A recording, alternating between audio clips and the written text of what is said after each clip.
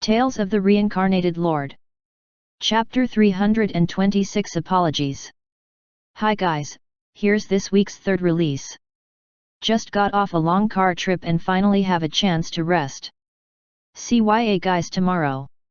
That last request was a given in Duke Fisibelin's mind. When two noble houses unite in marriage, the household of the bride has a right to request the groom's house to exile their concubines so that they don't cause any trouble during succession in the future. At the same time, there would no longer be an incentive for the illegitimate children to harm the rightful heir. That was the case with the third prince and Duke Malin's daughter's marriage. The third prince had 4 concubines prior to his engagement, with one of them being a daughter of a minor noble who had given birth to a son. She was unwilling to leave and propped her son up as the result of her efforts of serving the third prince. In the end, the former emperor had to poison her drink to ensure the successful union of the imperial family and the Malin house and send the 2-year-old illegitimate son somewhere far away where he would never be heard from again. The union of 2 noble houses through marriage didn't only show the favorable relationship between the 2 houses, it also related to the benefits those 2 houses would receive upon their union. The first 2 requests made by Duke Fisibelin looked out for the interests of his own house. In terms of total cost, Lorist would have to pay out roughly 3 million gold fords to be allowed to wed Princess Sylvia. However, the final request was made for the princess's own sake so that she would live a life of bliss, untroubled by the jealous wiles of the other women in the Norton household. Lorist kept quiet the whole time after he heard the third request. Duke Fisibelin was in a very good mood when he said, "Servants, have some food served here. I wanna have a few cups with Locke right now." "I apologize," Lorist said, "Your Grace, I won't be able to do it." "Hey? What are you saying?" the Duke asked disbelievingly while turning around. He still had his finger outstretched from when he instructed his servants, which seemed to be frozen in place like a withered branch. "Your Grace, I am unable to fulfill your third request," Lorist said as he raised his head and looked at the Duke solemnly. Duke Fisibelin stared fixedly at Lorist's face before he croaked, "Aha, ha, ha ha. Count Norton. You're just joking around with me, right?" Lorist shook his head and said, "I am serious. To me, they have become my women the moment I took them in as concubines, and I am their man. Men of the Norton house don't abandon their women. Not only that, I believe that Sylvia will understand and accept why I think so too." Bam! Duke Fisibelin thrust his palm harshly against the table, causing it to crumble into several pieces on the ground. Standing up, the Duke exploded like a flaming volcano. "Whether Sylvia understands or not is her own matter. But are you really willing to refuse the request of House Fisibelin?" Lorist stood up without showing any weakness and said, "I only care about Sylvia, not House Fisibelin. I've already accepted the first 2 requests of your house, but I would never allow House Fisibelin to stick their hands into the affairs of my house. You have no right to demand that I abandon my women." Duke Fisibelin was so angered that fumes seemed to waft out from his head. You requested to be allowed to marry Sylvia from our house, yet you're unwilling to give up on other women. Is this the care you said you had for her? Does that sound conflicting to you?" Lorist asked and laughed, "It's because I care for Sylvia that I want her to be my official wife, the matron of House Norton. She will have everything that she is due, but she has to respect the traditions of the Norton house as well. Should she become my wife, she will have to treat my other women well also. That is one of her responsibilities as the matron," declared Lorist now that negotiations have completely fallen off the table. You insolent little!" roared the Duke, almost coughing blood into Lorist's face. "What do you think the Fisibelin house is? You said that the most precious flower of our house has to take care of your other women after being wedded there?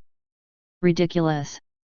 If word of this spreads, how would I be able to show my face in front of others in future? We are not like those other fallen noble houses. We are House Fisibelin, the lion of the northern grasslands." Duke Fisibelin glared at Lorist with anger as the energies within his body coalesced. His right hand was already holding tightly onto the long sword hanging by his hip, as if he wanted to cut Lorist into two halves. While Lorist seemed incredibly relaxed with both his hands down, his feet had already gotten into a steady position, ready to receive the Duke's rage at any moment. If gazes and thoughts could materialize, the space between Lorist and Duke Fisibelan would have been obliterated. Count Norton, give up on your concubines and illegitimate children. This is the request of House Fisibelan, and is also the requirement you have to fulfill to take Sylvia as your wife. It is also your chance to express your sincerity to her. If you can't do that, I will take it as an affront against the Fisibelan house. Do not test our patience. As her grandfather, I will definitely not allow her husband to have other women and children, said the Duke after a long while as he greatly suppressed his anger. I'm sorry, Your Grace. I mentioned that I wouldn't be able to do it. This is not an issue of the union between our two houses. It's one of the responsibilities of a man. Abandoning one's women and children is a mark of shame for any man. That is something I'm definitely not willing to do. All of a sudden, Duke Fisibelan dispersed his threatening air and sat back down onto his chair in a crestfallen manner. Waving his hand, he said, Count Norton, you should head back. I hope that you can consider the third request I made. Only after you consent to it will I allow Sylvia to marry you. Your Grace, you should consider this as well. If I give up on my concubines and illegitimate children for Sylvia today, what's to say I won't give up on Sylvia for some other women in the future? That's why. Before he finished, Duke Fisibelan lifted an ornament on his desk and tossed it towards Lorist. Scram! Get out of my sight right now! Lorist quickly took his leave. When he emerged from Rose Palace and saw Els and the rest waiting there, he stopped, stroked his chin and said, Wait, why didn't that old guy cut me down immediately? That's weird, even when I said that before I left, all he did was throw things at me. Didn't they say he had a bad temper? And he's a rank 3 blade master to boot, so he shouldn't fear me, should he? How weird. By then, Els and the 10-odd guards had walked up to receive Lorist, so he could only keep the thoughts for himself and ponder upon them when he returned to the inn. Count Kenmays had been waiting in the hall of the inn for Lorist's return. The moment he saw Lorist enter, he jumped and pulled on Lorist's hand, asking, Did Duke Fisibelan want to see you because of your marriage with Sylvia? Lorist nodded. Did it work out? Lorist shook his head, shrugged, and said, I don't think so, since I didn't accept his third request. Stunned, Count Kenmays asked, What were the requests? The first concerned our house starting 10 factories at Wild Husbandry Province so that they can produce enough daily necessities to sustain themselves, recalled Lorist. Count Kenmays jumped as he said, No way, we definitely can't do that. He's trying to cut out the salt merchant committee. Lock, daily necessities are what that province requires the most. Even though the profit per unit is low, the sheer volume of things traded is enormous. Currently, the Salt Merchant Committee has a monopoly on the daily necessities market at Wild Husbandry Province and East Wild Province, with 2/3 of our profits coming from there. That's because the products made at other places can't compete with ours in both price and quality, eventually stopping production altogether because of us. And hasn't the Duke conquered the Greater and Lesser Golden Creeks? I was just about to charge them a bit more since they have started to mine gold over there. Count Kenmays lost all his previous flair suddenly and said, Well, Princess Sylvia's matter is what's important right now. At least we know that Duke Fisibelan doesn't want us to mine gold coins from his dominion. Maybe they're interested in making a profit using our goods as well, hence his request for you to help him set up those factories. No matter, even if we lose that profit, we can think of other ways to increase them on other fronts. The second request was for my house to provide them with 10,000 sets of armor that my guards wear, continued Lorist. Count Kenmays burst out once again, That's going too far. This greedy old bastard is really shameless. The armor worn by the 3,000 guards were admittedly different from those of the other household soldiers. Even though the household soldiers were armed with stainless steel armor, the defensive capabilities were slightly lower than the ones worn by the guards. Even though the design was similar, the color differed slightly. The armor worn by normal household soldiers were lead gray in color, while those worn by the guards were greenish gray. That armor was exclusive to Lorist's personal guard. Count Kenmays, Baron Felim, and Baron Chazin all thought that the armor worn by the Norton house were same as theirs, being made of stainless steel, because they weren't able to tell the different metals used to manufacture them based on only the color. However, they did know that the armor worn by Norton guards had the highest defensive capabilities. Lorist told them that each set cost 180 gold forts and that the house had only managed to make a little over 3,000 of them, before gifting each of the two sets of armor made of the same materials according to their preferred design. Yet, Duke Fisibalin had asked for 10,000 sets in one breath. Count Kenmays complained, "Is that old guy nuts? No matter how large the lion's mouth is, even it would choke to death if it tried to swallow prey in one go." The marriage between the third prince and Duke Malin's daughter only involved a transaction of 2 million imperial gold coins that amount to only 800,000 gold forts at most. Yet, he had asked you to pay such a huge price for marrying the princess. Is that why you refused? Lorist replied, "I've agreed to both those conditions." Ugh! Count Kenmays gasped, before he snapped out of his stupor and said, "Well, it's fine. It is fine. House Norton is truly impressive, for you to be able to accept those conditions." Then, was the third request even more ridiculous? Well, not really. His third request was for me to exile my concubines and illegitimate children before he would agree to the union between our two houses. Count Kenmays stayed silent for a good moment before he patted onto Lorist's back and said, "I really want to call you an idiot for refusing a request that pales in comparison to the former two, but I feel relieved that you didn't agree to it somehow. I think Baron Felim and Baron Chazin would feel the same after they hear about this. We would no longer have to worry about the alliance between our four families to rift just because the Norton house got too powerful." Lorist laughed bitterly and said, "But now, I don't know how I should answer to the princess for this." Count Kenmays laughed and said, "Locke, I can only ask you to grieve and move on. We'll always stand behind you and offer our moral support no matter what kind of chaos you cause." "Good soul, is that all you have to do as allies? Isn't it better for me if the alliance was called off, then?" "No way, you're the unquestioned head of our little alliance. It was you who called for the alliance's formation, so if we don't leave it, you won't be able to back out either, unless you want the reputation of the Norton house to suffer and abandon all noble niceties altogether," said the count in a serious tone. "That can't happen. I don't believe I can't dissolve the alliance when I choose to." A guard interrupted their joking around and said, "My lord, Duke Fisibalin's messenger requests to meet you." "Oh? Let him in," said Lorist as he wondered, what does the Duke want this time around? The messenger was but a normal guard instead of a noble. "Lord Count, I have come on behalf of the Duke's orders to report that the banquet to celebrate the conclusion of the tournament has been cancelled because the Duke isn't feeling well. I hope my lords will understand." Count Kenmays mumbled wide-eyed, "No way. The celebration must always be held for the nobles and knights for any kind of tournament. This is tradition, why would the Duke call it off just like that?" Lorist smiled coldly and said, "Well, I can't really blame the Duke for being a little petty. After all, the swordsmanship and archery competitions were dominated by us, House Norton, with Lowe's taking the crown at the justing competition and Baron Felim getting number 2, Baron Chazin getting number 5, and Els getting number 7. Not only that, not one of the rest are people from House Fisibalin, so it's understandable that he has nothing worth celebrating. If he had agreed to the marriage union with us, he could still announce and brag about it.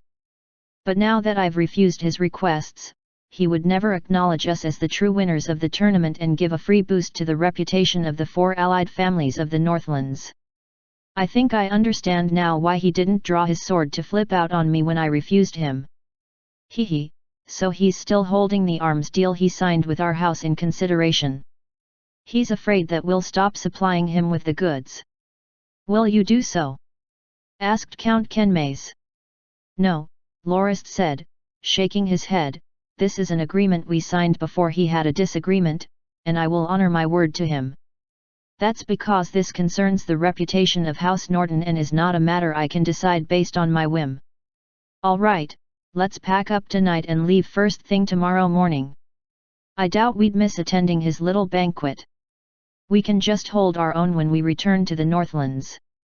I believe that many will be disappointed by the Duke's neglect to host one, and perhaps might cause some kind of trouble while they're at it. Believe it or not, I think the Duke will have to use his troops to chase the wandering knights away tomorrow, so it's best we leave early. Morning the next day, Lorist and the rest left Windberry. As Knight Bonawar, who had just pledged allegiance to Baron Phelim, had almost 200 members in his household, their journey was held back slightly. After meeting up with the division under Yuri's care, they traveled for another 6 days and would cross Hendliff Suspension Bridge the next day. A smoke signal could be seen in the distance as 3 mounted men rushed over. The moment they encountered Lorist, the 3 riders leaped off their horses and reported, Knight Charade ordered us to inform you that Princess Sylvia has arrived at Firm Rock Castle 5 days ago. Chapter 327 The Princess's Heart. Enjoy this week's 4th release. Since Princess Sylvia already arrived at Firm Rock Castle, Lorist traveled ahead of his escort so that he would arrive sooner. He was curious how she knew of his refusal of the Duke's conditions already. She's not here to interrogate me, is she? Count Kenmaze, Baron Phelim and Baron Chazin mocked Lorist jokingly as he left with Reedy, Howard, and 10 odd guards, wishing him a blissful life. It took them just 3 days to reach Firm Rock Castle. The moment Lorist dismounted, before he could even dust himself off, Princess Sylvia rushed over and hugged him, tears streaming down her face. Lorist hurriedly tried to apologize, Sylvia, I'm so. Before he finished, Princess Sylvia bawled even louder, mumbling, Brother Locke. Holocaust. He left just like that. He's not even 10. Wait, what? Who's Holocaust? That name sounds familiar, thought Lorist for a good while before he finally remembered, isn't Holocaust the young prince of Iblia? That child of the second prince the queen birthed after their drunken lock-up? Unfortunately, perhaps because of the use of drugs, Holocaust was born with a congenital heart disease. One of his herbalists said he would likely not even see his 20th birthday. The young prince was abandoned by the queen after his birth and was put under Duke Fisibelin's charge, who treasured the child like his very own kin.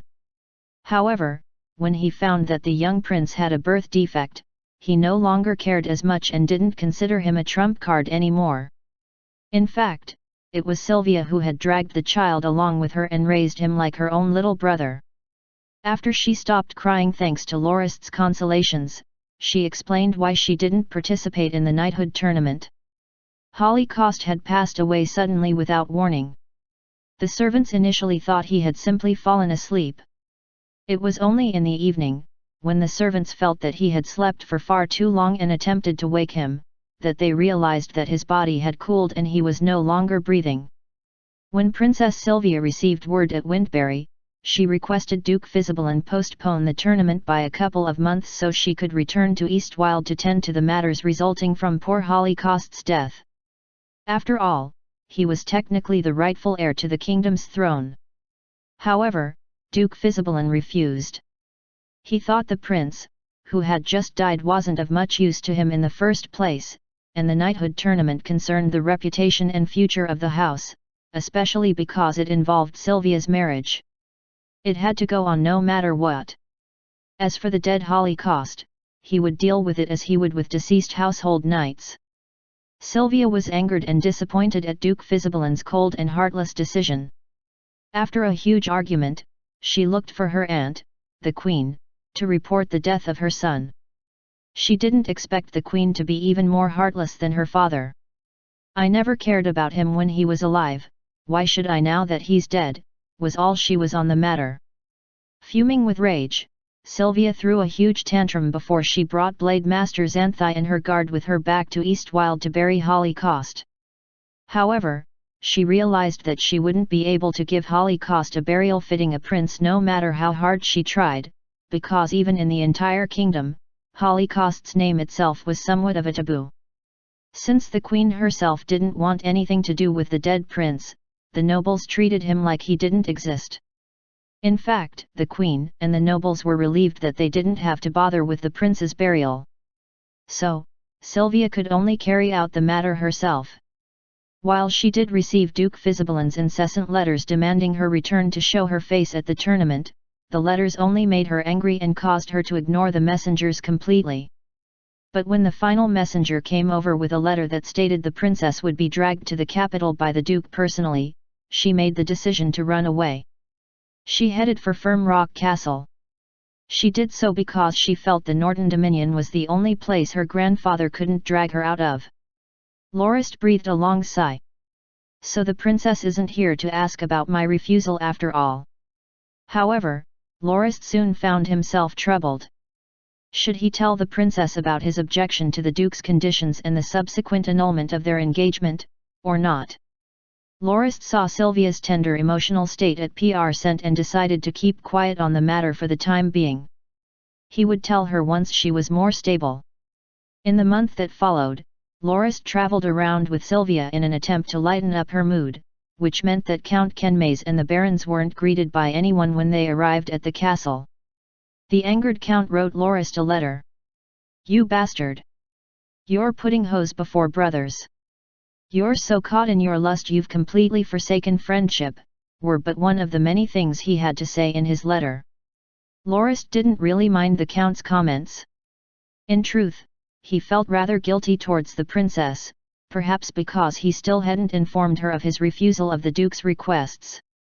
Her mood had improved substantially over the last couple of days and her smile started to regain its former glamour.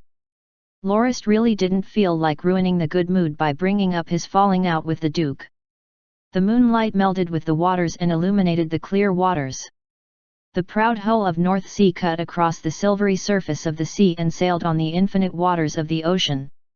After having fun at Silauas for about half a month, Princess Sylvia was finally in the condition to return to the Northlands.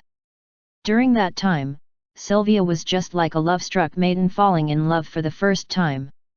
She grew closer and more reliant on Lorist, which only served to intensify Lorist's guilt about the matter. He knew well things might not remain as they were for long, with the mountainous obstacle that was Duke Fizibalin standing between them. The round silver moon appeared like a gleaming plate of silver, hanging from the dark blue veil of the night.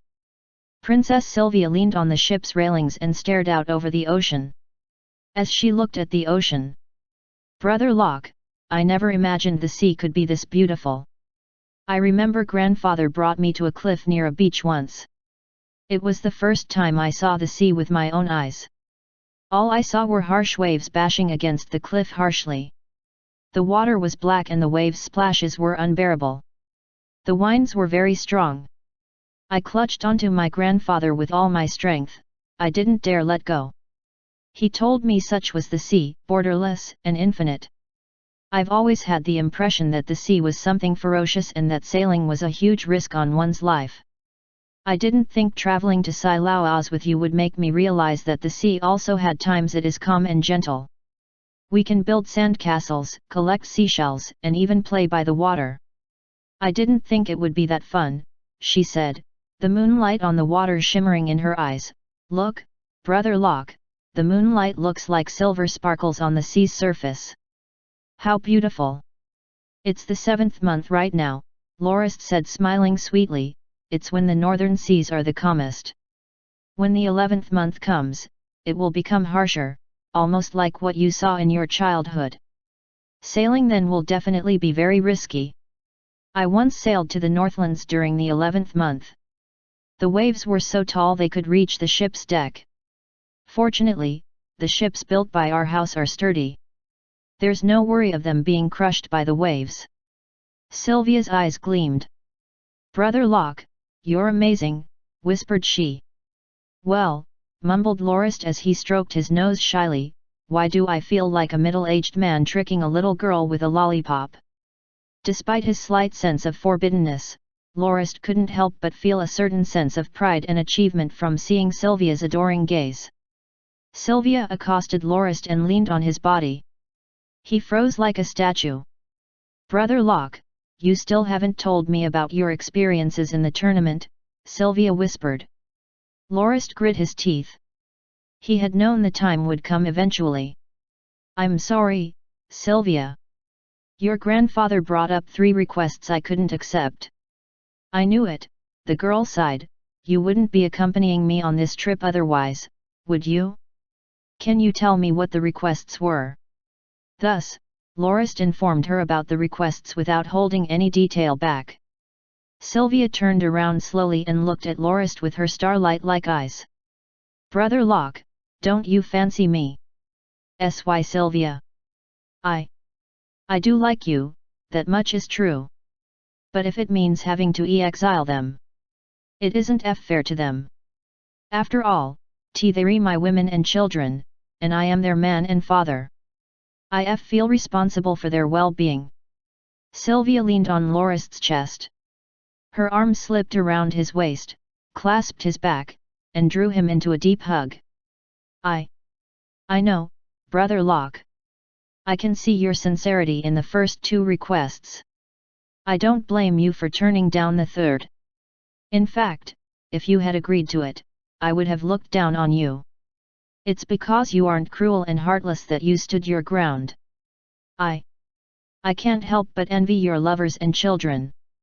The girl slipped into silent weeping as the last words left her mouth. Hey, don't cry now, Sylvia. It's my fault," mumbled Lorist in a panicked fit. Sylvia raised her tear-covered face, her crystal eyes pierced into Lorist's soul. "Kiss me," she whispered. Lorist's arms wrapped the princess in his embrace. He lifted her to him and the 2 kissed under the gentle gaze of the moon. In the corner of the deck, Blade Master Xanthai let out a soft sigh. She stayed quiet for a long moment before she spoke. "It's getting late, Sylvia. You should get some sleep. You wouldn't want to catch a cold, the winds are rather chilly." The pair separated.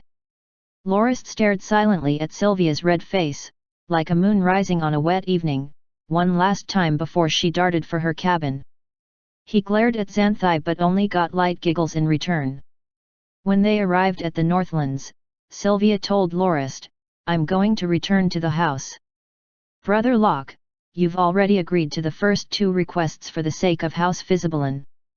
As for the 3rd, I should have a say in it since it concerns me directly. I'll make sure my grandfather understands and doesn't make an issue of it."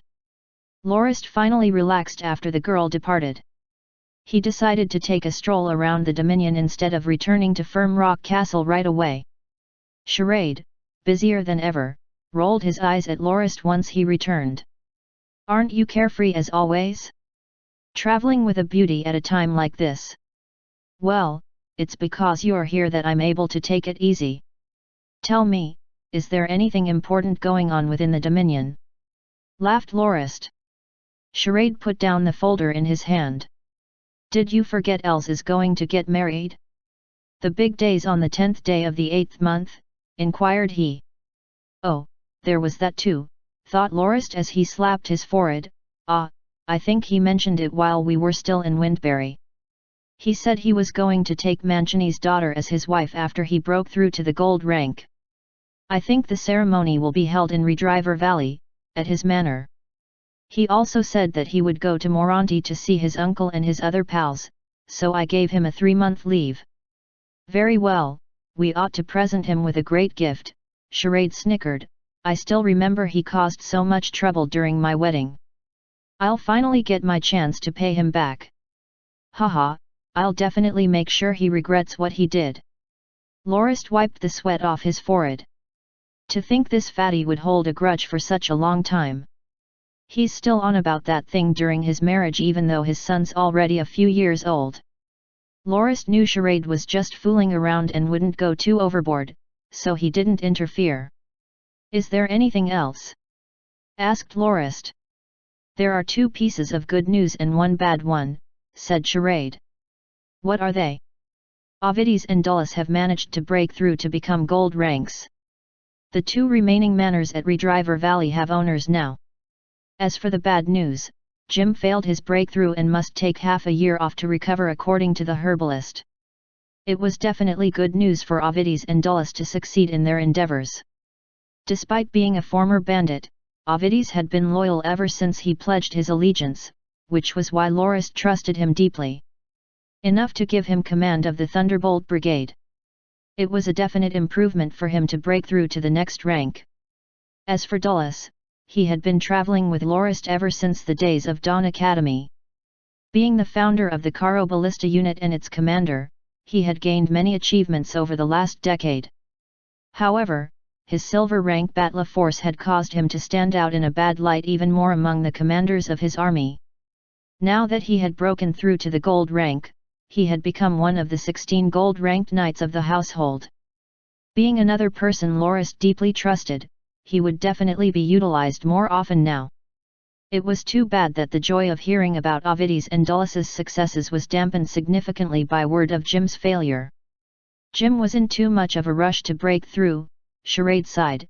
Even though he was injured in Hanayabarta's conquest, he insisted on trying to break through the moment he was reasonably healed.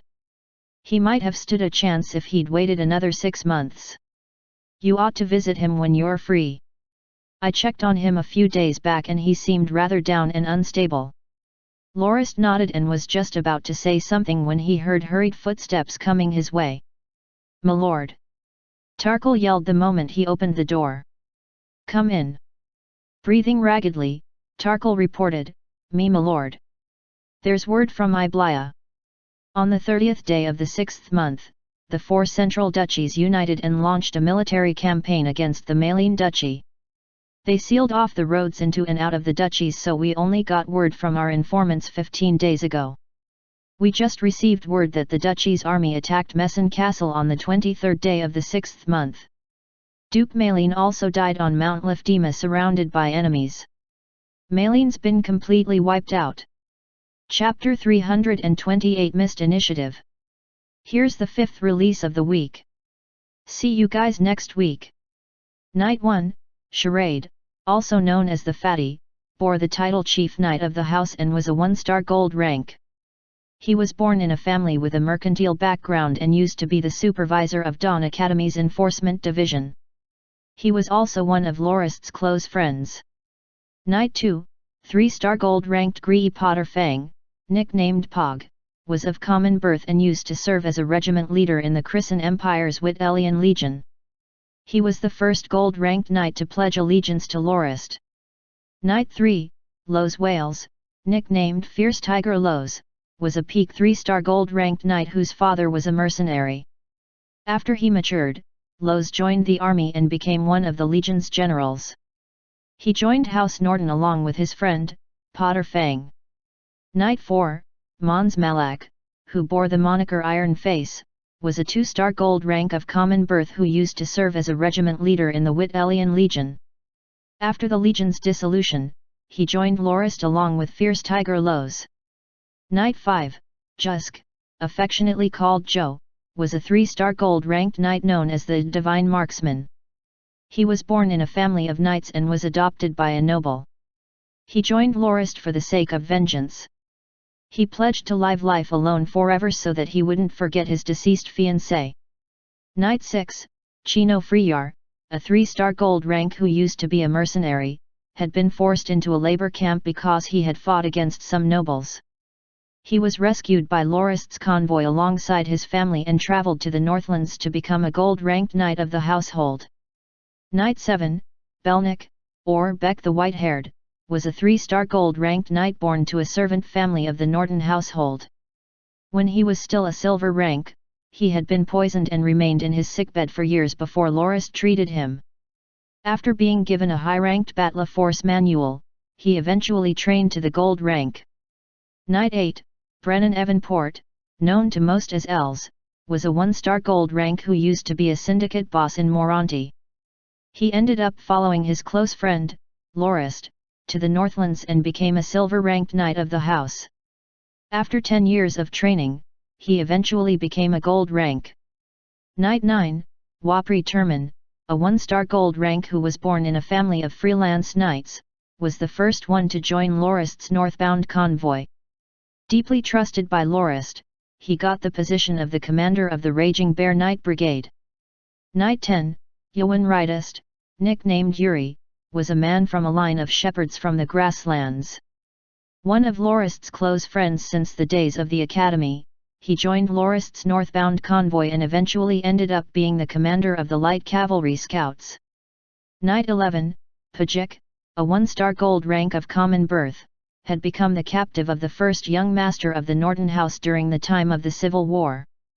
Following the first young master's death, he kept his word and was eventually knighted by Lorist when he returned to the Dominion. Knight 12, Senbod, a 2-star gold rank ex-pirate who had been forced to serve House Norton during one of Lorist's expropriation missions and eventually pledged allegiance to Lorist, was the commander of the Oceanic Legion. Knight 13, 2-star gold ranked Jades used to be a slave. Originally a wandering knight, he had been captured and enslaved by a Hanayabartan slaver band and forced to fight for his master's entertainment. He was eventually rescued when Lorist exterminated the kingdom and pledged his allegiance to his house. Knight 14, Messon, a 1-star gold rank who used to be a slave, used to be the captain of a village garrison before his enslavement. He eventually pledged allegiance to House Norton since he no longer had a home to return to. Knight 15, Ovides, nicknamed Big Beard, was a 1-star gold ranked ex-bandit. After surrendering to Lorist and serving him, he eventually made many contributions to Lorist's cause. His trustworthiness and sincerity were the qualities that convinced Lorist to knight him. Knight 16, 1-star gold rank Dulles. Being of common birth, he had joined up with Lorist when he was still at Dawn Academy because he admired Lorist's swordsmanship. Dulles was utilized extensively and was the one who founded the Caro Ballista unit so monumental to the northbound convoy's success. He was also one of Lorist's favorite subordinates. Those were the 16 gold-ranked knights under Lorist's command. Their reputation had yet to truly become widespread, and they had no way of knowing that they would eventually come to be known as the Raging Bear King's 16 Wings. With the growing might of House Norton, the Raging Bear sharpened its claws. Eventually, the time when their reputation spread far across the whole of Grindia would come. In the guards' residential quarters, Lorist walked through the corridor and stopped in front of a room with a red-colored door. The door was shut, but not locked. Upon pushing it open, Lorist saw someone lying face flat on the bed. "Didn't I tell you? I don't feel like eating." "Don't bother me," said the person without raising his head when he heard the door open. On the table beside the bed were some honeyed bread, wheat porridge, meat soup, roasted fish, and 2 baked apples. There was also some warm goat's milk in a glass jar nearby. "Hee, the sick menu looks rather good. It's far better than what we had at Dawn Academy. I still remember when we only had black bread and wheat porridge and nothing else. I cry a little bit inside every time I eat it again," said Lorist, standing in front of the table, looking at the food. The person on the bed started before he got up hurriedly and said, "Me my lord. Why have you come?" "To check on you, of course. I hear you've been depressed so much you won't eat." The person sitting on the bed was none other than Jim, who had failed his attempt to break through to the gold rank. Lorist had come to visit him. "I'm disappointed, Jim, not for your failure, but your current condition. Failing a breakthrough isn't a big deal. You can always recover with enough time. As the second in command of my guards, don't tell me you don't have the courage to face a little setback? Waxima, Pete, and some others have also failed before, but they didn't fall into despair like you. Oh no, they're working hard to recover. The house trusts you all and will help you make your next breakthrough." "My lord, it's my fault. I shouldn't have taken out my failure on others and cooped myself up in my room," said Jim with his head lowered. Lorist sat down and stretched his hand to Jim's left hand. "It's fine, as long as you recognize your mistake and learn from it. Make sure to finish your food and rest to recover your body. You will become my gold-ranked knight. For now, let me check what's going on with your body. There were 3 methods with which a person could train their battle force. The first was the basic method which one would use after awakening one's battle force. It was the simplest and easiest to master, and people of all battle force attributes could use it. However, it was only good for use up to the iron rank. One would have to use a mid to high ranked battle force technique to break through to the silver and gold ranks. The second method involved the use of the standard battle force technique taught in the military. The military battle force technique was more complicated than the basic battle force technique given its focus on attack techniques and practicality. Without a proper foundation in battle force training, one might injure oneself from erroneous training techniques. Similar to the basic battle force technique, the military battle force technique could be used by battle force users of any attribute, with most people able to reach the peak of the silver rank with it. Potter Fang was one example of a person who reached the peak silver rank through training in the military battle force technique. It was only after he started training in a high-ranked battle force technique that fit his attribute that he broke through to become a gold-ranked knight. The last kind of battle force technique was the kind that was passed down from one generation after another in noble houses. One advantage of these techniques was that they were purer and could improve one's battle force strength and output. Not only that, it could decrease the difficulty required to break through to the next rank. Potter Fang himself had to spend a lot of time getting acquainted with the different circulation diagrams of his high-rank technique, as he had developed many habits from using the military battle force technique for too long. One had to keep circulating one's battle force according to the high-rank technique. Should one revert to the old military battle force technique, one would fail when attempting to make a breakthrough like Jim, injuring oneself in the process. That was the reason for the long time of seclusion training required before one broke through to the gold rank. Normally, breaking through from the bronze to silver ranks posed little problem, as the major circulation diagrams only increased in complexity by a little. However, the major circulation diagrams for the gold rank was far too different from that of the silver rank. One had to spend large amounts of time to practice and get used to the new circulation diagrams to break through to the gold rank. For instance, a bronze rank only had to circulate their blood through 20 blood circulation nodes. The number could go up to 28 for iron ranks and a range of 36 to 45 for silver ranks. Gold ranks had to circulate through 80 to 100 odd blood circulation nodes. Only after one was familiar with the new major battle force circulation cycle could one not make the mistake of using an old circulation path. That was what differentiated those who succeeded in breaking through to the gold rank from those who didn't, and was also the main reason people failed during their breakthrough.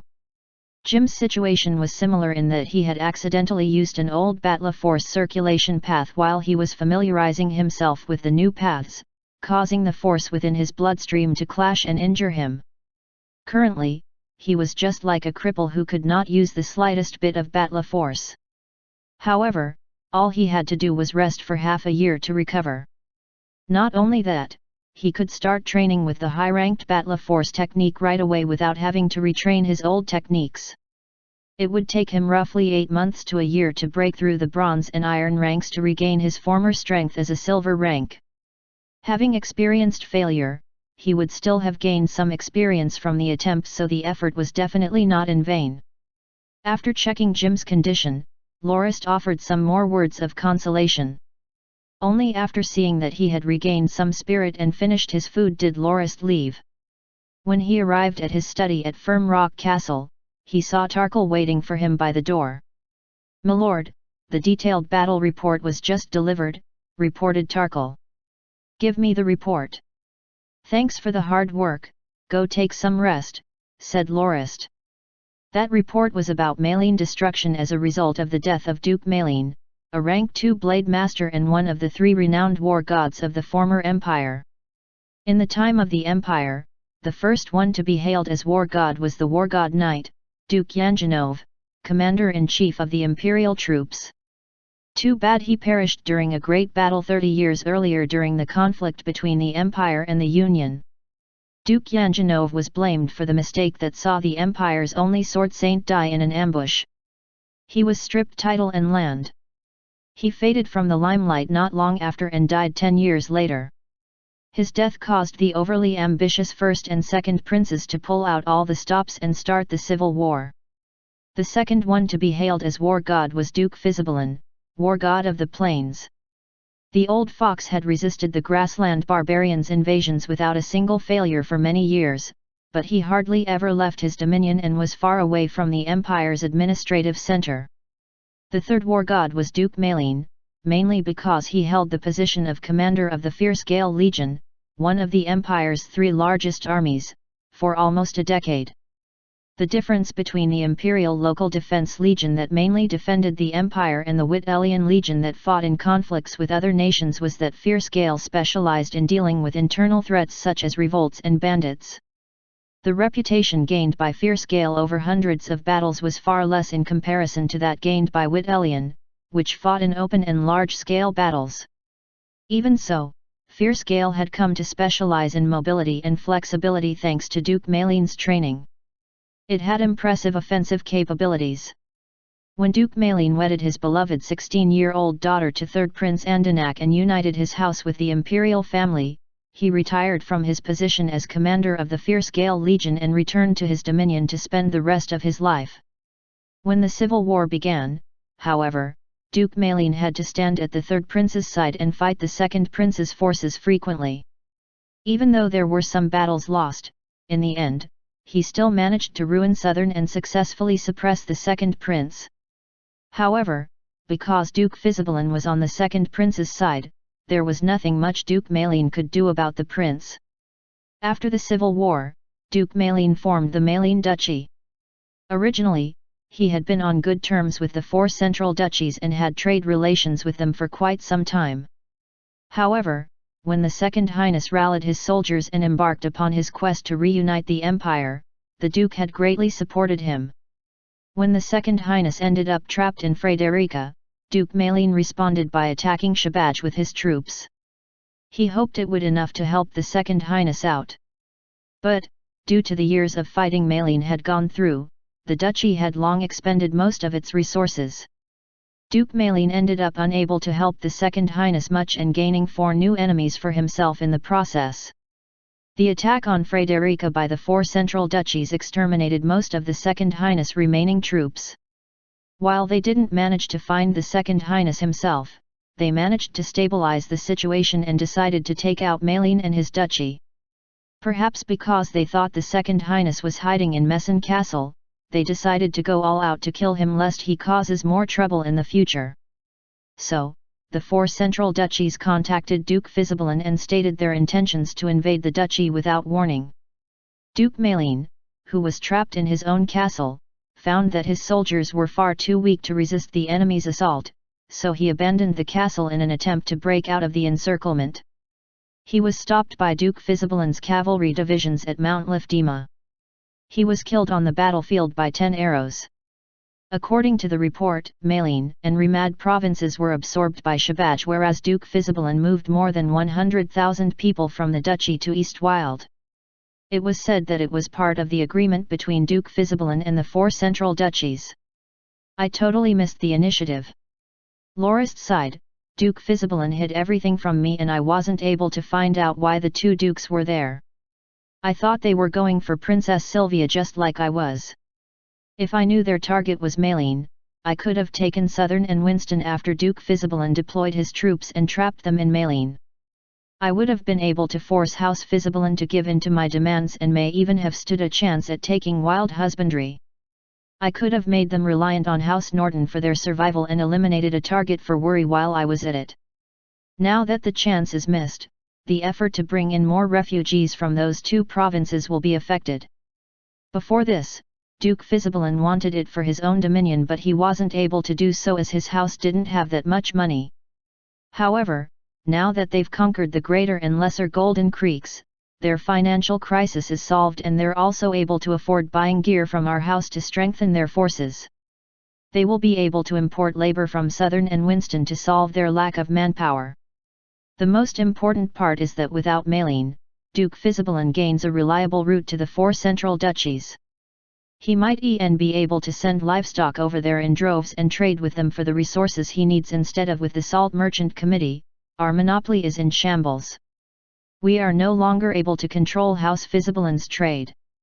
Lorist shook his head as he looked at the map and thought that the house would definitely face heavy opposition from House Visibalin if he tried to conquer Iblia. Now that Duke Visibalin had the support of the 4 central duchies, there would definitely be a huge war in Winston and Southern. The unforeseeable missed initiative had cost more than Lorist had imagined. Have all the knights leading the 3 legions to gather at Firm Rock Castle for a strategy meeting. Also, send someone to notify our allies. Have Count Kenmays, Baron Felim, and Baron Shazin come over to discuss the expansion of our influence. Chapter 329 Dominion Replacement. Sorry for the deviation from the usual Tuesday release. Here's the first release of the week, enjoy. Do you want to take a whole province for yourself? Asked Lorist Count Kenmays, who was busy picking some fine wine off the racks. The Count was the fastest among the 3 and had already arrived. Baron Felim and Baron Shazin would take another day. You're finally going to act? Asked Count Kenmays with 2 bottles of wine in his hands. Lorist nodded. Which province? I don't want the bad ones, said the Count. See for yourself, said Lorist as he pointed at the purplish-black veil that was on the wall. Count Kenmays put the wine bottles down and pushed the veil aside to reveal a large map on which 2 red arrows were drawn. One was pointed at wild husbandry while the other was pointed at Delamoc. Are you going to act against the Madras Duchy and House Visibalin? Kenmays asked. Can we really hold off against the combined attacks of those 2? Lorist shook his head. We can't attack both sides at once. What we have to prepare for now is to attack Madras first and conquer the Metropolis River's northern streams. In other words, we have to take control of the floating bridges that are sealed off there to connect Delamoc with the Northlands. We can thus increase our 4 houses' spheres of influence. We will then turn our blades to Iblia to see whether we have an opportunity to swallow up Winston and Southern. However, before this can happen, we need your houses to move to fitting dominions. As your armies are built to be greater in defense than offense, you won't be much of a threat against House Visibalin. So, I have to take over the eastern part of the Northlands, which is where your dominion is situated. I can only station Tigersaur there to put pressure on Duke Visibalin that way. He'll have to station at least one of his cavalry legions opposite me to be at peace. Count Kenmays walked to Lorist's front and felt Lorist's forehead with his palm, before raising 3 fingers and asking, "What number is this?" Lorist glared at the Count angrily and said, "What are you up to?" Count Kenmays said, "It seems you don't have a fever. So I take it you're serious about what this? Do you think attacking the Madras Duchy will be an easy feat? That old turtle Duke Madras has done nothing but build fortresses and citadels and other defensive fortifications across his dominion all these years. Even though the Metropolis River's northern streams are rather peaceful, the opposite shore is full of defensive walls and barricades as well as moats, not to mention that we won't be able to get ashore given how our boats won't make it to the opposite side. I recall that Punk Hennard telling me that he had wanted to procure some fresh fish and had some of his men construct some boats to fish at the river. When his men got a little too close to the opposite shore, 2 of the boats were sunk and 7 or 8 men drowned. He was so mad he almost went to war. Also, just look at the border between Iblia and Madras, the intersection point between Winston and Delamoc. Back when Duke Madras defeated the second prince at Kobo, he managed to reclaim the southeastern area of Delamoc. To stop the second prince from once again breaching the south, the Duke spent 3 whole years building 7 citadels around Sanderson Hills. That area is basically an iron wall defended by more than 40,000 troops. When the Salt Merchant Committee deals with them, we have to pass through that area. While you might not know much about it, I've seen how strongly defended that area is for myself. Are you going to waste all your soldiers conquering the citadels over there? Are you done? Lorist asked, rolling his eyes. You don't have to worry about how we attack the area. I have confidence in my ways to take down the duchy. Confidence, Kenmays said, Unconvinced, Locke, I really don't understand. Even if Duke Fisibelan refused to let Sylvia marry you, you have to maintain your calm. You shouldn't act like this just because you received a bit of a shock. War is not to be initiated this recklessly. Not knowing whether he should be humored or annoyed, Lorist said, this has nothing to do with Sylvia.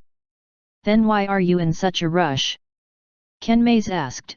Right now, the Salt Merchant Committee has a monopoly on the daily necessities and salt of Duke Fisibelan's dominion. If you're patient enough, we will eventually be able to control their salt supply and limit our trade on the products to force the Duke to lower his head to us. If he doesn't want his dominion to fall into chaos and revolt, he has to abide by our demands. You can take up your role as groom then. This is also war on the business front. At any rate, it's better than taking our weapons out carelessly, right? The Maline Duchy is gone, said Lorist, shrugging. What did you say? The Count asked, not having heard it clearly enough. What is gone? The 4 central duchies worked with House Fisibelan to attack Maline. Duke Maline died on the battlefield and the duchy is no more. I have a detailed report in the blue folder on my desk, said Lorist as he pointed at the folder he mentioned. Ken Mays leaped over and flipped the folder open before he jumped and exclaimed, deploy our troops. We have to attack immediately. We have to take Southern as soon as possible. We have to seal the trade route between Eastwild and the 4 duchies. We can't let our years of effort go down the drain like this. If we don't, even if we stop supplying salt, the 4 central duchies will provide House Fisibelan with large amounts of it. If House Fisibelan takes control of the trade route, then the Salt Merchant Committee's monopoly on the 3 provinces under their control will be ruined. Count Ken Mays had made a 180-degree turn from a pacifist to a warmonger in mere moments. Lorist laughed and coughed as he tried to pull Ken Mays to the couch before he brought him a cup of wine. Calm down. Now, you understand why I said we should act, don't you? It's obvious that Duke Fisibelan's relationship with the 4 central duchies is growing by the day and he might eventually end up our enemy. If we don't take down Madras, the Northlands will only have 2 metal suspension bridges to rely on and might be cut off from the rest of the continent should Duke Fisibelan attempt to do so. That's the reason I've decided to act against Madras. After we conquer it, we will move your dominion there and station Tigersor in your current dominion to add pressure to the troops at Wild Husbandry. It will force the Duke to station more troops on our border to rebalance the power disparity, diverting resources from the defense of the kingdom and allowing us to take Winston. We will gain the initiative to press our attack or defend our ground. Count Ken Mays took another sip of the wine in his cup before walking to the map. So which province are you going to make my dominion? This one, Lorist said as he pointed at Siglar. This is the old lair of Duke Madras and I am going to let this place be your replacement dominion. You should know well the advantages this province provides. It's easy to defend and incredibly hard to attack, with the only passageway to the outside world being Zith Citadel. Additionally, Platinum Beach is also there with no other landed nobles around either, so you won't have any trouble to deal with in the future. That's far better than your current dominion in the eastern Northlands. Ken Mays grit his teeth before he said, that's not enough. It'll be hard for me to answer to the rest of the house if all I get is Siglar province. However, if you can do Delamoc, then there's no problem. That won't do, Lorist said, shaking his head. I need to split Delamoc into multiple smaller fiefs, so I can't hand it to you. Fiefs? Are you going to found a kingdom? No. There are still 17 nobles staying at Firm Rock Castle. It's because we conquered their dominions. We owe them new fiefs. I'm not going to let them have their new dominions in the Northlands, so Delamoc's land will be enfeoffed to these nobles. The land there is rich and fit for agriculture, so I'm sure they'll be happy to agree. Additionally, the household knights that gain enough achievements will be made vassal houses one day, and I plan to give them fiefs in Delamoc as well, explained Lorist. I see. My house is also taking care of 5 Northlander nobles deprived of their dominions. Why don't you make similar arrangements for them and give my house vanades? They would agree to a relocation if that's the case, said Kenmaze, attempting a compromise. There'll be no problem with moving the 5 nobles to Delamoc, Lorist said, shaking his head, but I can't hand you Venades. It's the largest city in the duchy and the largest trading hub in the entire northwestern area. There's no doubt that it will become the center of our dominion's trade once we take it. I can't let your house have sole control over the city. I can let you be the city's custodians. You can have it for the first 5 years, and, if you do well, you can keep the position for another term. Additionally, I'll make it up to your house and construct a port for you at the coasts so you can form your own trading fleet. Are you serious? Kenmaze said, wide-eyed, you can actually make a port at the cursed coasts? You're not kidding me, are you? Lorist took out a rolled-up diagram from his scroll bin and handed it to Kenmaze. See for yourself. This is the blueprint for a wooden box port that allows offshore activities. My house already has 2 at the Black Edge Mountains and they're holding up pretty well. Your house can also use this flexible port to trade and ship things across the sea. However, if you want to build a more permanent port that can weather the strong winds, you still have to reclaim the land for a proper structure to be constructed.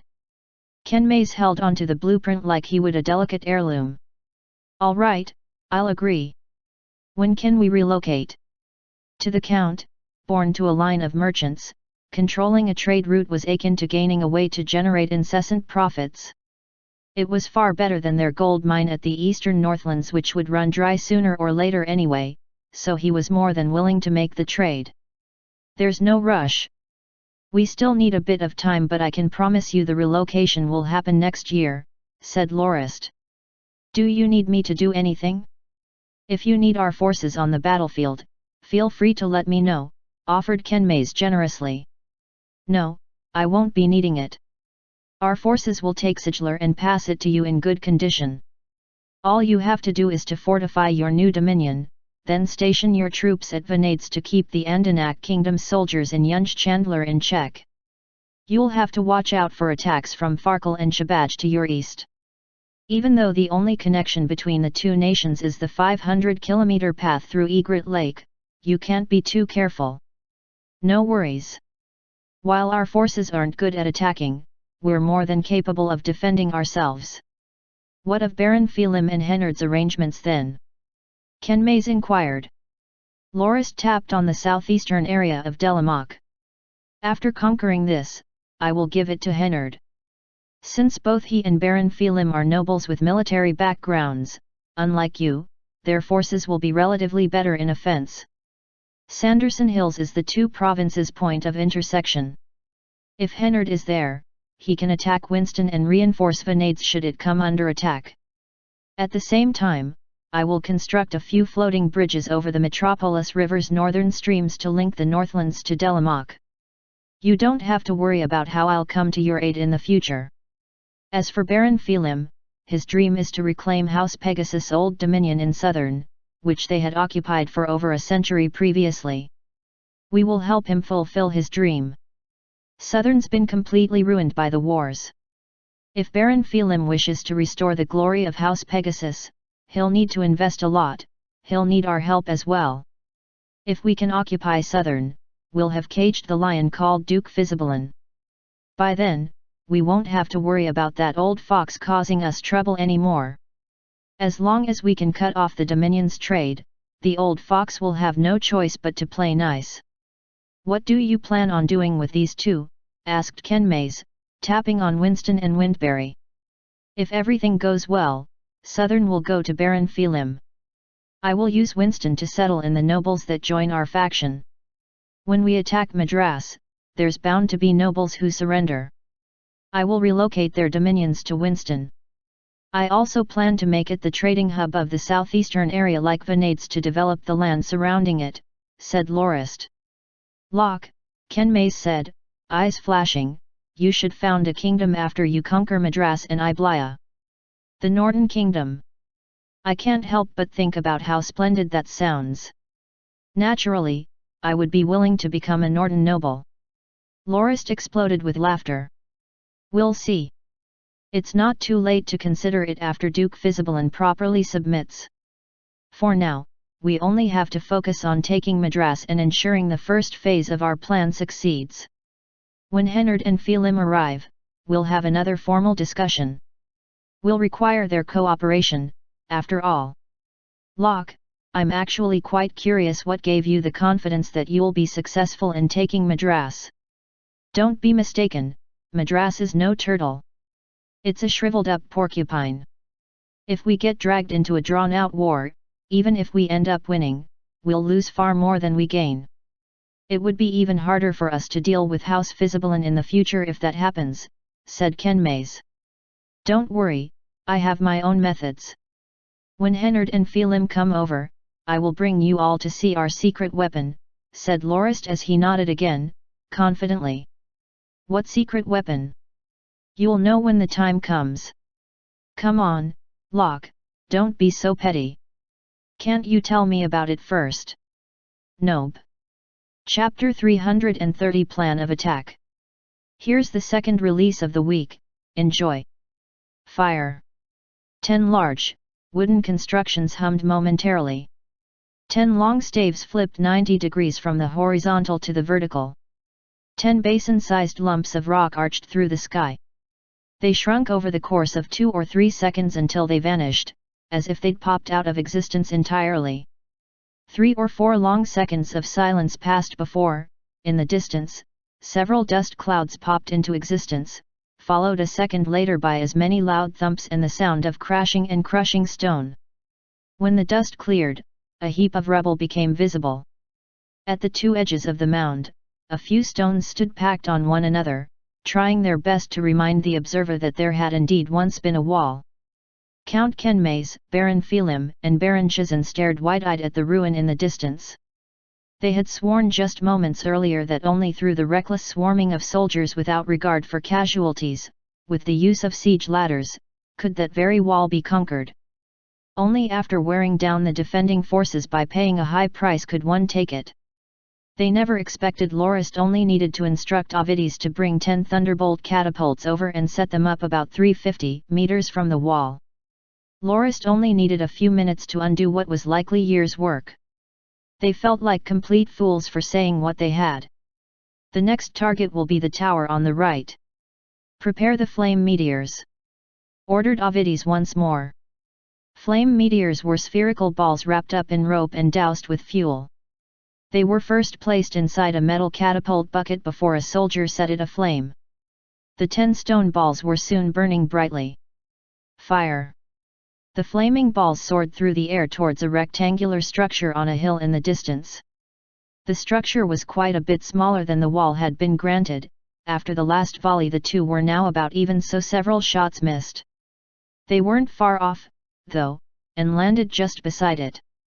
Those that missed set fire to the leaves around the structure, whilst those that hit made 3 large holes in it.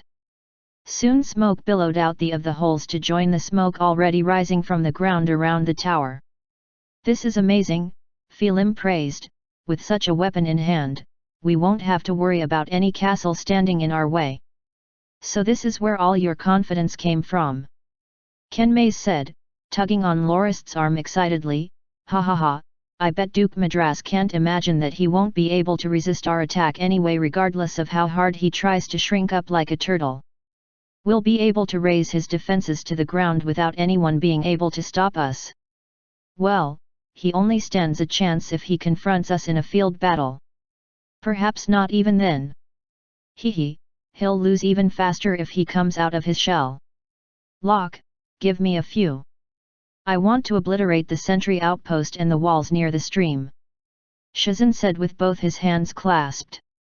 It seemed that he held quite a deep grudge against those who manned the defences at the northern stream. Don't be in such a rush. I'll sell you as many as you want after we take the duchy. However, Hennard, I will allow you to lead Ovides to the stream so you can exact your revenge. We'll force the Duke to gather his forces there in response to our surprise attack. After you return, gather your men to make as many rafts as possible. We will load our catapults onto the rafts and bring them across the river. Naturally, we'll be sending as many woodworkers and boat makers as we can to help you, said Lorist with a smile. No problem. I'll get the required materials and manpower ready when I return. However, Locke, won't we alert the Duke of our activities if we start building rafts on our side of the shore? Don't worry, it's all the better if they are alerted. What we want is for the duchy to concentrate there as much as possible so the defense at other places is weakened. Shazin Hennard rubbed his palms together. Hee, well, I was just saying what came through my mind. With Ovides's Thunderbolt Brigade helping me out, I'm confident I'll be able to storm my way through and raise the 7 citadels all the way across Sanderson Hills to the ground. My rage will only come if I do so much. Lorist shook his head and said, I would advise against doing that, Hennard. Don't forget that Sanderson Hills is where your dominion will be. It won't be good for you if it's ruined. Actually, I have a method to force the soldiers defending it to surrender and hand the 7 citadels over. You don't even have to bother considering how you will deploy your troops. It'll save you both time and effort, which is ideal. You're saying we should go straight for Venades right after busting through the defense line at Metropolis, that we should take Zith Castle and storm all the way to Siglar in one go? So we're going to give this attack our all and capture Duke Madras dead or alive to force the rest of the soldiers to surrender, right? Asked Philim. Well, that's the best plan we have for now, Lorist said, nodding, unless we have a better strategy when the time comes, that's how this will all play out. Our only worry after crossing the stream is encountering the Duke's heavy armored soldiers, which would drag the conflict on unnecessarily. Even though we have a weapon like the catapults, we must still be wary of any accidents. Even if Duke Madras is nothing but an aging turtle, he's one that has years of experience. We must not be careless in the slightest. It's the 8th month right now, we'll launch a few probing attacks at the end of the 10th month to see if we can lure more of their troops to the wilds to weather the elements. If the soldiers spend their time camping outside in the winter to defend against our attacks, they'll be severely worn out by spring. That will be our chance to strike. After Kenmaze, Philim, and Shazin went their way, Potter Fang met with Lorist. "Milord, I heard you're going to sell the catapults to our allies." "That's right. What's wrong?" Potter Fang stood ramrod straight. "Milord, I am against it. Even though the 3 houses are our allies, the catapults are secret weapons only our house has. It's the ideal tool for besieging castles and defending them. Selling these weapons might introduce a new threat for which we have to watch out." "It's not as serious as you think," Lorist laughed, "the catapult will be outdated soon enough." "Outdated? That can't be. How could anything outstrip the catapult? Did you forget about the bronze cannons the Oceanic Legion employs? Grandmaster Sid and Professor Balba have already perfected the cannons for ground use. Their power far exceeds that of the catapults. These catapults are only standing targets for our cannons. I've already instructed Howard to pick a group of reliable people and train them as cannoneers. In time, the gun carriage will be part of your legion's arsenal." "Understood, milord. Please excuse my rudeness. I wasn't aware of it," said Potter Fang. "It's fine," Lorist said, waving his hand dismissively, "if I know you as well as I think I do, you must have been prompted to confront me about that issue by the others, right?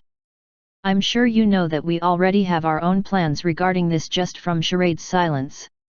If selling the catapults would truly have endangered our house, he would definitely have been the first to throw a tantrum.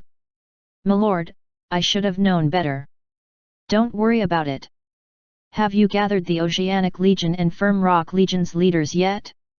If they're here, we'll start the meeting right away." Facing a group of knights gathered tightly together, Lorist used a long, fine stick to point to the large map.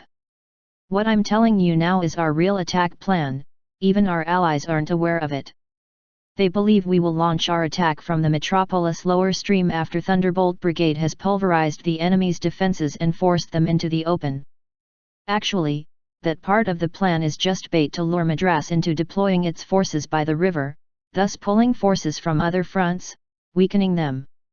Our true target is here, Lorist said as he pointed at a spot on the map, Siglar Province's Platinum Beach. We will launch our attack at the end of the 12th month. Apart from Charade and the rest who could already see what was coming, many household knights expressed gasps of disbelief.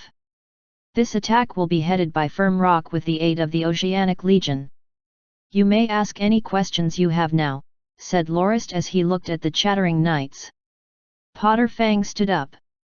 My lord, going on shore during the winter season is a rather huge risk due to the winds. The waves and winds in the northern seas have always been rather harsh during winter and we may incur heavy casualties if we're not careful. Senbod, I'll let you respond to Potter Fang's query.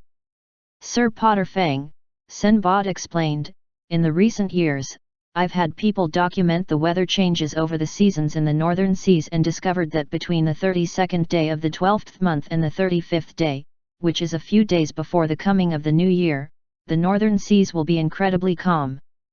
No accidents will occur if we sail to their shores during that time. Apart from using the smaller boats to travel ashore, our Lord has also ordered us to prepare lots of wooden box parts.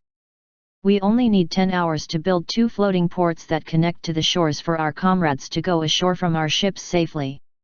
Malak stood up next and asked, My lord, how will we get our troops ashore without being detected by the local garrisons? Siglar is the Duke's headquarters. If our movements are discovered, the odds of our surprise attack being successful will plummet greatly. After all, the enemy is cooped up in the city and has the defender's advantage. Lorist nodded in acknowledgement before he addressed the point. Actually, between the 32nd and 35th days of the 12th month in the past 2 years, I've sent people to go ashore on Platinum Beach for a survey. We noticed that the defences at Siglar during that time is rather lax because nobody expects there could be an attack at that time. Over here lies the city of Aidless, named after the Duke's daughter. It's also where the Duke's household is situated. Every winter, Duke Madras will invite the nobles across his duchy to gather there for a celebration and to count down to the new year. That is when the defences at Aidless will be at its most lax, which is also part of the reason I decided to launch an attack during the 12th month. Getting off the shore is so that we can capture all the nobles gathered at Aidless in one go. We won't have to plough through entire duchy to find them this way. Our plan is to launch a surprise attack to conquer Aidless, and use the seal of the Duke right away to transfer their soldiers away or take Zith Castle by surprise, followed by Venades and Kobo. Through this one route, we will have conquered 3 cities in one go. This way, the duchy will be good as gone. I will be in one of the first batches of people to participate in this surprise attack. My lord, you don't have to take such a huge risk. Just leave this attack to us. We will not disappoint you, Potter Fang protested. Duke Madras has a rank 2 blade master by his side, Lorist argued, he is my target. Firm Rock will have to be transferred to a temporary campsite at the foot of Blood Edge Mountains to prepare for the battle.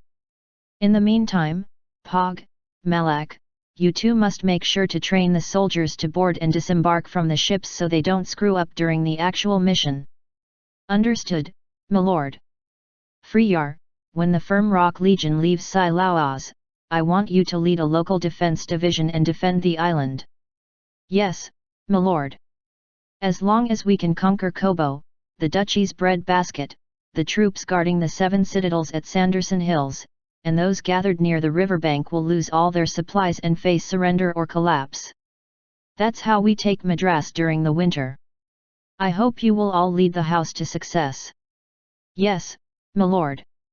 All right, meeting adjourned. Fierce Tiger Lowe's, Dulles, Joe, and Yuri, I want you to stay back for a bit. Apart from the aforementioned 4, Charade also stayed. If everything goes well, we will have to face House Fisibalan right after taking Madras, Lorist said with a solemn tone. After the relocation of Count Kenmays, Tigersaur will be stationed in the eastern area of the Northlands to apply pressure to the troops in wild husbandry. But given Tigersaur's trait as a heavy armoured cavalry unit, it will find it hard to deal with the mobile and agile cavalry troops of Duke Fisibalan. That's why I've already discussed forming a brand new light cavalry division similar to those of the Duke with Charade, which shall be called the Jaeger Legion. The troops will be known as mounted Jaegers. Joe will be the Legion commander and Yuri his second in command. Jisk looked surprised and seemed to have something to say, but Lorist raised his hand to stop him. Joe, I don't think there is anyone more fitting to lead the Legion than you. Yuri is also working as your aide of his own will. The best countermeasure we have against the Duke's cavalry are the mounted Jaegers. The only other method we have to deal with them is to crush them with pure numbers in an open field battle, but we're fighting in the grasslands, the Duke's home turf. He won't afford us that kind of luxury. We will also suffer in terms of terrain. I have put my hopes in you. Do you think you're up to it? Milord, I will definitely not let you down, Jisk started. Lorist patted on Jisk's shoulder. We don't have much time. After we take Madras, it will take about a year for the situation to stabilize, including having the Kenmays and Chazan houses relocate. But after the year passes, we will have to deal with House Fizibalan. Joe, Yuri, I have already ordered all the legions to allow you to recruit from them. You can pick whoever you think are fitting for the Jaeger Legion, but make sure to leave some people in the groups from which you recruit. Even so, you only have a year to get the new legion in shape. Do you think you can do it? Jisk and Yuri stood up, saluted to Lorist, and said in unison, Understood, milord. Please be assured that you will not be disappointed. Chapter 331 Incident and New Equipment. Charade rushed into Lorist's room with a folder in his arms. What's going on? Lorist asked, raising his head. Charade laughed bitterly. There was an incident while the Firm Rock Legion was practicing their landings. One of the rafts flipped over. Only 7 of the 25 on board at the time survived. Firm Rock was the main force of the House's invasion of Madras. Their camp had been moved to Whitestone Beach in the middle of the passage near Blad Edge Mountains, the beach the 4 families LF Wild North Town had used as a part of their smuggling route. Reaching Siglar province from the beach only took 6 short hours. Lorist had scheduled the invasion 2 months from now. Firm Rock would be aided by the Oceanic Legion. No one had expected an accident, especially not one of this nature. How did it happen? According to Potter Fang, the rafts we're using are designed to be lifeboats, not landing craft. The soldiers can't control them well and they flip quite easily in a swell or strong breeze. The soldiers are also fully kitted. They are very heavy. They sink straight down once they're in the water, even with a life log. Firm Rock just submitted a request for the improvement of the deployment rafts and equipment for emergency situations at sea, said Charade as he took out a beast-skin document and handed it to Lorist. Lorist stood up, his face dark. This is due to my carelessness. When I came up with the plan, I didn't think the deployment through properly enough. The lifeboats we're using are far too bad at resisting the waves and winds. It would be fine if those using them were sailors who knew how to swim and were also trained to preserve their lives as best as they could at sea. But most of the soldiers being deployed by ship didn't know how to swim. Coupled with their full load of armor and weapons, they would be no different from iron blocks should the raft flip. Even though it was but a small accident, the lives of 18 household soldiers had been lost just like that. The wooden planks they used as floats that would be thrown to an overboard man were not of much use either, given the soldiers' weight. Lorist took up his quill and began drawing a few sketches of life jackets and some circular floats. Send these drawings to the metal refinery and have Supervisor Kamoram make them.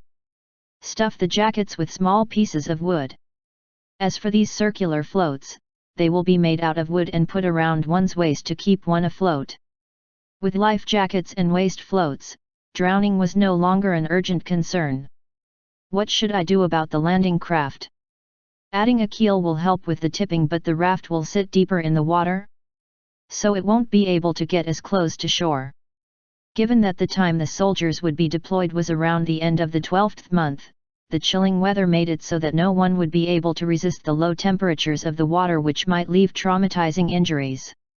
Wait, if I can't add a keel to the bottom of the raft, I can add more planks at the side. Not only would that increase the surface area of the raft to aid with buoyancy, allowing more weight to be carried, the weight would also be more evenly distributed. That's it, thought Lorist as inspiration flashed across his mind. He began drawing a flat-bottomed landing craft that had 3 long poles laid horizontally on the boat, with each side having large planks that made contact with the surface of the water. The spaces between the 3 sticks would allow for the boat to be rowed forward without interference. All right, this will do. These 3 horizontal poles will not be fixed in place to allow the boat to approach the shores more effectively. First, we'll deploy the boat as it is, install the 3 horizontal poles and load our soldiers on board. This will help reduce the chances of the boat from flipping over. I'll need you to have someone from the shipyard at Bullhorn Bay construct a few prototypes for Potter Fang to test. Send some worksmiths over as well so we can change the design as needed, said Lorist as he handed Charade the blueprints. Charade nodded and took out another file from his folder. "Milord, this is a report from the Jaeger Legion. Jusk and Yuri have picked 28,000 members from the various legions and garrisons and formed the Legion's 1st Division, numbering 5 brigades of 3,000 men, further divided into 4 regiments.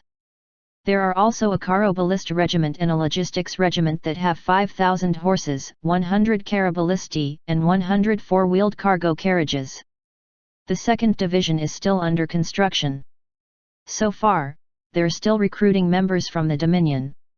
"Oh," Lorist mused, "why does the Hunter-Rider Legion need Caraballisti? Shouldn't they focus only on swift attacks and retreats? Wouldn't Caraballisti slow them down instead?" Charade looked at the file and said, "Milord, Jusk says that it's for the protection of his logistics unit from being attacked by enemy troops when the main unit is out for assault. That way, their horses and supplies would be safely guarded. Should they lose their supplies, the whole legion would crumble from having nothing to feed the horses with." Lorist gave it some thought and nodded. "All right. Since Jusk and Yuri are in charge of the Jaeger Legion, I trust their judgment. They may have Supervisor Kimura send them the Caraballisti they need. There's one more thing. Jusk and Yuri both submitted a request yesterday, asking for us to confirm the ranged weapons and other equipment they will use for their legion so that they can begin training to raise their mastery to increase combat ability. They think the current equipment of the household soldiers aren't suitable for use for the legion. They hope the house will provide even stronger armor. I already know that without needing them to tell me. This afternoon, Grandmaster Sid and Grandmaster Felon will bring the aforementioned items here. You should stay back and check them out too. I've already had Els send for Jusk and Yuri," Lorist said. "Is there anything else?"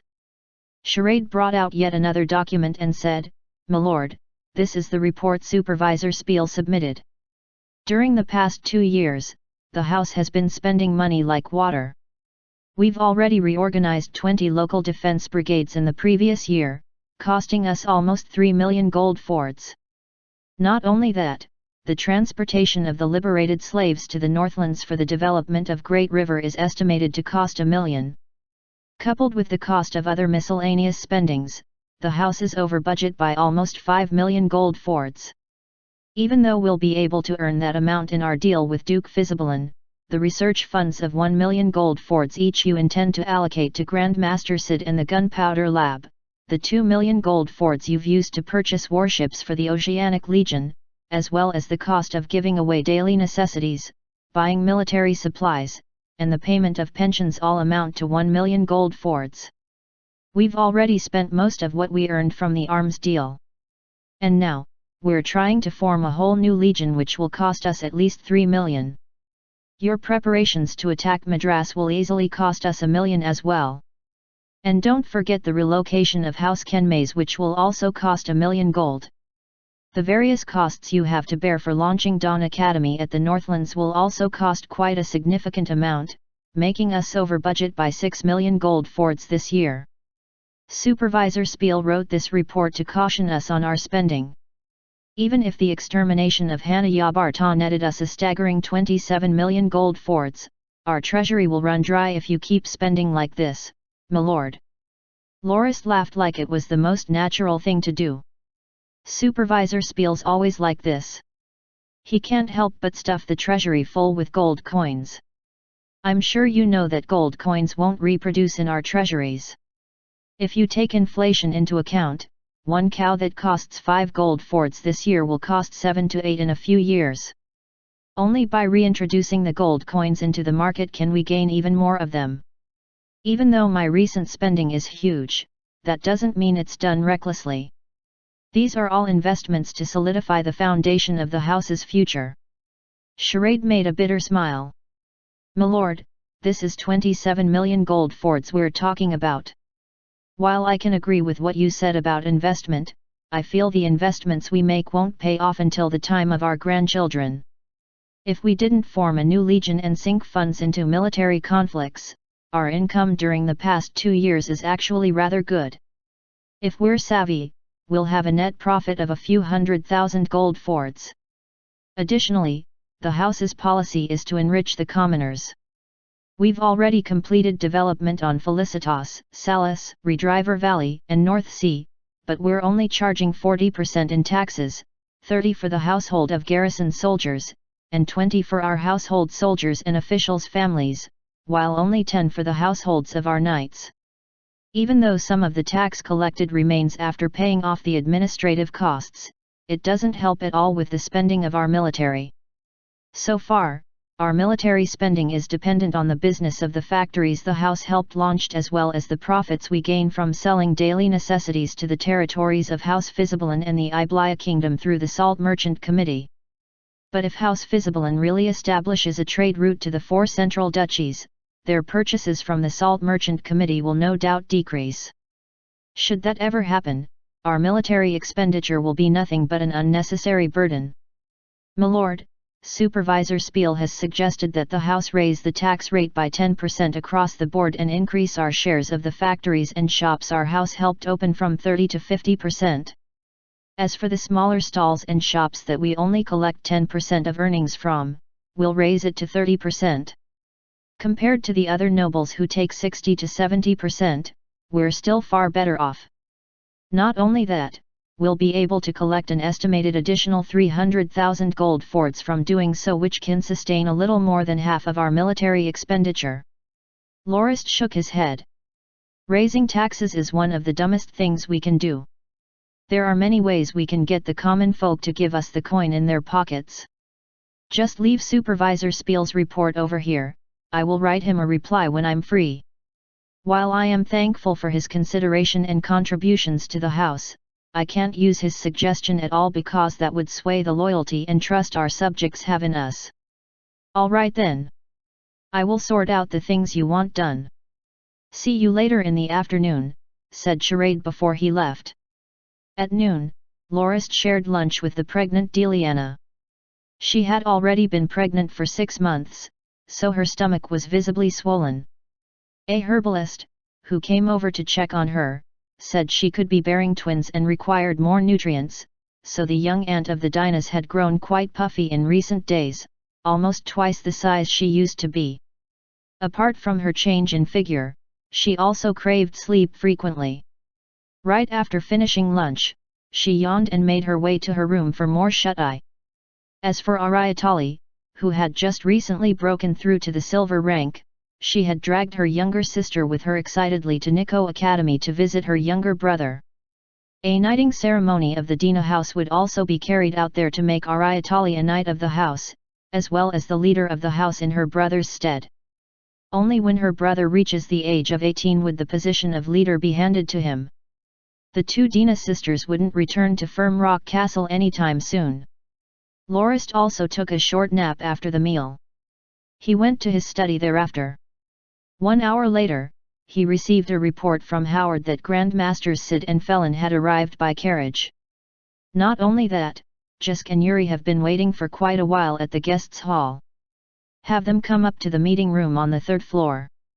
There's a courtyard over there near the rear mountain, so if the Grandmasters brought over some long-ranged weapons, that would be the ideal place to test them out for Jisk and Yuri to see.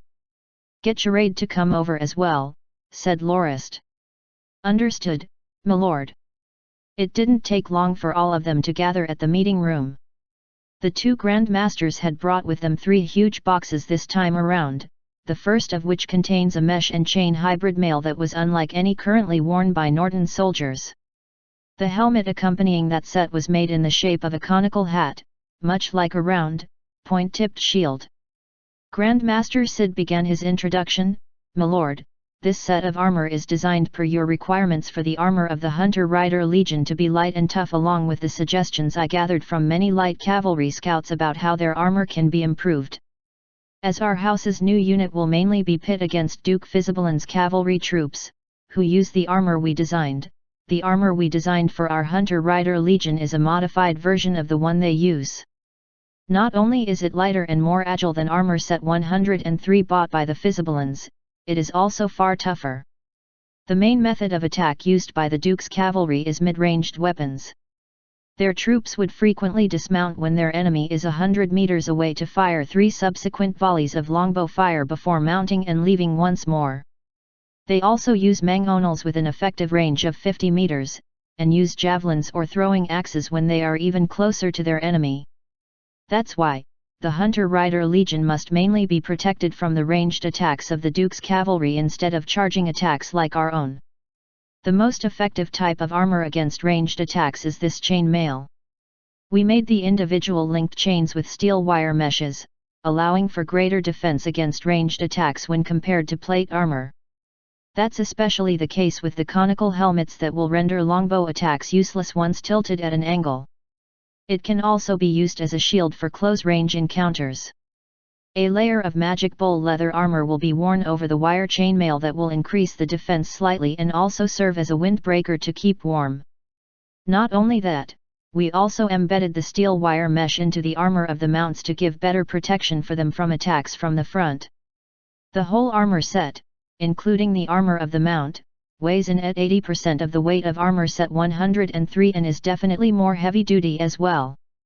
We also made improvements to the saddles and stirrups of the mounts so that they'll last longer and control easier compared to the older version. Very nice, Lorist praised. Thank you for your efforts, Grand Master Sid, Grand Master Felon.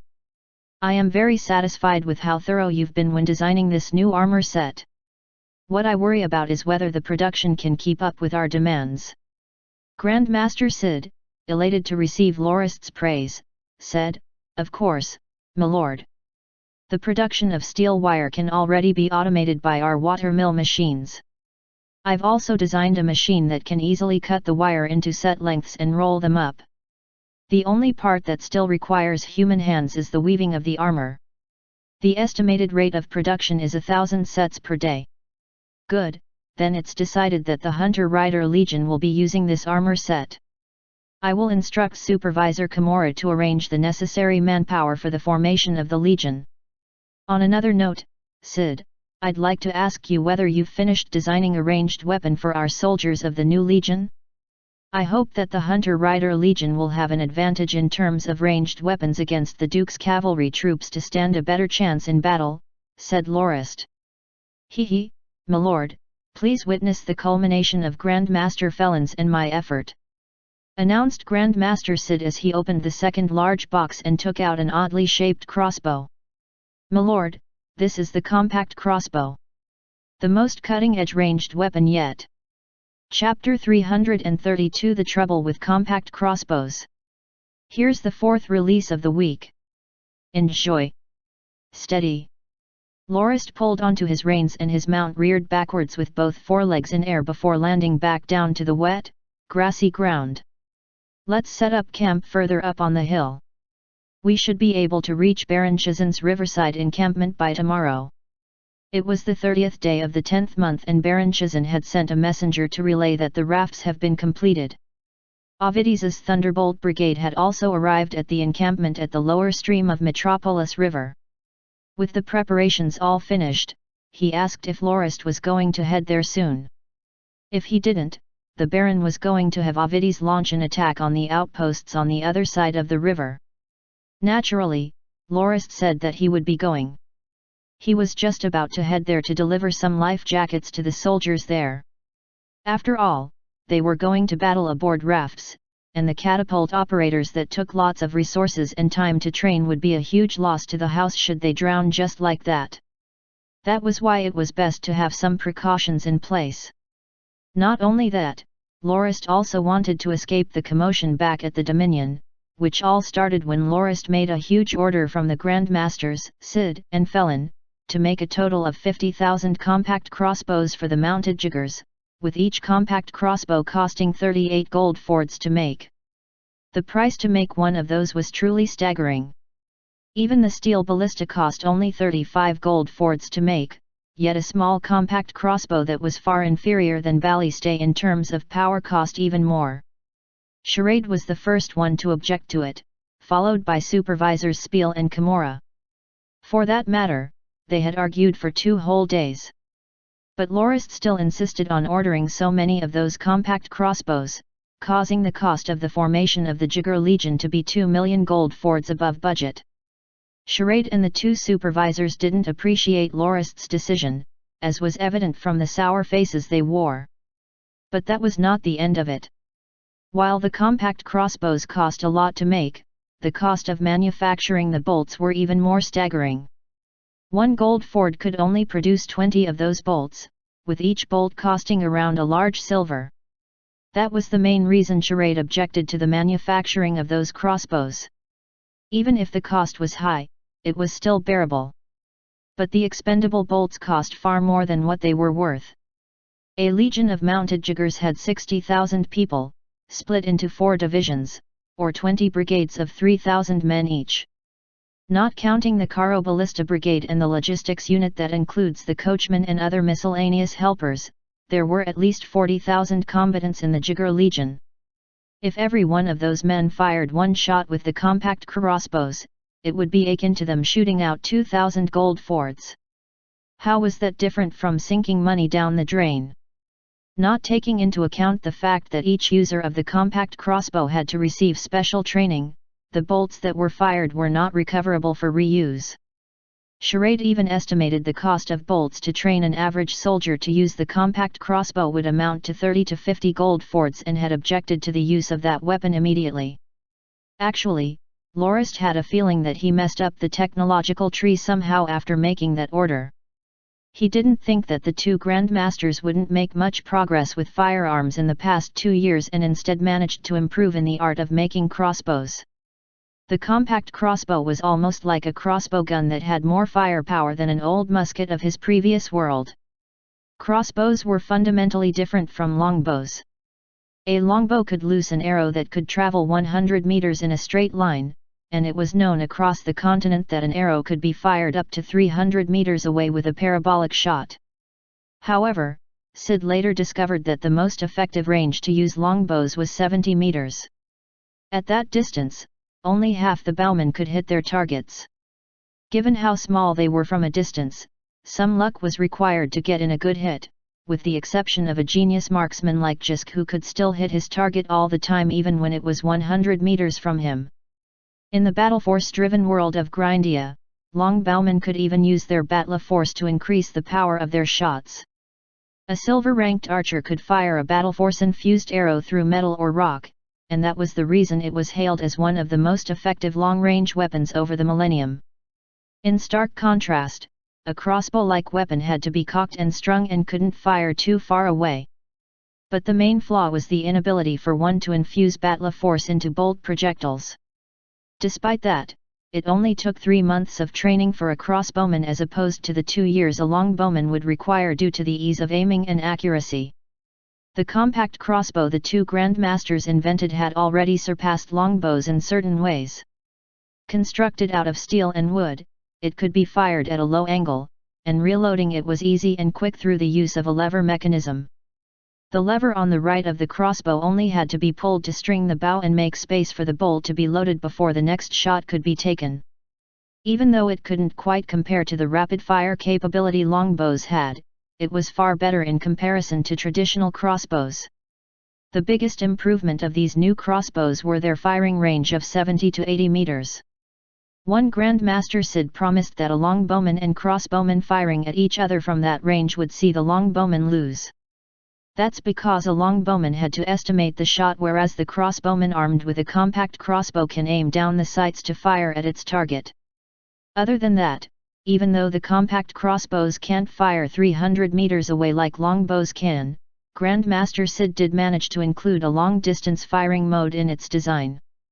Engraved on the crossbow was a scale diagram that could be used to orient the weapon to an angle which will allow it to fire the projectile in a parabolic arc, allowing the projectile to land as far as 150 meters away, which was ideal for a volley of fire to weed out some enemy numbers. The compact crossbow bolts were specially made with armor-piercing capabilities as well, with the body of the projectile being half-hollow and 3 small metal fins attached to its back. The fins that would break after one shot was also the reason the bolts couldn't be reused.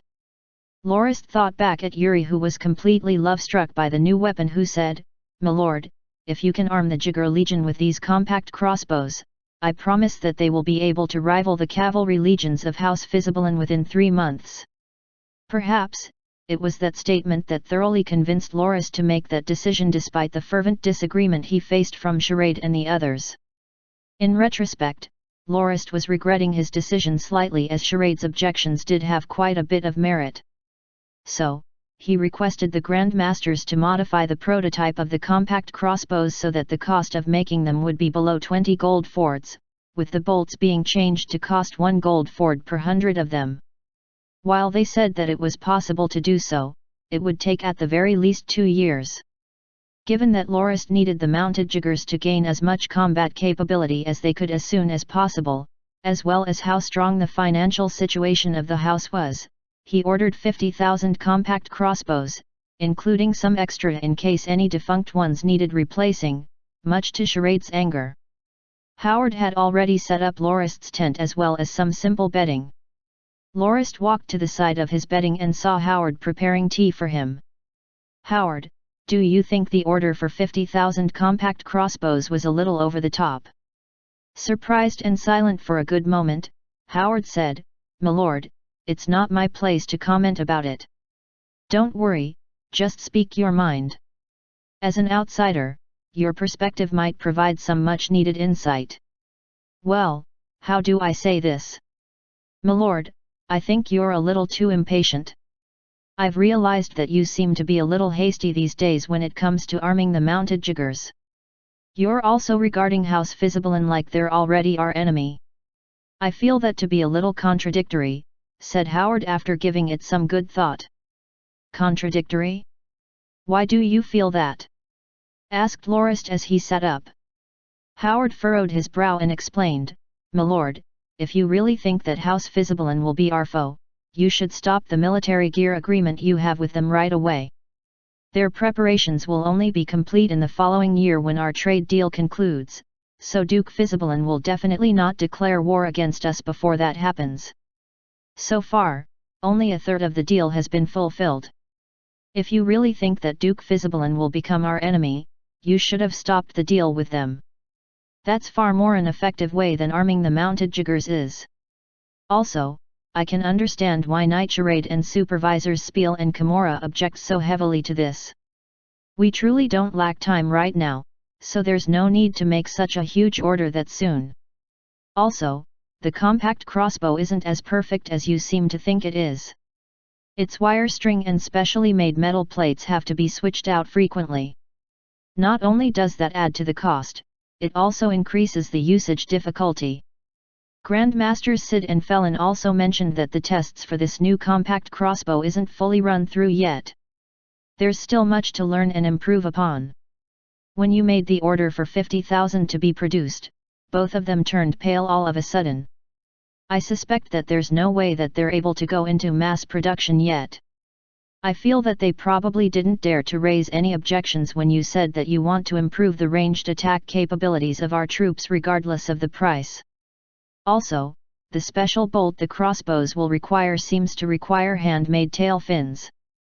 All 100 of the bolts they brought to the presentation were completely handmade.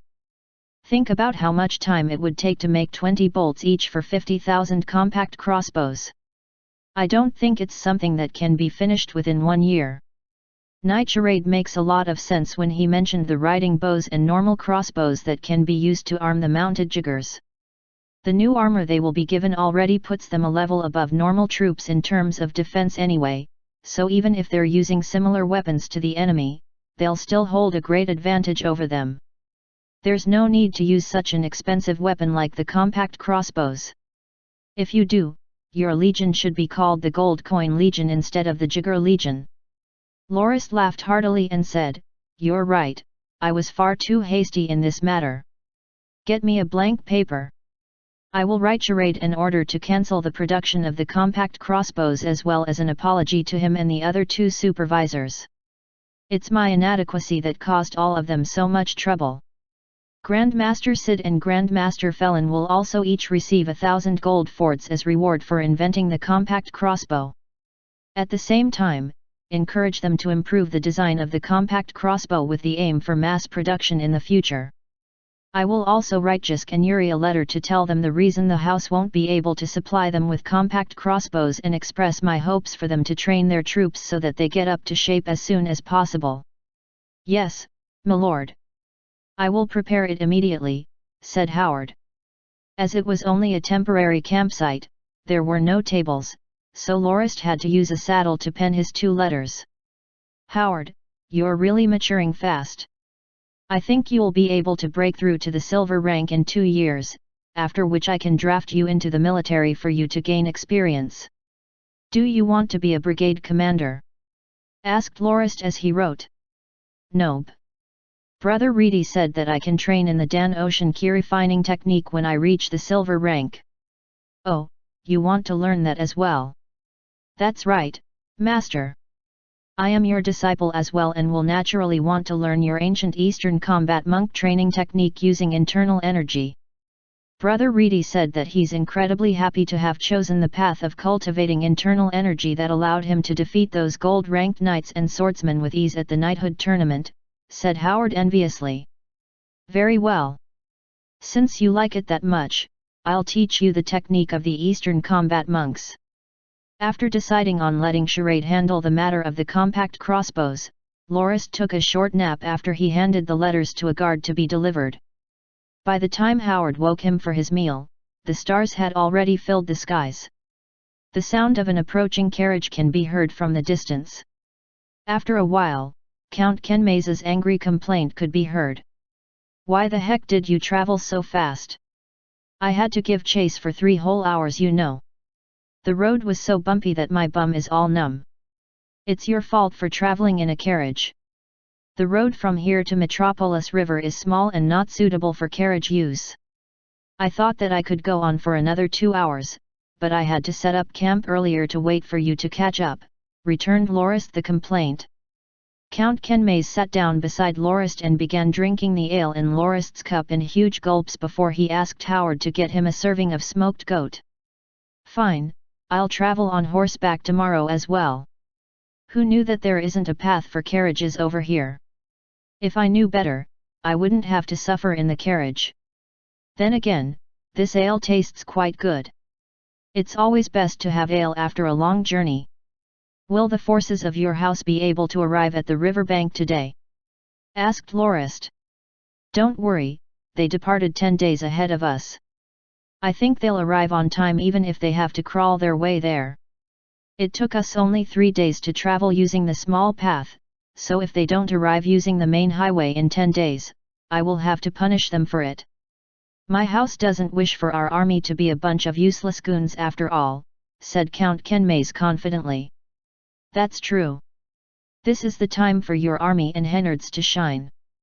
I'm sure the combined cry of 100,000 troops will make the Madras soldiers on the opposite side of the bank feel the pressure of the incoming conflict and cause them to mobilize the rest of their forces to reinforce the bank. All you have to do is to be as domineering as possible. Make sure to not attack them carelessly to avoid unnecessary sacrifice. All we need is Ovidis's Thunderbolt Brigade to smash them to pieces," warned Lorist. "No problem. We will just bait them for now. The plan is to go into battle during spring next year after all," said the Count as he nodded. "One Edian, I'm assuming these distances are at least partially because of the addition of battle force.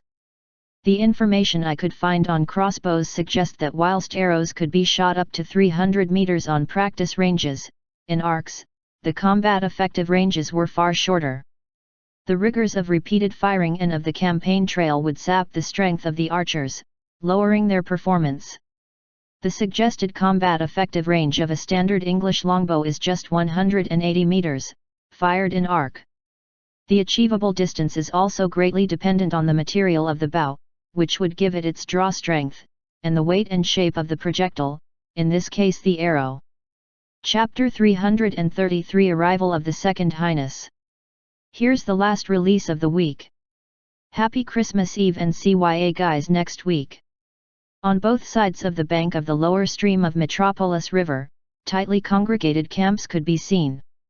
Rectangular tents were packed tightly along the banks of the river, bringing with it the prophecy of war. The moment the side of the Northlands finished their preparations, the war would break out. But from how the defences on the side of the Madras Duchy seemed, the forces of the Northlands didn't look like they would be able to pull through.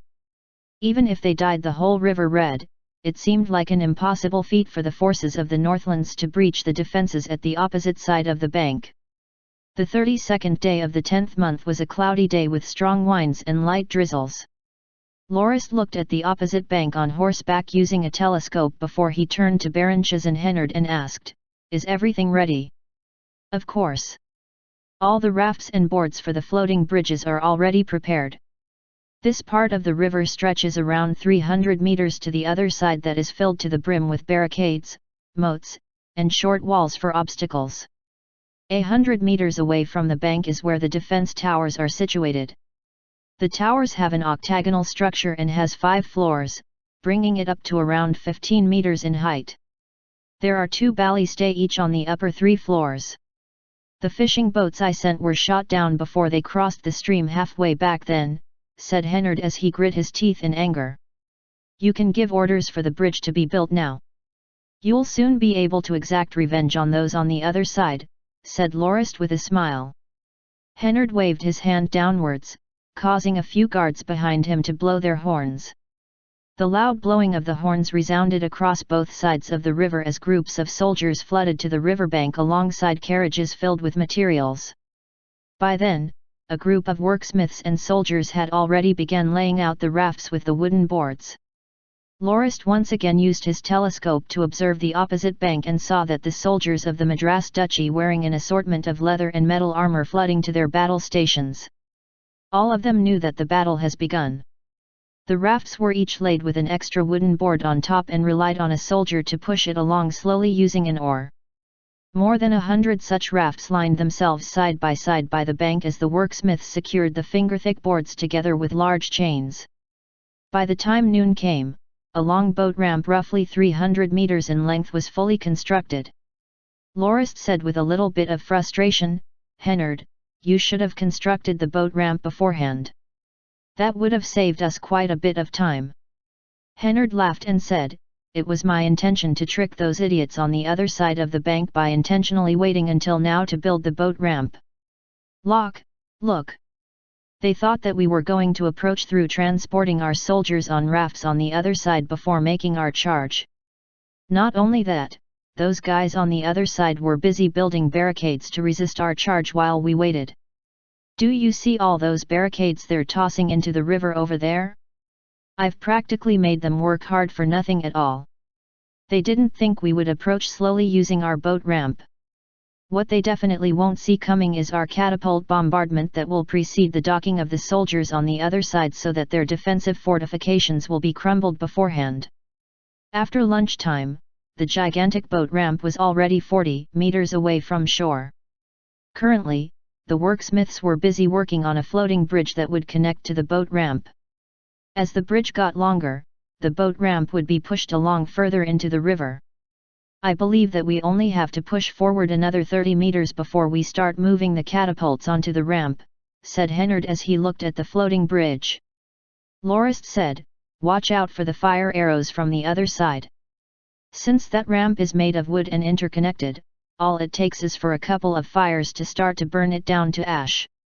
Hennard said, "Don't worry. I've already made some estimations. We will be roughly 320 meters away from the defense towers by the time the floating bridge grows another 30 meters in length. Since their ballista can only shoot as far as 300 meters, we are just slightly beyond their firing range. Not only that, the catapults can fire roughly 350 to 400 meters away, so we can pulverize them without worrying about their attacks reaching us. Not only that, I will have the soldiers splash some river water onto the surface of the ramp as a precaution. There's no way it'd be set on fire that easily." Count Kenmaze looked rather bored as he yawned and said, "How much time left until we start launching our boulders?" Hennard thought for a bit before he replied, "I think there's still another hour or two to go." "Fine," Kenmaze said carefreely, "then I'll go take another nap within my tent. Make sure to call me when the action begins. I drank a little more than I should in the afternoon, so I still feel rather dizzy now." After another 2 hours, the boat ramp finally got into position. The worksmiths no longer worked on building the floating bridge and took the opportunity to rest after a long day of work. On the other hand, Ovides commanded the troops of Thunderbolt Brigade to retire the horses pulling the catapults and had them carefully load them onto the boat ramp in 2 neat rows. After securing the catapults on the ramp, the soldiers began moving rock projectiles of various sizes for the squad of soldiers on the ramp. After an hour's hard work, the preparations were finally complete. Count Kenmaze came over on his own accord without needing anyone to call for him. "The prep work is far too troublesome. Almost a day has passed since we began," said Kenmaze. "No worries," Hennard said, "we can still fight during the night.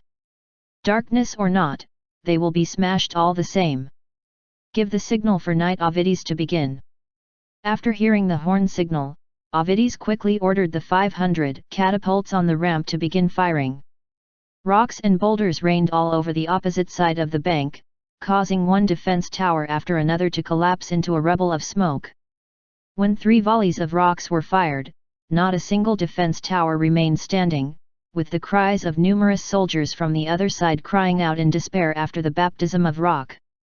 What remained of them retreated backwards as quickly as they could in an attempt to escape the fate of those that were manning the defense towers. Initially, after the first 2 volleys of rock were fired, the troops in the defense towers that still remained standing began firing back in the direction of the river. Half of the projectiles they loosed seemed to be set alight as well. However, all of those projectiles landed straight into the river tens of meters before they reached the boat ramp. In the dozen of minutes following that, apart from more than 10 ballistae operators that were unwilling to accept the results of their retaliation and wanted to try again, the rest of the soldiers in the defense towers could only watch as the next volley of rocks came crashing down against the structures within which they stood. A large empty space on the bank on the side of the duchy appeared following every volley of catapult fire. Not one defensive fortification managed to withstand the onslaught of falling rocks. The moment Ovides ordered for the remaining defense towers to be felled, all soldiers within the towers had already given up on their posts and ran for their lives. Now that the defense towers were no longer a threat, the worksmiths resumed construction of the floating bridge to push the ramp further ahead to connect it to the other side of the bank. Ovides on the other hand began to fire jars filled with fuel towards the rows of barricades at the side of the river. It didn't take long before some cinders could be seen. The light breeze near the river only served to help the fire to spread to the forest nearby. Standing at a mound near the river, Loris looked at the roiling smoke and flaming lands as he sighed and said, "The game is set. We will be able to get ashore by tomorrow. However, we still have to be on guard during the night. It's hard to tell whether the desperate soldiers of Madras Duchy will launch a surprise attack on us."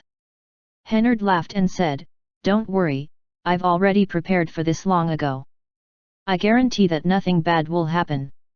Despite Loris's worries, the forces of the Madras Duchy were not as resilient as he thought. By the time the boat ramp neared the other side, the worksmiths began to construct a simpler floating bridge for the catapults to be moved ashore, all the while a regiment of troops were sent ahead to the shore to stand guard. At the same time, a regiment of troops were on the opposite bank, around 10,000 soldiers of the Madras Duchy appeared and made a wary approach with the intent of chasing their enemy back into the river. However, the enemy crumbled instantly right after Ovides ordered for another volley of attacks to be launched. It didn't take long until all of them were far out of sight. Locke, with such an amazing weapon like the catapults, why don't we sweep past the whole of the Madras Duchy? There's no need to wait for spring next year for the decisive battle, suggested Hennard confidently. Lorist shook his head and said, let's just stick to our plan. Hennard, what I want is not just the Madras Duchy's territory. Their population and resources are also very important to us. If we push our attack across the duchy, Duke Madras will definitely rally all the citizens to fight it out with us. Even if we emerge victorious, we will be left with a shell of what the duchy used to be. Not only would we have to spend money and resources to rebuild the area, we will also be hated by the surviving duchy citizens. If we want to make the duchy our domain, we will have to minimize the damages incurred by the commoners. What we want to deal with are the nobles of the duchy. Let's just follow our original plan to set up a defense line near the shore. We'll let the nobles of the Madras Duchy take the offensive and let them have a taste of what our forces are capable of. After that, we'll start negotiations with Duke Madras and demand him to guarantee our passage on this side of the river for trading purposes.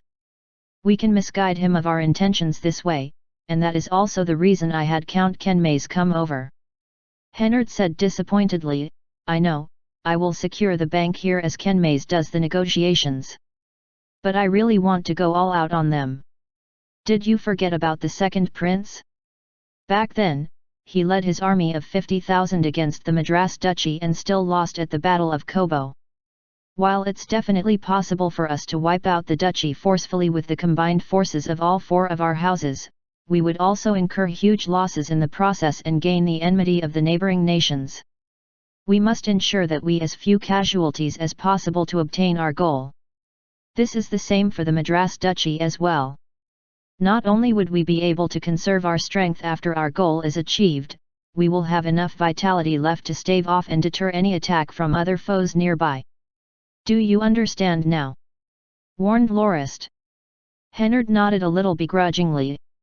Hennard, you are currently under a false impression. You think that now that our side has catapults, we have won it all.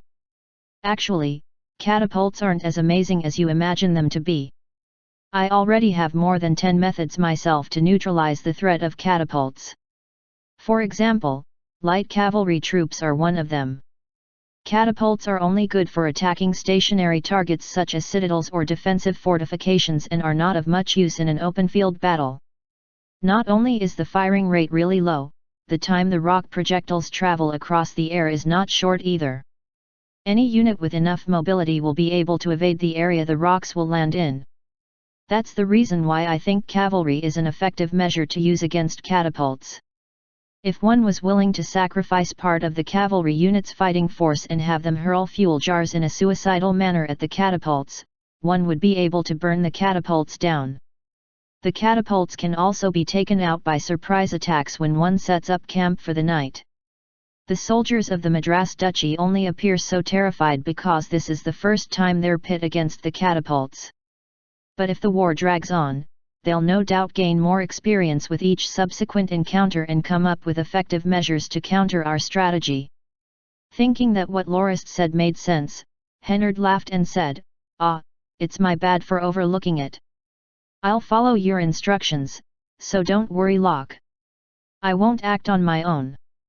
When Lorist patted on Hennard's soldier and was about to say something else, an urgent-sounding staccato of approaching horses could be heard. The horses seemed completely drained by the time they arrived at the foot of the mound. 3 messengers wearing the armor of the Norton House dismounted and ran towards Lorist. When they were within a distance of 10 steps, the messengers stopped. Els went forward to check on them before he returned and said, "My lord, they are from the Guard Brigade. They rushed all over from the Dominion with an urgent letter from Sai Laoaz." "What? What happened?" After Lorist opened the letter and took a look, he gasped in shock. The letter was jointly penned by Supervisor Hansk and Knight Freyar. One was an administrative official and the other a military officer. Something must have occurred for the two to sign the same letter. When he read its contents, Lorist was completely stupefied. Count Kenmaze asked curiously, "What's going on? Did something happen? Would it be okay for me to know about it?" Lorist handed over the letter and said, "Just look." Kenmaze began to recite the letter.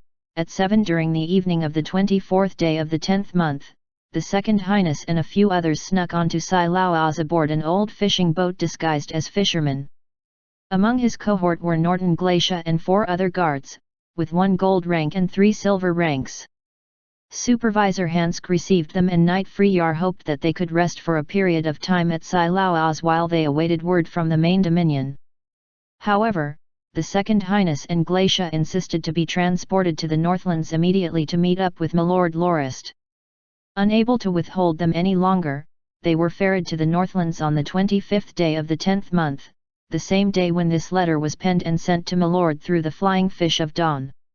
"The Second Highness is still alive and is coming to the Northlands," said Kenmaze after he finished reciting the letter and stared at Lorist. That truly was shocking news. "But you're no longer a noble of the Andanak kingdom. Why is he coming to the Northlands at all?" asked Hennard curiously. "Idiot! Even though he's no longer a noble of the Andanak kingdom according to the traditions of the peerage, the Second Highness is still the senior noble of the Norton house. He must have come here to ask you to lend him troops to restore his position of power at the kingdom," said Kenmaze assuredly. The current date was the 33rd day of the 10th month, so the Second Highness must have arrived at the Northlands already, given that it took only 7 days to travel from Sai Laoaz to there. Even though Freyar had sent the Flying Fish of Dawn to deliver the letter to the Northlands 2 days ahead of the Second Highness's arrival, the messengers took 3 days to deliver it to Lorist at Metropolis River. Even if Lorist rushed back, it would already be too late. "I still have to make my way back there, so I'll have to count on the 2 of you over here. Just proceed as planned. I will definitely notify you if there are any changes to be made," Lorist decided, "else, have the rest make preparations to leave in 30 minutes immediately. We're heading back to the Dominion." "Yes, milord." Chapter 334 Refusal. Hi guys! Did you enjoy the festivities? We're back here with the first release of the week. Also, we'd like to announce that all our existing patrons will get access to 1 extra early access chapter from now on for no extra cost. Support us on Patreon if you are able to. "Welcome to the Dominion of House Norton, Your Highness," greeted Lorist as he saluted in the manner of nobles. As Count Kenmaze had predicted, Lorist was currently trapped in a very awkward situation.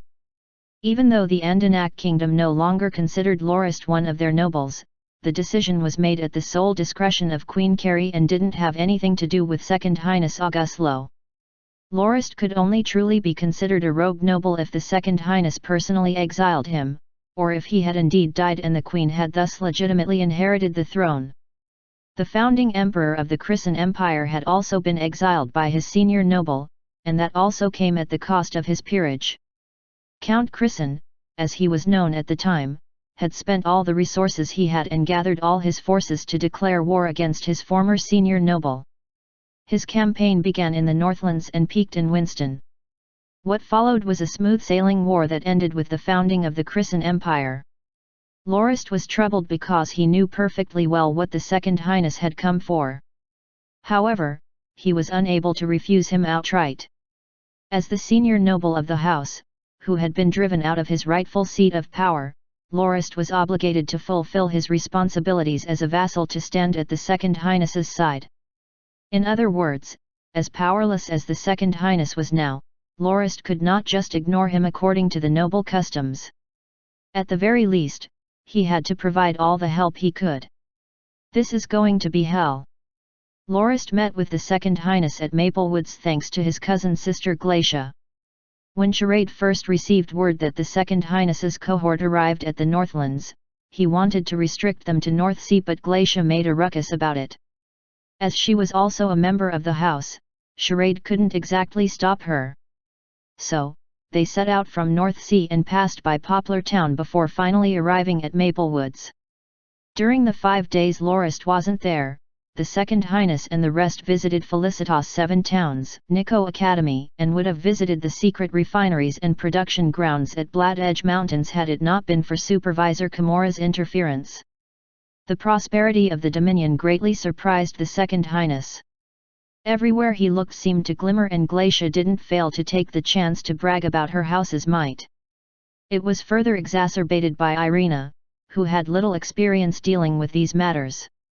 When she received the Second Highness at Maplewoods, she acted as respectful and obedient as she could and answered all of their questions, leaking all she knew or heard about the Dominion. She even sent someone as a guide for the Second Highness's travels and allowed him to gain a better grasp of what House Norton was capable of.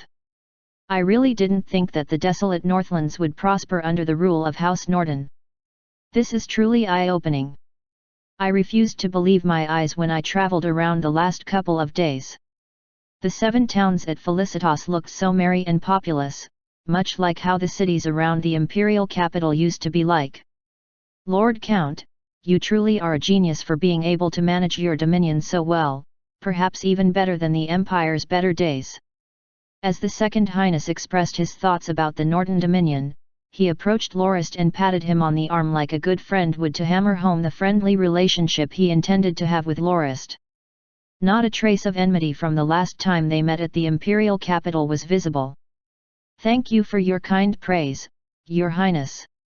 House Norton is only fulfilling our duties as per our oath to protect the borders of the Empire. We have no intention at all to meddle in the internal affairs of the Empire, and that is why our dominion was able to prosper in peace even in these chaotic times. After taking in many refugees who have lost their homes to the war, we were able to improve the dominion somewhat, said Lorist dismissively. I was in the wrong.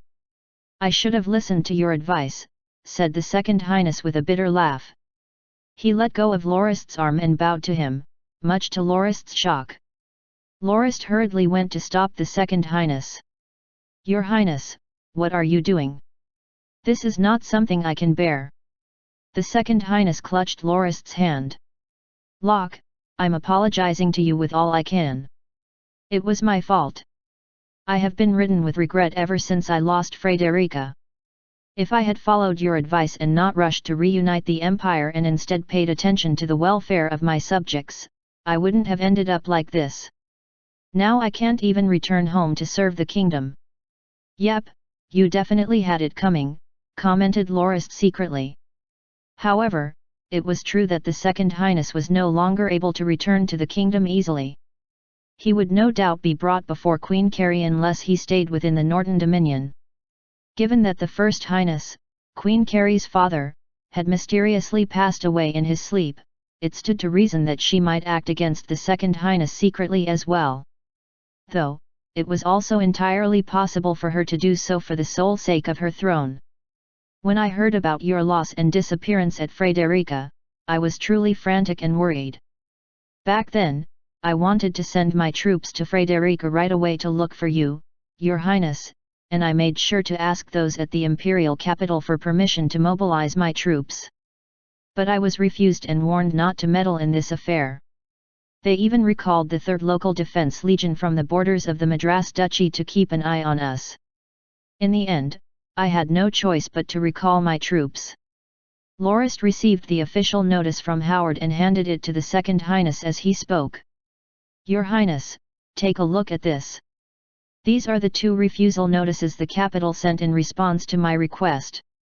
They didn't allow me to take any action to search for you, but thanks to the protection of War God Singwei, Your Highness managed to appear safe and sound before me. It really gladdens me that you were not harmed in any way.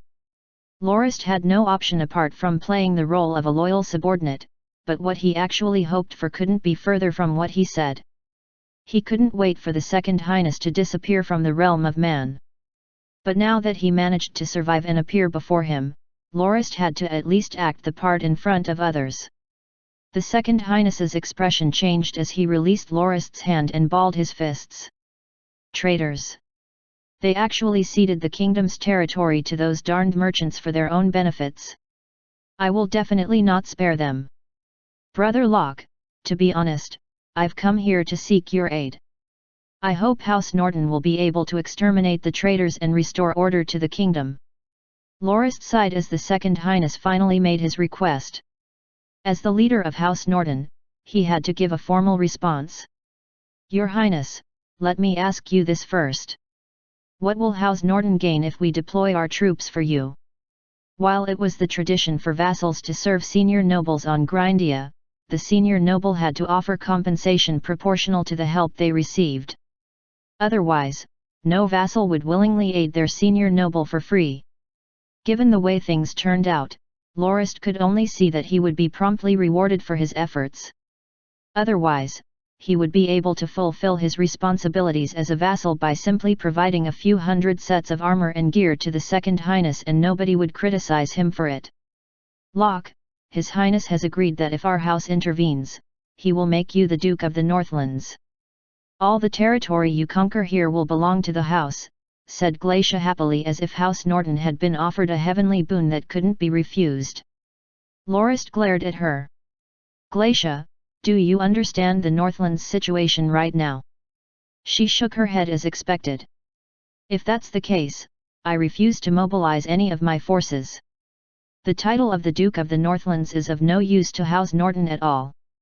Your Highness, there are only 4 noble houses within the Northlands. Apart from us, the Nortons, Count Kenmaze occupies the eastern part of the Northlands, with the southern part jointly ruled by Baron Chazan and Baron Felim. All 3 of them are our allies, so we will definitely not breach our alliance with them for no good reason. The title of the Duke of the Northlands is good as nothing to the house, proclaimed Lorist. The Second Highness and Glacia were both stunned at the revelation. They didn't know that there were only 4 houses left in the Northlands that even formed an alliance. Not only would the title mean nothing to House Norton, it would also cause fractures to form within the alliance of the 4 houses. It's no wonder Lorist refused the Second Highness's request without debate. I apologize, Brother Locke. That was not my intention. I didn't think it would be this way, apologized Auguslo hurriedly. There is no need to fret, Your Highness. You can't be blamed for being uninformed, you have only arrived recently. The banquet to welcome you is already prepared. I hope you enjoy the delicacies the Northlands has to offer and rest well. We, on the other hand, will explore our options and see in what manner we can help you reclaim your kingdom. Lorist was rather mad at Glacia's straightforward but thoughtless actions. The Second Highness's ignorance about the matter was also no doubt feigned. Even though the Northlands was relatively segregated from the rest of the continent, the 4 houses alliance had been formed years prior. While the house actively restricted information flow, the 3 other houses were the opposite, so the Second Highness's claim that he didn't know about the situation was a straight-out lie. Humph, even after you've lost almost everything, you're still trying to scheme till you get your way. You think you can get away with asking for my help while jeopardizing my relationship with my allies? How much of an idiot do you think I am? During the banquet, Auguslo persistently tried to change the subject of conversation to helping him restore the kingdom, but Lorist excused himself from agreeing by saying that he had to discuss the matter with his knights. Only after the troubled monarch drowned himself with booze and had to be sent back for a rest was Lorist finally free. He returned to his residence and bathed with Irina's aid as he considered how he should respond to the Second Highness. Just as he was about to pull Irina into the tub for release and relaxation, a guard downstairs could be heard. "Who goes there?" asked he. "It's me, Glacia." "Oh, what business do you have here, milady?" "I want to see Lorist." "I apologize, milady. I'm not sure whether milord has gone to sleep already. It's best not to disturb him this late in the night. Can this matter not wait till tomorrow?" The one who said this turned out to be Els. "Scram! I am Locke's elder cousin's sister and I'm here to see him. Do you think I'm here to assassinate him or something?" "Assassinate? Hee, milady, it's not like I'm looking down on you, but even if there were 10 of you here, you wouldn't be able to defeat the Lord. Either way, I still have to make a report first. If Milord's asleep, then you'll have to come again tomorrow. No way. I want to see Locke right now. Lorist sighed as he got out of the tub, rubbed himself hastily, put on a sleeping gown, and leaned on the windowsill. Els, let her in. Glacia quickly climbed upstairs and entered the room. Lorist handed her a cup of Max Irina had made. Drink some Max and relax. What do you need me for this late? Glacia sat down in a chair angrily. Your guard is far too insolent, Locke. He dared to bar my way. He's just doing his job, he did nothing wrong. He can't let you into my room just because you're my cousin. You're also a knight of the Andanak royal family, after all. You're not a household knight of the house, even if you were born as a member. Glacia had her mouth agape, but no words came out of it. Lorist was right. It was a commonly held protocol in many noble houses. Glacia snapped out of it after a good while. Locke, you've truly changed. You no longer resemble the crybaby I used to know. I had little choice in the matter, he laughed. If I was like before, House Norton would have been wiped out long ago. The circumstances forced me to adapt. Do you know how it feels to be a 17-year-old child who lost all contact with his family, a child with no choice but to work as a mercenary? To fill his stomach and pay for education, that boy had to slaughter magic beasts and risk his life. He lived like that for 7 whole years until the people from the house came over to find him. Only then did he find out that most of his relatives have all passed away. When he returned to his house's dominion, he found it in such a terrible state. Despite the Duke of the Northlands' ill intentions and the second prince who was waiting to pounce at the opportune moment, that boy managed to survive and defeat them both. After that, he focused his efforts on the development of the Dominion until its current prosperous state. However, right now, a group of troublesome people just came over and asked him to send his troops to restore that guy's power, all without gaining anything in return. Do you think that person will agree? Lorist made a point to stop the conversation before it started, causing Glacia to be even more disturbed. Locke, isn't this a good opportunity for House Norton? If we help the Second Highness get his throne back, our name will be recorded in history and will be remembered for all eternity for our deeds, said she carefully, finally. Cousin, have you turned into an idiot? Lorist asked, why should House Norton sacrifice our troops for the ambitions of His Highness? If we actually do that, the other noble houses will regard us as complete buffoons. If His Highness can't offer us a worthy price, I will definitely not agree to deploy our forces. Even so, I'll lend His Highness a decent sum of money and give him some military equipment to fulfill the smallest obligation I have as a vassal. Locke, what kind of benefits do you want to agree to help His Highness regain his throne? Asked Glacia stubbornly. Well, I'll have to think about it thoroughly for a while. Before that, can you tell me how you managed to escape Frederica?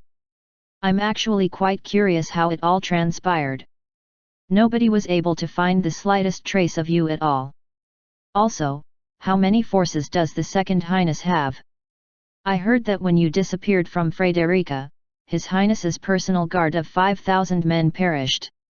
How did you evade the enemy's search parties? Glacia's expression darkened. When we conquered Frederica, we discovered a secret path leading outside the city, which could be what the first prince used to escape. When Frederica was encircled, His Highness brought the rest of us through the secret path. Back then, we had 6,000 men, but now less than 2,000 remain because we ran into the first prince, who had gone missing until now. What? The first prince? Exclaimed Lorist with surprise. That's right. We didn't expect that to happen either, said Glacia as tears streamed down her face. Chapter 335 Reinforcement. Here's this week's second release. Have fun reading. It's over here, Glacia said as she pointed to the map of the Red Lee's kingdom Howard had brought over. This is a small valley in the Cloud Snap Mountains located 50 kilometers from Great Snow Mountain. His Highness had us scale across the Cloud Snap Mountains to make it back to the Andanak Kingdom so we could gather our forces and start over. The 6,000 men following us were our most loyal and elite. After leaving Frederica using the secret path, we crossed a small stream to cover our tracks. We traveled about half a day from the river and turned towards the Cloud Snap Mountains when we were about 50 kilometers away from Frederica. On the way there, we passed through a dense forest where we took a short rest. His Highness wouldn't let us rest there for long, though. He wanted us to find a better spot so we could rest for a few months before we attempted the crossing after the winter. He wanted us to pass over Cloud Mist Swamp before it thawed and head for the kingdom from there. We were surprised to discover from a map we obtained in the palace in Frederica that the valley near Great Snow Mountain was actually a noble's dominion, specifically, Baron Crymando's. We later found out that the Baron had never shown up at the royal court before, which explains why almost nobody knew of him. His Highness decided that Baron Crymando's dominion would be the best place for us to rest. As long as we had someone defend the valley's entrance and prevent anybody from getting in or out, nobody would discover what was going on inside. We headed for the valley and conquered the small castle near it in a night assault. Once we occupied the castle, His Highness instructed someone to advise Baron Crimando to surrender. Bowen Ketty volunteered and marched over proudly to carry out the task. Nobody expected his decapitated head would be hung above the walls of the Baron's castle a few minutes later. Lorist knew the name Bowen Ketty. He was one of the Second Highness trusted knights and one of the 5 tigers. Lorist never thought he would be killed as a messenger calling for surrender. We were almost driven crazy by anger, Glacia continued with teary eyes. No sane noble would do something as egregious as murdering a messenger. His Highness instantly ordered us to continue pressing our attack and avenge Knight Bowen. After 2 months of bloody battles passed, we incurred more than 5,000 casualties. Even Knights Asriad died on the walls. Of the 13 gold-ranked knights that left Frederica with His Highness, only I, Ripolid, and Carrie Toke were left. One of the 2 blade masters protecting His Highness also perished. The other was heavily injured. Lorist's eyes brightened. Caradoc still alive? Asked he. Carrie Toke was one of Dawn Academy's alumni who had travelled with Lorist to the Northlands. But midway there, he had been poached by the Second Highness and became a knight of the royal family. It was a shame that of the 26 silver-ranked knights from Dawn Academy that joined the Second Highness's banner, only Carrie Toke and Sander remained. Lorist was more than glad to hear that his old friend survived. Even though Glacia nodded, tears still fell non-stop from her eyes, perhaps because of the horrible result of the battle. Let me guess. Is Baron Crimando the first prince?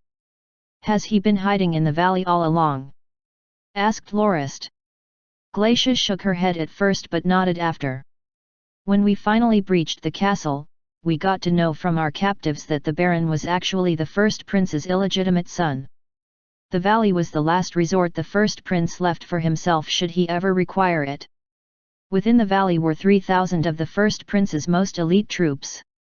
He had been hiding within ever since he escaped from Frederica and watched as the nobles of Red Lee's kingdom struggled against us, waiting for the opportunity to strike and rebuild his kingdom. I bet he didn't think he'd have to use his trump card early to deal with us, who were about to lock him within his little dominion. We killed and killed. His Highness almost broke down as well. We never dreamt of clashing head-on against the first prince there and casualties piled up on both sides.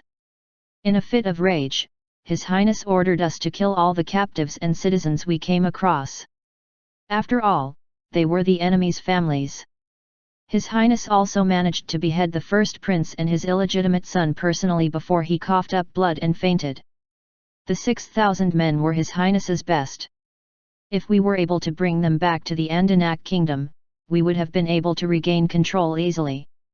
But most of them were incapacitated after the battle. Only around 2,000 were still alive with varying degrees of injury. By the time His Highness recovered, we received word that the situation was beyond saving. If we returned to the kingdom, our only fate would have been death. That's why we had no choice but to disguise ourselves and head to the Northlands to seek you out for help. We hope that House Norton will be able to aid His Highness in restoring his rightful position on the throne. Is this first prince finally dead? The one who started the civil war by raising the banner of rebellion was the first prince, and now, both he and the second prince have died by the second highness' hands. Wait, is he the real main character of this story here? Lorist breathed a long sigh. Glacia, you've been by His Highness's side for almost 20 years now. Did he treat you well, now that you've been his lover for all this time? Glacia's face flushed. This. Well, he said that he'd marry me after he reunites the empire. Will you be the empress or a mere concubine?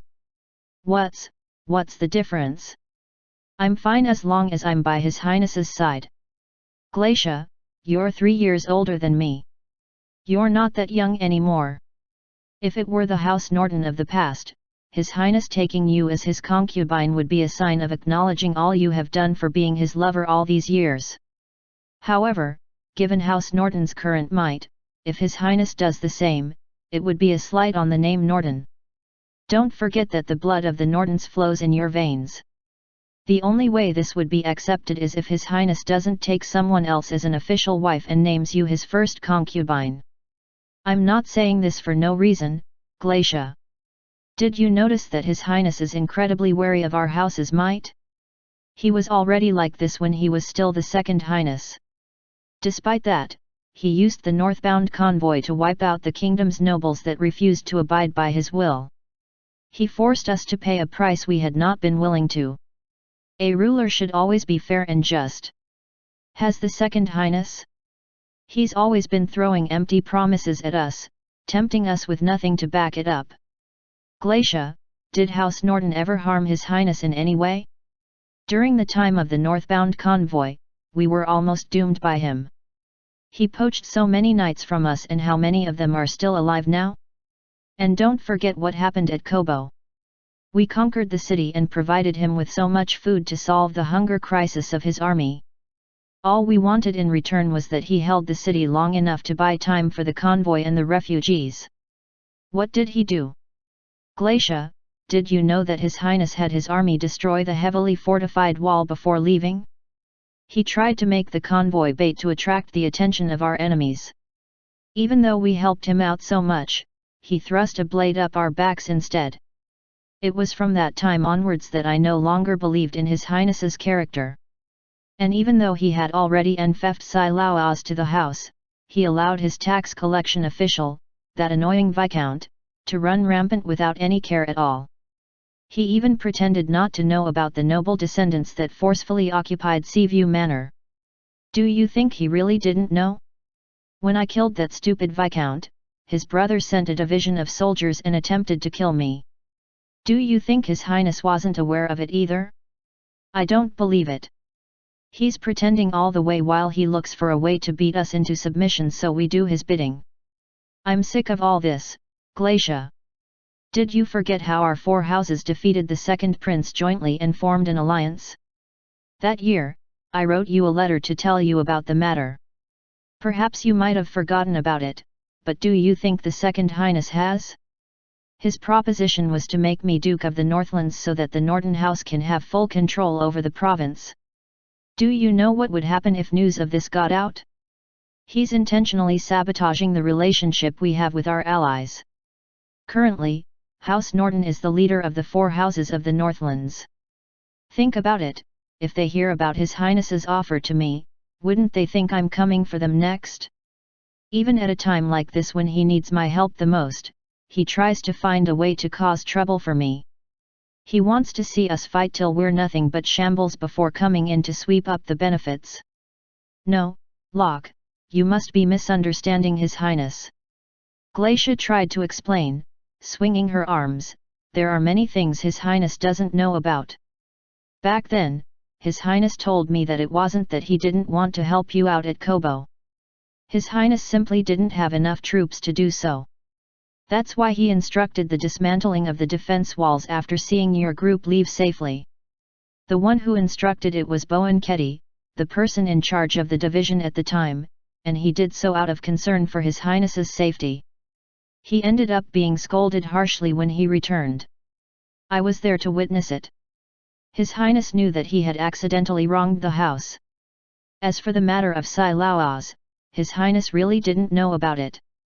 You should know well that His Highness was busy gathering his troops and preparing to reunite the empire. It's only natural for him to not concern himself with small matters like that. The tax official, Viscount Aslan, really didn't have anything to do with His Highness. And His Highness didn't fail to exterminate House Aslan and revoke their title after he heard how Count Aslan set out with his soldiers to pursue you. Whatever, those matters are already history, Lorist replied, shaking his head, there's no point talking about it now. So, Glacia, are you here because His Highness wanted you to find out my thoughts? Yes. His Highness is afraid you still hold misunderstandings about him, so he had me come over and ask what you wanted in return for your aid. As long as it's within reason, he will agree to all your requests, acknowledged Glacia. Tisk tisk, just look, Glacia. Even at a desperate time like this, His Highness is still holding back. Can't you see? This is His Highness being overly cautious of our house again. I'd like to ask him what he can offer us instead. Tell him to spare us the empty promises. Locke, your attitude is a little uncalled for. Don't forget His Highness is your senior noble. A vassal like you should maintain respect and reverence for him, said Glacia angrily. Fine, fine, Glacia. Just go back and tell His Highness that House Norton will not be able to deploy our troops. However, we can provide 100,000 gold forts and equipment for a legion of soldiers. Naturally, I'm talking about the compensation His Highness gave the convoy for eliminating the disobedient nobles of the kingdom, the equipment of the Wittelian Legion. We still have 72,000 sets, all of which I can give him. That should be more than enough to fulfill a vassal's due and duty, said Lorist, a little frustrated. The equipment of the Wittelian Legion was taking up quite a bit of warehouse space.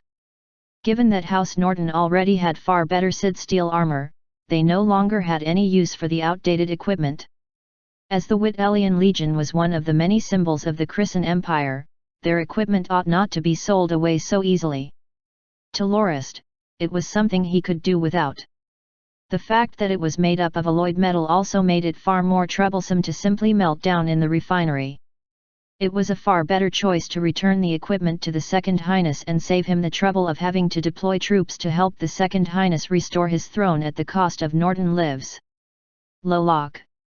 Are you really willing to give the Wittelian Legion's equipment to His Highness? Glacia started. Glacia never thought Lorist would offer such a thing. After all, each set of Wittelian Legion armor cost 70 gold forts to manufacture, so 72,000 sets were worth roughly 5 million gold forts. Giving such a thing away without asking for anything in return meant nobody could question Lorist's loyalty and due assistance to his senior noble. Yes, said Lorist. All that junk has been gathering dust and using up precious space. Supervisor Spiel has asked me multiple times to deal with it already. Then, we'll have to draft our soldiers from the Dominion as well, added Glacia. No way. Refused Lorist. How dare you even suggest that? You have no right. You can recruit soldiers if you want, but you cannot use House Norton's name for your cause. We have our own policies when it comes to enlistment, and even His Highness cannot force our subjects to die for his cause. No noble had any right to draft soldiers from another's dominion. To any landed noble, their subjects were their source of wealth. If it was an open recruitment, however, no noble could interfere. After all, those who enlisted would essentially be work for hire, and private transactions were not within the jurisdiction of the local house. Fine, normal recruitment will do. However, you have to give us the 100,000 gold forts you promised and can't intentionally do anything that will sabotage our call to arms. Lastly, the soldiers we recruited will be fed and sustained by House Norton while they are in the Northlands. Will that do? Pushed Glacia further. She thought things couldn't possibly get any better. With 100,000 gold forts in hand and the equipment of the Wittelian Legion, the Second Highness would definitely be able to recruit 70,000 soldiers. All he had to do was pay each household 1 gold fort as pension and people would be flocking to join his army. It was the same tactic the Second Highness had used to gather his 300,000 soldiers. Fine, whatever you say, Lorist smiled coldly. I believe you just can't wait to go back to report this to His Highness. I'm sure he'll be more than glad to hear it. Seeing Glacia leave happily, Howard, who had been standing next to Lorist the whole time, asked in a worried manner, "My lord, aren't you worried that trouble will stir up in the Dominion? As if giving His Highness equipment was not enough, you also allowed him to recruit soldiers here." "I'd like to see how many soldiers he can recruit," Lorist laughed. "Naturally, if there are people who want to join the cause, we'll send their family members away to the army camp along with them and revoke their rights to homes and farmland. Since they want to serve the Second Highness, he will have to be responsible for their well-being. I definitely won't allow them to take advantage of my house." "Indeed, my lord, you couldn't be more correct," said Howard before he joined in with the laughter. Chapter 336 Negotiations. Here's the third release of the week. Enjoy. "My lord, you have erred," said Charade solemnly. He had rushed straight to Maple Woods from Firm Rock Castle the night before. Lorist hadn't met the Second Highness even once since he promised to provide him with 100,000 gold forts and the Whitellian Legion's equipment. The latter had brought his men with him hurriedly to Felicitas' 7 towns to start recruiting soldiers. Lorist, on the other hand, lazed around at Maple Woods for a couple of days. But, when news reached Firm Rock Castle, Charade could no longer sit still. Lorist, who was in the middle of teasing his second son, raised his head with surprise. "What did I do wrong?" Charade remained silent and continued staring. "Come on, let's talk in the study on the second floor," said Lorist as he passed his son to Irina. In the study, Lorist opened a bottle of fruit wine and poured a cup for Charade and another for himself. Charade downed his in one gulp, breathed a long sigh, before handing his cloak to Howard and saying, "One more cup." He sat on the sofa and said with his eyes fixed on Lorist, "Locke, do you not know what you've done wrong?" Lorist raised his brow as he refilled the cup. "I really don't know," answered he. "You shouldn't have given the Whitellian Legion's equipment to the Second Highness," said Charade. "Oh, but Supervisor Spiel has long been prompting me to get rid of them. Not only are they heavy and space-consuming, their defensive capabilities pale in comparison to the armor we developed. It can't be sold either, given what the Whitellian Legion symbolizes. That's why I chose to give them to the Second Highness so our house no longer has to help him restore the kingdom." "Sigh, Locke, you still don't understand? I didn't say it was wrong for you to give the equipment. The act of giving wasn't the problem. Your mistake was that you gave it away like you were returning it. Other things aside, even though the 72,000 sets of gear are not much use to us, we can still sell them to House Fisibelan or the 4 central duchies for 5 million gold forts. Your giving them away is like tossing that amount of money down the drain. And did the Second Highness express any gratitude for your generosity?" "No. Nothing. He just rushed to Felicitas to start recruiting his soldiers. He's a chronic ingrate to the end." Charade had never held a good impression of the Second Highness and felt he was an underhanded person who tried to act just and fair. The convoy Charade had led had almost been cornered thanks to the Second Highness' antics. Had it not been for Lorist's timely aid, the consequences would have been unimaginable.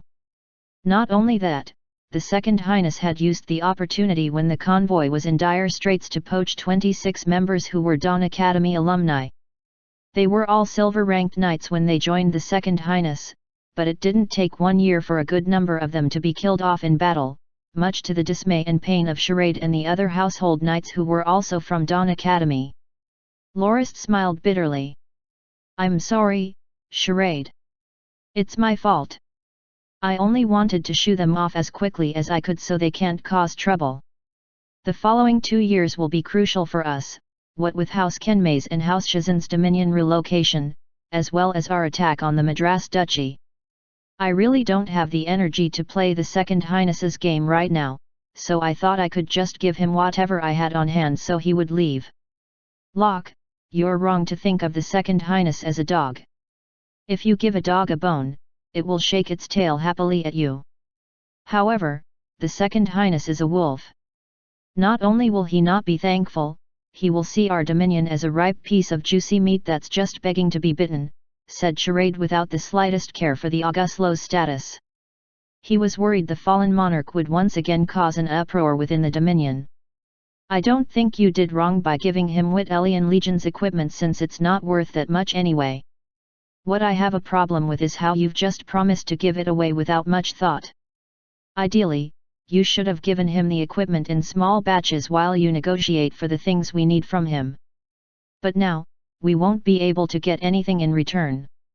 Another point I don't really understand is why you've agreed to let them recruit soldiers from our dominion so easily. With money, equipment, and an abundance of people to recruit from, it's only a matter of time until he comes for us. I believe we should send the Second Highness away as soon as possible so it doesn't come to that.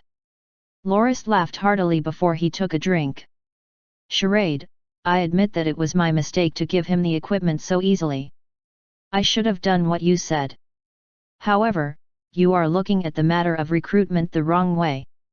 Believe me, the Second Highness definitely won't be able to recruit many people from Felicitas. Ha ha ha. Why? Charade asked. The Second Highness is the Andanak Kingdom's former king, and the citizens at Felicitas are mostly refugees from his kingdom. They have a high opinion of the Second Highness and will definitely answer his call if given the chance. Also, that king of ours will definitely make tons of empty promises to seduce the foolish to become fodder. Haha, Loris laughed loudly before, Charade, you've been put in charge of administrative matters for far too long. Perhaps you've forgotten our house's enlistment policies. Our subjects have to go to the new recruit camp when they are 16 to awaken their battler force, and those that can't must return home to work as farmers. The process will repeat once every 3 months until they're 20, and those that manage to have their battler force awakened can join our forces. Being our household soldier is one of the most desired vocations in the Dominion, and those that serve long enough might even be promoted to the ranks of the police brigades or the garrison forces. Take, for example, the recently formed Jaeger Legion.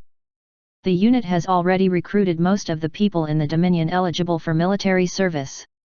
Tigersaur and Firm Rock have had many of their members transferred over as well, so they've had to run recruitment drives of their own to fill the void. Many people from the town garrisons and local defense brigades have also been recruited, so they'll have to start recruiting as well. As for those who don't qualify to become a member of our forces, they have their own jobs to do at the factories to feed their families. Given the situation, do you think the Second Highness will succeed in his recruitment? I heard he's going to use 1 gold ford as payment to the families of the soldiers he recruits. When I heard he was going to recruit more than 70,000 at once, I almost laughed so hard all my teeth fell out. He didn't even consider the fact that each person in our dominion will be able to earn 2 to 3 gold fords for a year's hard work and still thinks he can pay for a human life with 1 gold ford. Hee, Charade, the Second Highness will not be able to recruit any soldiers here. It's already been 4 days since his departure and he only has around 143. Ha ha ha. Charade breathed a sigh of relief and downed the rest of his wine again. I truly have forgotten our policies. Well, that settles that. As long as the Second Highness is unable to recruit soldiers, there isn't much he can do with the equipment he got. Then again, Locke, you should be careful not to let the Second Highness use us again like he did with the convoy. Don't worry. I've already had Tarkle and Fury Bear go all out and monitor each and every one of their moves. Oh, and you came here just in time. I was about to head to the war zone at the Metropolis River's lower bank to see Potter Fang. I'll need you to deal with the matter of the Second Highness. I feel like I didn't offer them enough hospitality. A loud commotion rang out on the lower floor, causing Howard to look out of the window. "Milord, the Second Highness and Lady Glacia are here and they seem rather mad." It didn't take long for the study's door to be pushed open. The Second Highness wore a displeased look while Glacia seemed completely fuming. "Locke, what do you think you're doing? Didn't you say you wouldn't get in the way of our recruitment? Why did you do all that?" "What did I do? Can you be more specific?" asked Lorist curiously. "After we recruited some soldiers, your men sent their family members to our army camp as well. What's your intention? Your men even said that since the ones recruited have chosen to serve the king, House Norton will no longer be responsible for feeding their family members, and it falls to us to take care for them. Tell me, did you order this?" roared Glacia angrily. "Can you tell me where the soldiers you recruited worked originally?" asked Lorist coldly. Well, Glacia found herself speechless all of a sudden. "This, Brother Locke, the soldiers we recruited were only a little hot-headed and wanted to serve the kingdom in whatever capacity they can. It's something worthy of praise, we shouldn't trouble the family members," said the Second Highness hurriedly. "Is that so? Are you saying that House Norton hasn't done enough already? Don't forget we just paid you 100,000 gold forts and gave you Wittelian Legion's equipment. This alone equates to 6 million gold forts worth of support. If this doesn't count, then what does? I doubt anyone in the history of Grindia has ever made such a huge donation before, yet we didn't even get a word of thanks in return," said Charade insidiously. A trace of seething anger flashed past the Second Highness's subdued expression, but it only lasted an instant. "Oh, Knight Charade, it's been so long since we last met. Congratulations on becoming a gold-ranked knight." Charade puffed out the badge on his chest. "That's nothing to be surprised about. Anyone can do this much with proper training. Your Highness, why haven't you responded to the aid the House has given you over these few days? Are you still not satisfied with what we've done?" Charade's point struck the heart of the matter mercilessly. Normally speaking, a senior noble must formally respond to the aid offered by a vassal. It could be in the form of a letter of gratitude that stated what the vassal contributed. In some cases where vassals sent their own troops to participate in a senior noble's campaign, the senior noble had to offer some more land along with a rank promotion or some other form of reward as compensation. Lorist's contribution to the Second Highness could already be considered one of the biggest donations ever made in the history of Grindia, yet the Second Highness didn't respond in any way even after a few days had passed. Hence Charade's lack of hesitation to hammer home the point. "Your Highness, at the very least, a letter of gratitude is due. We've already sunk in a legion's worth of gear, and we don't expect much in return apart from acknowledgement of our contribution. Or, is it because your Highness feels that our contribution doesn't even merit your gratitude?" pressured Charade. "Hee, apologies," the Second Highness said after taking a deep breath and wearing a pleasant facade. "I formally express my gratitude to Brother Locke and House Norton for giving aid to a fallen king such as myself. As a simple letter of gratitude wasn't sufficient to express my heartfelt thanks, I had intended to leave the acknowledgement for a formal banquet I would host at the imperial capital. That's why I was busy trying my best to make preparations to take back my kingdom. Only then can I raise your peerage and give you the compensation you deserve. However, since you're in such a hurry, I can give you my reply right now." The Second Highness nodded to Lorist and said, "Brother Locke, I hope you won't mind if I use your desk." Without waiting for Lorist's reply, he sat down of his own accord before he started scribbling on 2 beast-skin documents. After that, he removed his ring and sealed the documents with his wax seal near the place where he signed. "Are you satisfied now, Knight Charade?" asked the Second Highness sarcastically as he handed the 2 documents over, intentionally avoiding Lorist. Charade looked at Lorist only to see him shake his head slightly. Charade proceeded to read the 2 documents aloud. The first was the letter of gratitude for Lorist and House Norton's contributions as well as his hopes that they would continue to contribute to the kingdom. It was no different from the average gratitude letter. After reading out loud, Charade complained, "Your Highness, I feel that you should have stated clearly in what manner House Norton contributed to you. This is something that'll enter the annals of Grindian history as one of the largest donations ever made, so it won't do to lightly pass it over like that. Well, since you didn't bother to write it down, we will make our own records of the matter in our household chronicles. The second letter was a letter of promotion. As the senior noble of House Norden, and the person who bore the legacy of the Christian Empire, the Second Highness officially promoted Norden Lorist to the position of Duke of the Northlands. All nobles within the Northlands would have to submit to House Norden, and any who were displeased were free to bear arms in objection. This guy's still trying to give me trouble. It's a shame he doesn't know about the dominion relocation of the 3 other houses. With this letter in hand, House Norden will be able to rule the Northlands without contest, thought Lorist, smiling coldly. Thank you for the promotion, Your Highness. House Norden is ever so thankful, said Lorist with a salute. He didn't even hesitate to express his gratitude when it was due. Well, it's what you deserve, my friend. Also, let's talk about the matter of soldier recruitment, said the Second Highness. A knocking on the door could be heard before Howard entered with 2 letters in hand. Lorist saw the blue markings on the letters and smiled coldly. Your Highness, Glacia, is this how you repay my trust? Lorist waved the letters in his hand and continued, while I did allow you to recruit soldiers from the Dominion, I never said you could poach the members of the police brigades and garrison forces. They are also considered part of the Norden forces. Your Highness, how do you explain your actions? Glacia argued, Locke, we didn't actively seek them out. It was they who wanted to serve His Highness and contribute to the kingdom of their own accord.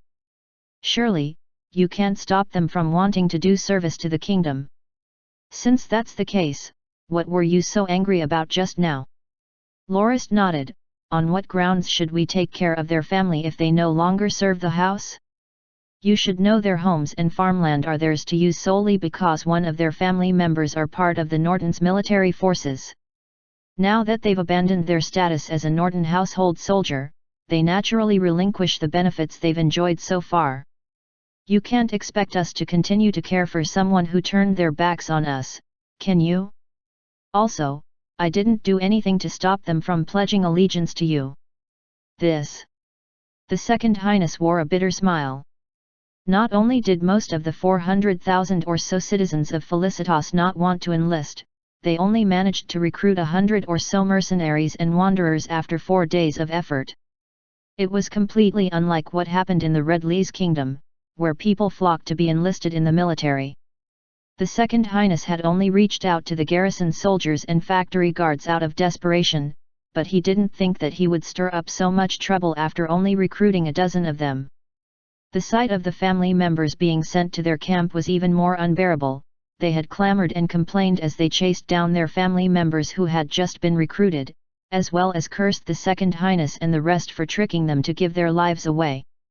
But, where would I recruit soldiers if not here? It was almost guaranteed for him to be attacked the moment he showed his face anywhere else. To the Second Highness, his enemies lurked everywhere apart from the Northlands. He no longer had anywhere to go.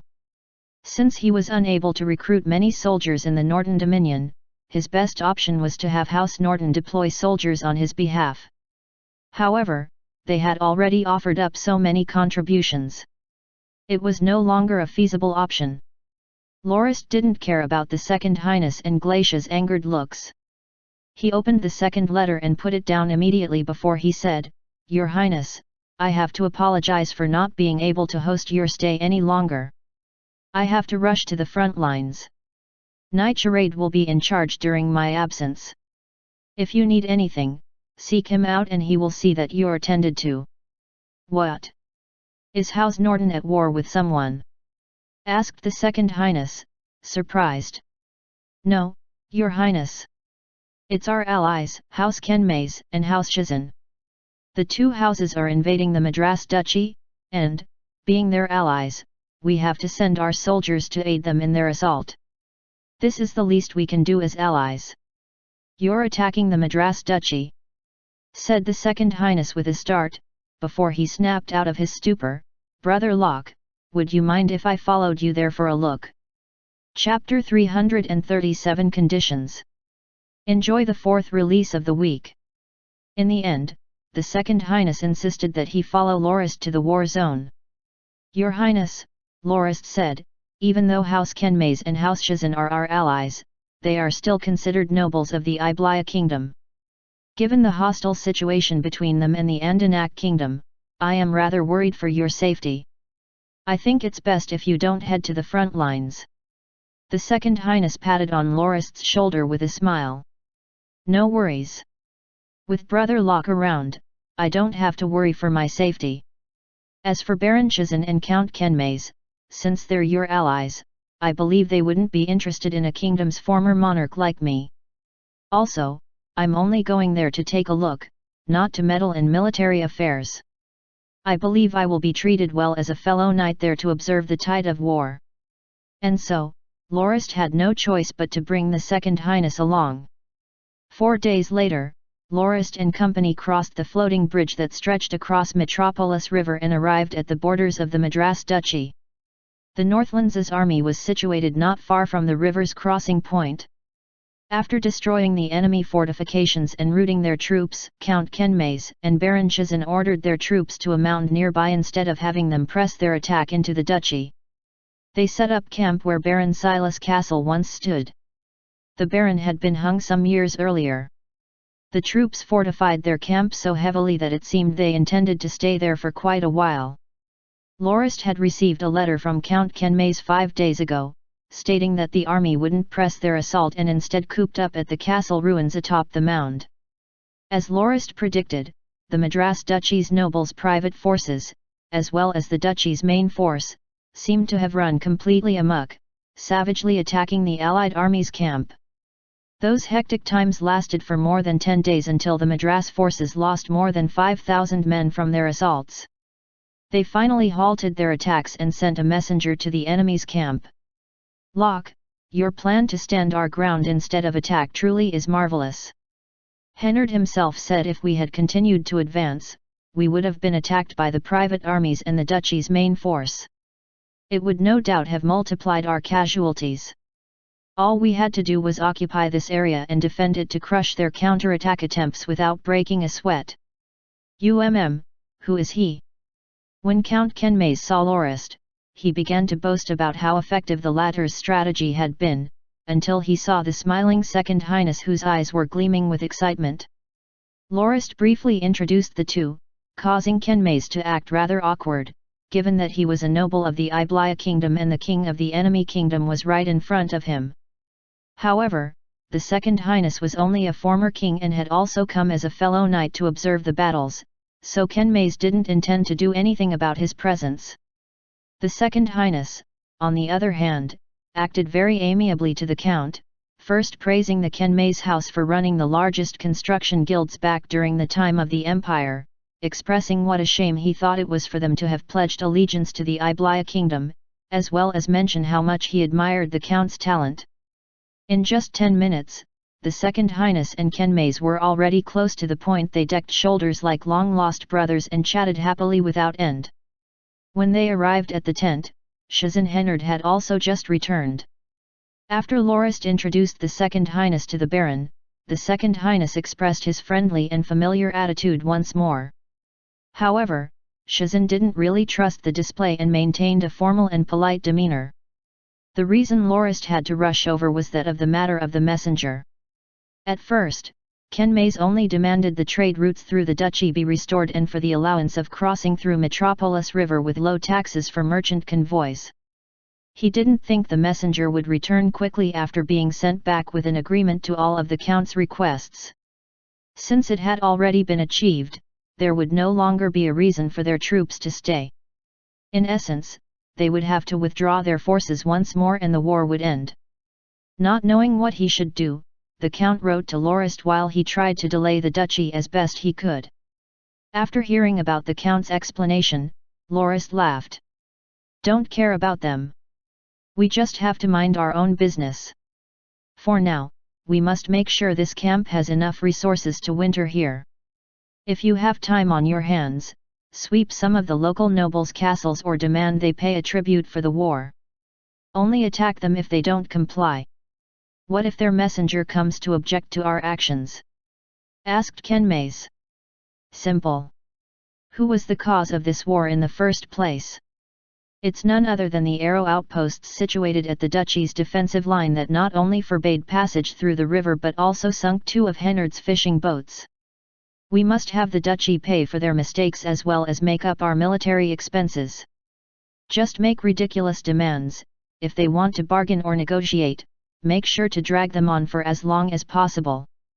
All we have to do is maintain the status quo until winter is over. We must also have the Duke himself sign on our agreement and not some nobody who claims to be able to accept the conditions on behalf of the duchy. Only then will we withdraw our forces. Kenmaze was overjoyed to the point that he slapped his thigh. That's right. Spending so much time in this military encampment has rusted my mind. I didn't even think of such a simple solution and felt a little odd when I thought about how easy it was to defeat the duchy. The moment I heard their agreement to our conditions, I thought we had lucked out, but I almost ended up tricked by them. I can almost be sure the duchy's folks won't acknowledge the agreement after we withdraw our forces and deploy their troops at the bank of the river once more. All we have to do if that's the case is launch another attack, said Hennard confidently. Locke, if the duchy accepts the rest of our conditions, what do we do? Asked Kenmaze after some thought. Then we have no choice. If Duke Madras is willing to pay such a price, we will have to withdraw. However, we can use the excuse of not trusting them to request for a plot of land near the riverbank to garrison a division of troops. 2 reasons. The first is to protect the bridge and the second is to ensure safe passage for the merchant convoys from the Northlands, replied Lorist. Very well, we'll do just that. I'll tell the messenger that when he comes again. If they are able to abide by our conditions and show the duchy's sincerity, we will agree to end the war. Originally, the Second Highness only intended to watch their discussion with a smile. However, he felt something was off the more he listened to the point he couldn't resist his urge to speak. Apologies for interrupting, Brother Locke, Count Kenmaze, may I ask you the reason for this war? Oh, Your Highness, it all started like this. Duke Madras sealed off the crossing point at the river and even sunk 2 of House Shazan's fishing boats. This attack was made in retaliation for the duchy's acts. If Duke Madras agrees to no longer seal off the river and reopen the trade routes, allowing our merchant convoys to conduct business within the duchy, we will end the war, answered Kenmaze politely. Does that mean you're not willing to conquer the duchy and make it your own dominion? That would achieve your goals as well, won't it? Asked the Second Highness curiously. Kenmaze rolled his eyes and looked at the Second Highness like he would an idiot. Your Highness, it's not that we don't want to occupy the duchy, the price we have to pay for it is far too high. Even though we are able to pull it off, our goal is first and foremost the reopening of trade. Why would we bother with conquering the duchy? We'd have to invest much more resources to develop the place as well if we do, and we're not stupid enough to. As long as Duke Madras agrees to our conditions, it won't hurt to end the war. The Second Highness looked disappointed because he thought the reason the Nortons and their allies attacked the duchy was to exterminate it instead of just giving it a small poke to re-establish trade. He had thought that he could use the chaos that would result from the war to recruit the refugees into his new Wittelian legion so he could travel through the duchy to reclaim his throne. His dreams were shattered without any mercy at all. Seeing the Second Highness's disheartened look, Lorist tried to resist his urge to smile. He had already known the true goal of the Second Highness for making this trip. While Lorist had his own plans for occupying the duchy, he wouldn't let the Second Highness take advantage of it. All right, let's get something to eat. Also, Hennard, please see that His Highness is settled down and rested. We have traveled for quite a number of days, so let's rest after our meal and leave any talking to tomorrow. Even though it was wartime, with the spoiled and indulgent Kenmaze around, the ad hoc banquet was as plentiful as ever. However, the Second Highness appeared rather down for the most part and didn't have much of an appetite. It didn't take long for him to leave for the room Hennard had prepared with the excuse of feeling a little tipsy. Why did you bring him along? It was so awkward for me just now, complained Kenmaze. I didn't have a choice either, Lorist shrugged, he insisted on following, and I can't just refuse my senior noble without good reason. Since he's no longer the king, there's nothing wrong with him coming here as a noble knight. Didn't he disappear for quite a while? Why has he showed himself all of a sudden? Since you were already a free noble, it must feel quite bad for your senior noble to pop up again all of a sudden, said Hennard. Lorist breathed a long sigh and told them about how the Second Highness managed to escape his predicament, as well as what he requested of the Norton house. Ha ha ha ha. Kenmaze and Hennard both laughed upon hearing how the Second Highness wasn't able to recruit soldiers at the Norton Dominion. You know, Locke, don't you think that ex-king of yours is rather useful? You can use him and his name to send your troops to reclaim his kingdom. You can then install him as a puppet ruler. He can jump to your will whilst you pull the strings from the shadows, said Hennard with a flash of inspiration. Kenmaze didn't hesitate to put a damper on the thought. Forget it, I'm sure you know of the ambitions that man has. He's always wanted to be the emperor that reunites the empire. Controlling him is out of the question. What a mastermind requires is a cowardly dog, not a wolf king that'll take a bite out of him at the first opportunity. Just look at how he treats Lorist. Not only did he use him while he called him Brother Locke, he's actually rather guarded and fearful of House Norton's might. Now he got himself into this pool of trouble, he still wants to rebuild his army and rely on himself to reclaim the throne instead of letting Locke do the honors and agreeing to the terms of his house. That alone should be enough to show how hard it is to control someone like him. I sent someone to have Ovides hide his catapults before I came, the Second Highness won't learn of our secret weapon. Make sure you order your subordinates to not leak it either. It's fine if the Second Highness wants to see anything else. Since we're not in conflict at present, the front lines are rather peaceful. I'm sure they won't be able to hold on for a few more days. It'll be much easier for us when they leave. All we have to do now is follow our original plan, said Lorist as he stood up and concluded the banquet. Lorist didn't feel like going to rest after a full meal. Since it was still the afternoon, he had Els bring him 2 fishing rods from Kenmaze's tent. He had just tasted some fresh whitefish from Metropolis River during the banquet and Kenmaze didn't fail to boast about his fishing skills. Hennard, on the other hand, said hatefully that when he was busy beating away the duchy's forces, Kenmaze was fishing. However, there was naught Hennard could do but complain, given how his favorite woman was the Count's cousin. After 3 hours of fishing, they got many different types of catch, all apart from whitefish. Seeing that it was getting late, Lorist and Els rowed their fishing boat back to shore and returned to their camp. The ruined castle on the mound had already been restored halfway. It was the center of operations for the army as well as Hennard and Kenmaze's temporary residence. It was arranged for Lorist to stay in a building not far from the main castle. He ordered a couple of guards to deal with the catch as he climbed the stairs to his room for a bath. After Lorist entered the tub, a guard outside reported that Kenmaze had come over, probably to invite Lorist for dinner.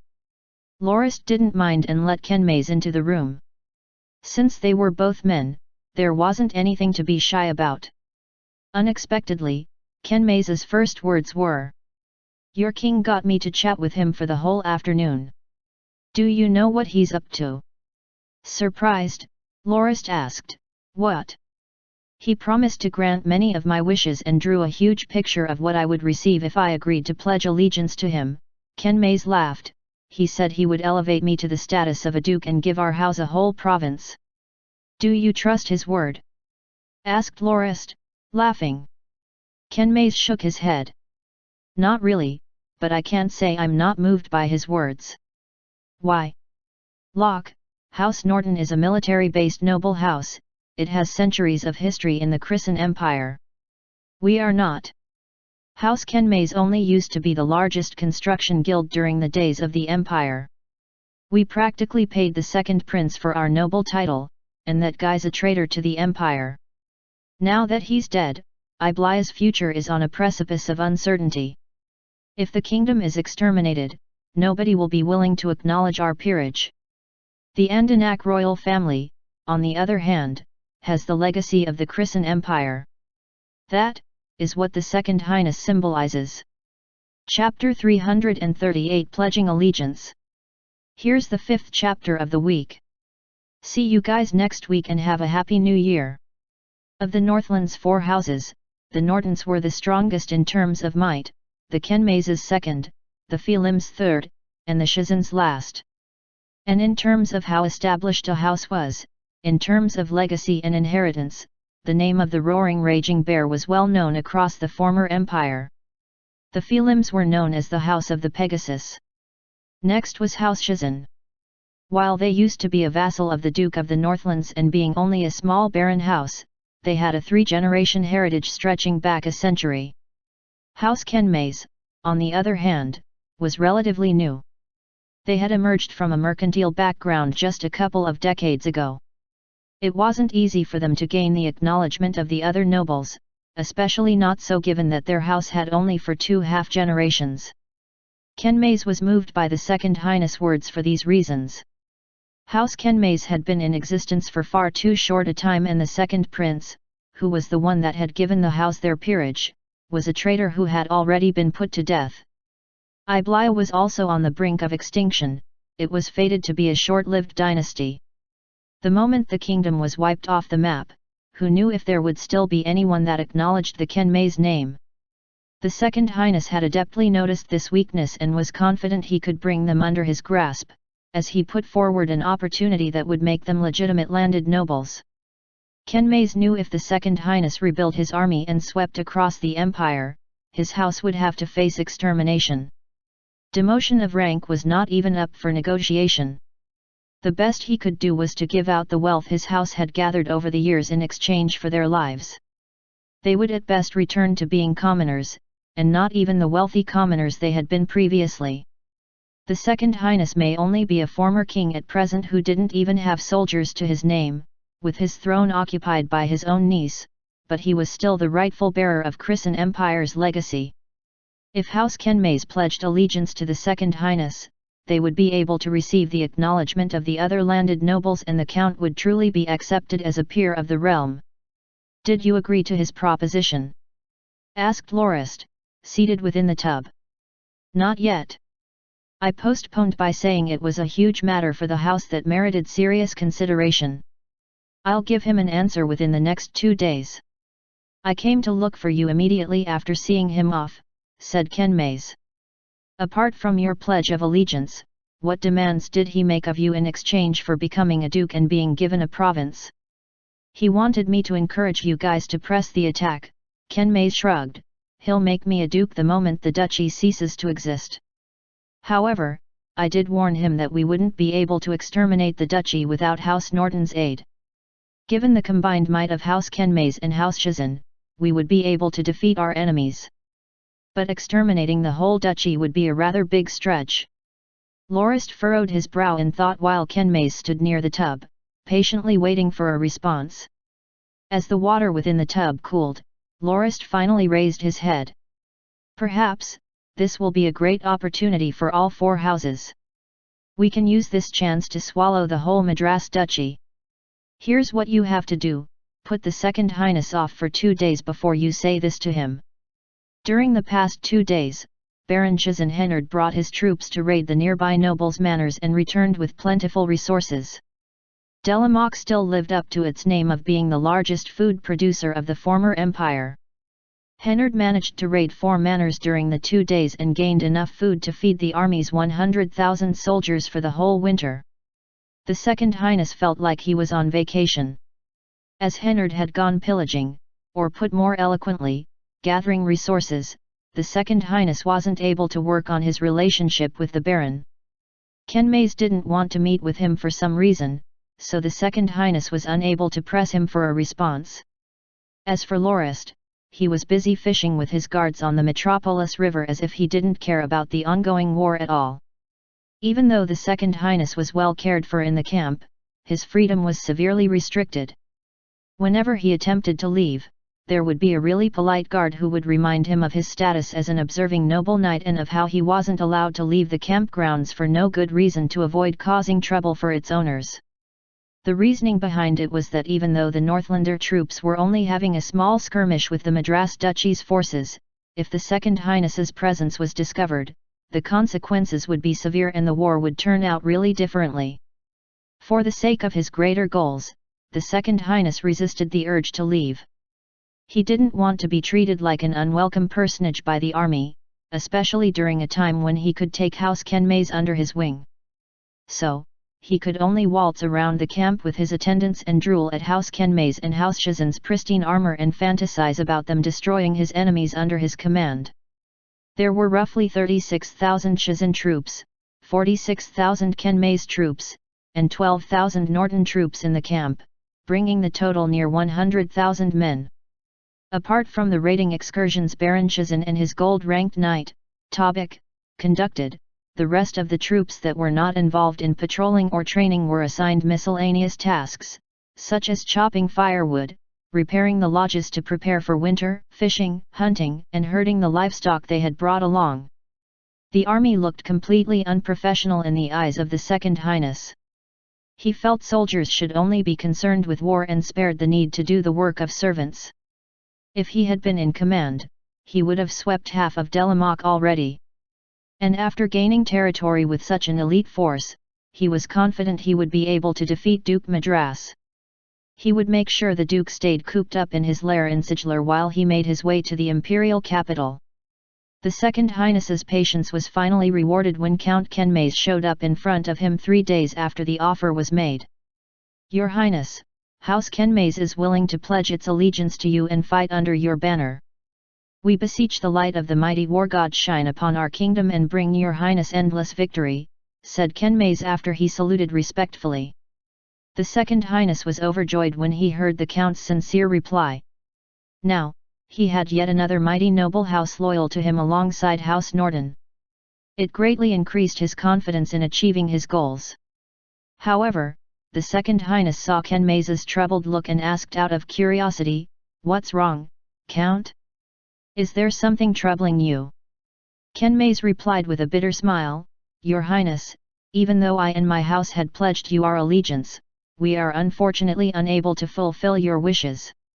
We won't be able to attack the duchy, nor were we able to convince our ally to resume the offensive." "Why is that?" "My fine Count, my word to you is no light matter. I make an oath on my status as the ruler to make you duke as long as you can exterminate the duchy.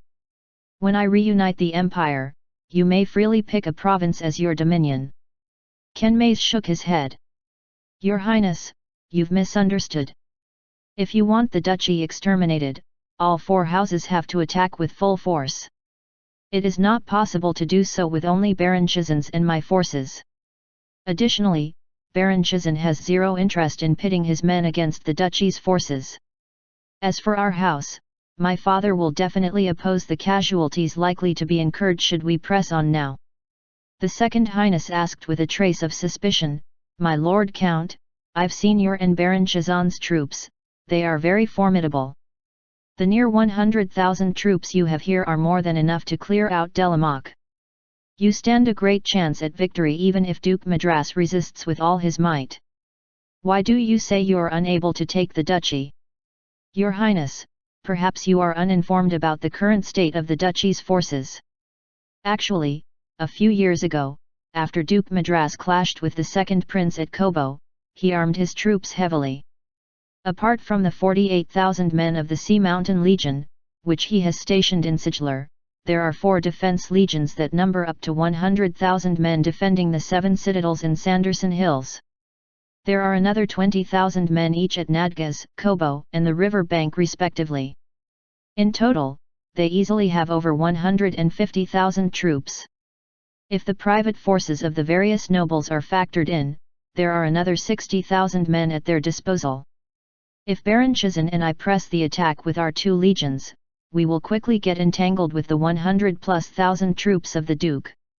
If that happens, even if we end up victorious, our vitality will be horribly sapped. Even if we win, Duke Madras can continue to rest and recover given his dominion's abundant resources and population, while our houses will take up to 10 years to recover.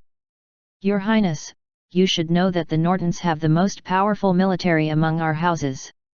Even if all three of our houses were to assault them at the same time, they would still win. There's also House Phelim, which you might know as the House of the Pegasus. Baron Phelim is the descendant of that house, and his light cavalry legion has only recently shocked the world with their prowess. In contrast to those two houses, the troops of House Shazan are slow-foot soldiers balanced in both attack and defense.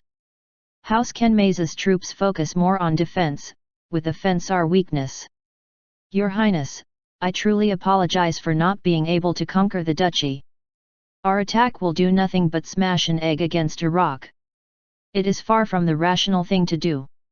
At present, the best I can do to show my loyalty is provide you some funds. I truly am unable to conquer the duchy, unless all four houses act in unison. Please forgive my incompetence, said Kenmais as he took out a thick stack of gold Ford bills that amounted to roughly 100,000 gold Fords and placed it carefully on the table. The Second Highness seemed a little sour after hearing the response.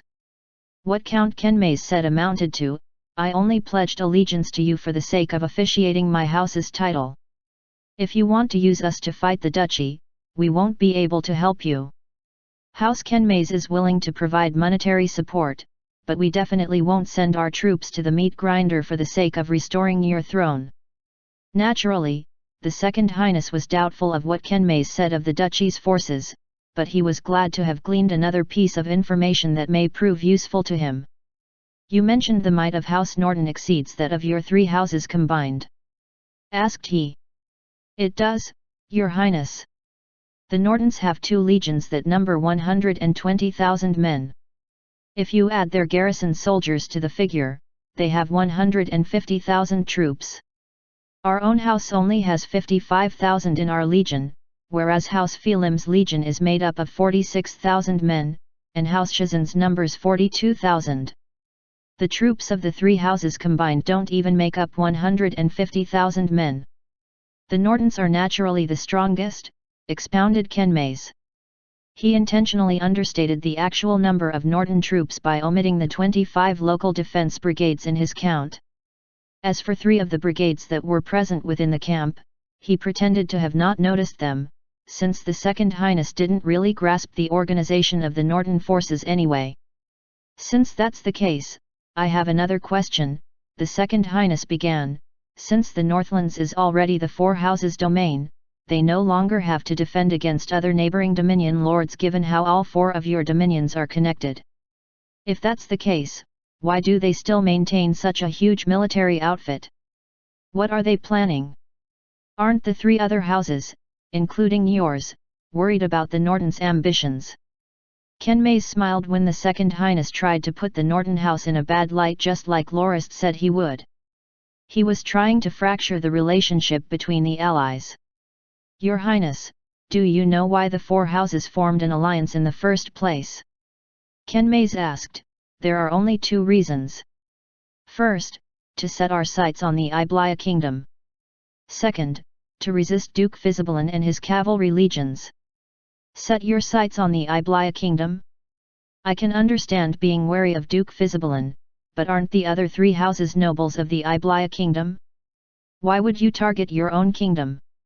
Asked the Second Highness interestedly. Your Highness, actually, after House Norton sent their troops to Windbury to capture the second prince, we 3 noble houses have been isolated by the rest of the kingdom's nobles. It's more appropriate to consider us nobles of the Northlands. The reason we're targeting the Iblaya kingdom is that we're doing it for Baron Phelim. You should know the original dominion of the House of the Pegasus is in southern, and it's his dream to reclaim his ancestral land. However, southern has already been made a wasteland from the conflict, and we'll have to conquer Winston first to reach it. At present, Duke Fizibalan's daughter, Iblaya's queen, holds power within the province. We will definitely be pitted against the Duke if we attack it.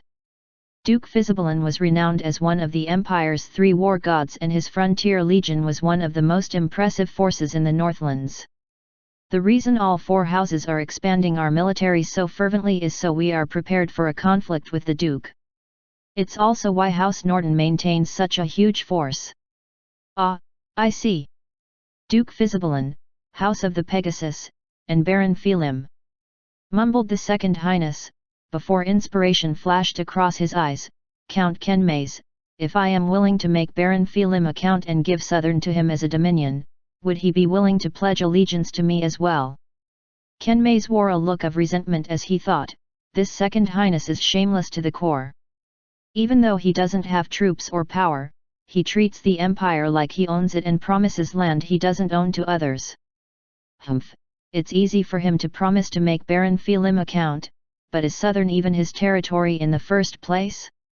If Baron Felim pledges allegiance to him, he'd have to send his troops to fight for Southern himself, with the only benefit being having a good excuse to do so, since the Andanak kingdom is at war with the Iblaya kingdom.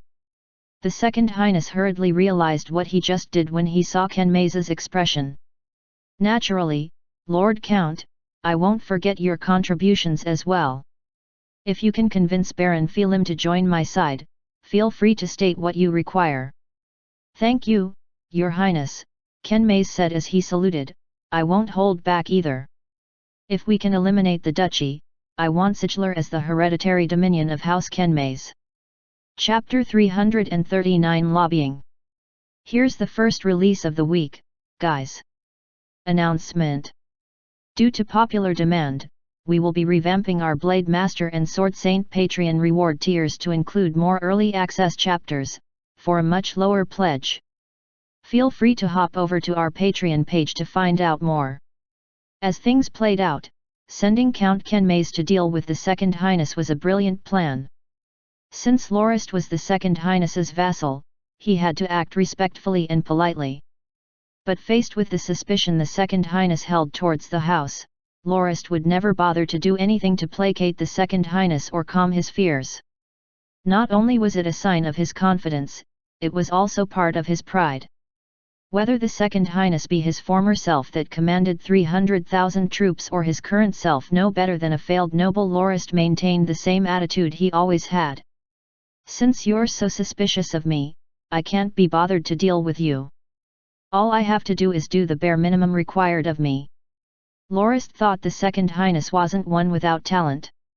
His reputation as one of the war gods on Grindia was nothing to scoff at.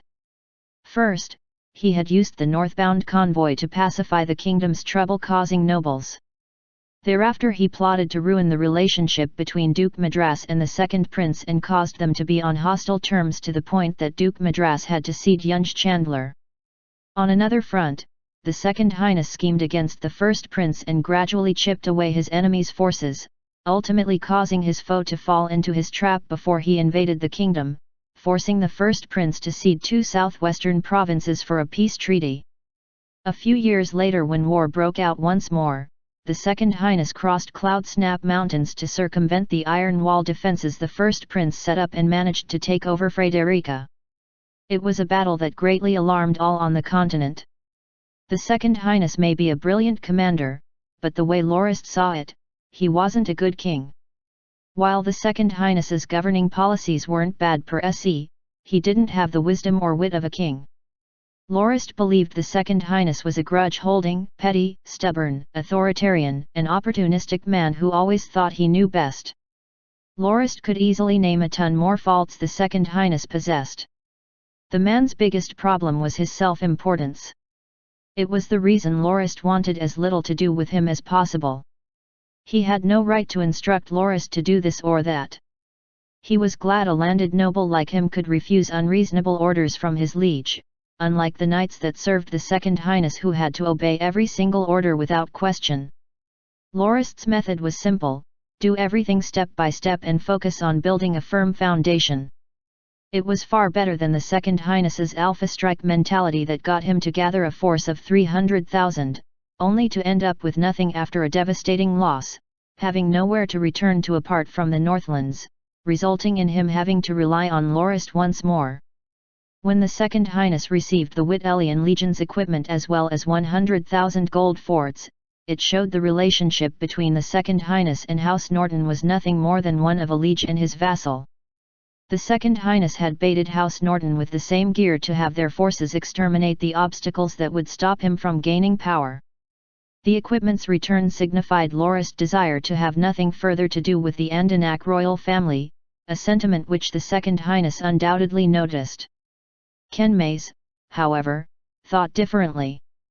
Given the might of House Norton, Lorist could refuse any unreasonable order from the Second Highness, and the latter wasn't able to do anything about it apart from smiling in a friendly manner.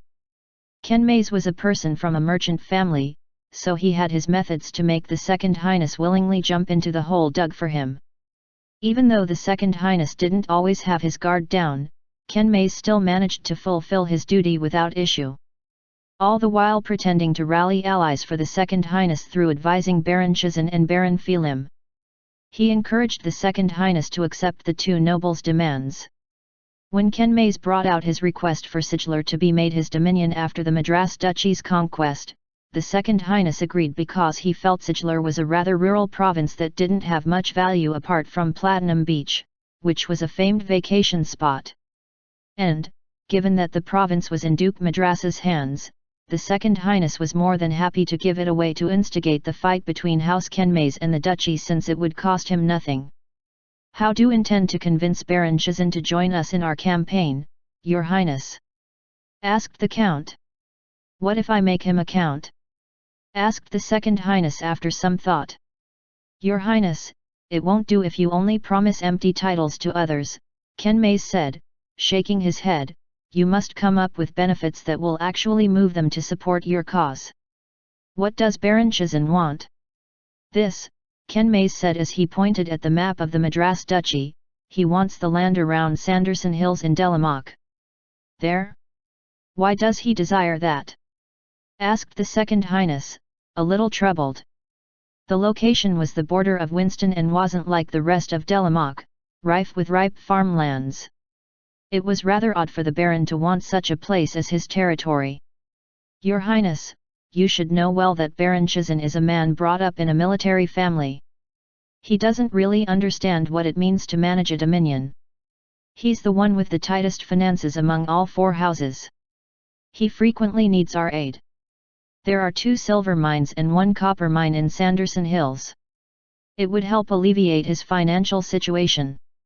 It's far better than selling crops, which is why he desires the area, explained Ken Mays. But, I intend to use those mines to fill the national treasury, said the Second Highness hesitantly. Your Highness, Sanderson Hills is currently under the control of Duke Madras, and there are 7 citadels there manned by a 40,000-man garrison. If you agree to the Baron's request, he will attack and conquer the area regardless of the cost. Your Highness can then levy a 10% tax on the mine's earnings. That's far better than sending your own elite troops to the grinder that is the 7 citadels, no. You're right, Lord Count, the Second Highness conceded. Tell Baron Chizan that I agree to his demand. Apart from giving him that area, I will also make him a count. Your Highness truly is wise. We are really fortunate to have you as our king. I believe you will usher the empire into a new era of prosperity. It was something Lorist wouldn't be able to utter even if it killed him. Yet, Ken Mays had managed to deliver the line perfectly as if it came from the depths of his heart. Let's talk about what we need to do to convince Baron Phelim next. Oh! Before the Second Highness's smile faded, his face turned into a look of bewilderment. Baron Phelim? Didn't I already agree to promote him to the title of Count and give him Southern as his house's dominion? Is he not satisfied? Ken Mays sighed deeply before he said in an annoyed tone, Your Highness, don't tell me you forgot that Southern is not under your control right now. The Iblaya Kingdom rules that area. The Second Highness's face flushed. Even though it's currently part of the Iblaya Kingdom, when I return to the Andanak Kingdom and reassume my throne, I will restart my plan to reunite the empire and conquer it. Southern will be my land to rule. Time, Your Highness. What you need is time, Ken Mays said forthrightly. Your Highness can no longer promise others apples before the apple tree produces any fruit. Nobody will know for sure whether the apple will be sweet or sour. If you make that kind of offer as a king, others will regard you as a conniving merchant, quite a harsh blow to your reputation. Ugh! The Second Highness couldn't help but appreciate the truth in the Count's words. Lord Count, he shrugged, what you said may be true, but apart from promising others things I don't currently have, what can I do? I'm more than ashamed of being a king so incompetent to fall to my current state. Your Highness, please don't think of it this way. Even lions have times of weakness. Your experiences are nothing short of legendary, and the people of the future will no doubt sing your praises. Kenmei's praised, Your Highness, what Baron Phelim wants is simple. He is willing to pledge allegiance to you and attack the duchy on your behalf. All he wants is your promise to back him up when he attacks Iblia to take Southern. He will also need a legion of troops in Southern to defend against any attack by Duke Fisibalin. This mused the Second Highness as he fell into deep thought. Your Highness, are there any difficulties in doing so? Lord Count, it's not that I don't want to agree to the Baron's request, it's beyond my means. The Second Highness laughed bitterly. As you said, a king shouldn't make promises lightly. Even if I manage to conquer the duchy with your cooperation, I can only form one Wittelian legion, and I have to use it to fight my way to the imperial capital. Even if I do manage to take the kingdom back, I'll have to rebuild the royal family's local defense legion to defend against the Union and the 4 central duchies. There's no way I can send a legion to help Baron Phelim take back Southern. After the Second Highness gained some understanding of the duchy's military, he predicted the 3 houses of Shizan, Kenmei's, and Phelim would be in shambles after engaging it. That was the reason he wanted to use his Wittelian legion to reclaim his kingdom right away without bothering to aid them. He believed the kingdom's garrison soldiers would hear of his return and surrender, and he would have to reorganize his military to deal with the Union and the 4 central duchies after reclaiming his throne. He couldn't be bothered to send a legion to aid Phelim. Duke Fisibalin wasn't a person that could be angered lightly either. Sending a legion to fight with the dukes was sending them on a suicide mission. If Baron Phelim is willing to wait a few years until I destroy the Union and the 4 central duchies, I'll send troops to retake Southern for him. I hope you, Lord Count, will do your best to convince him to endure for 2 more years for the sake of the greater good, said the Second Highness, embarrassed. He knew if the Union and the duchies were that easy to deal with, he wouldn't have ended up in his current state. Kenmei shook his head as he understood the Second Highness's intentions to use the light cavalry legion of House Phelim to conquer the duchy.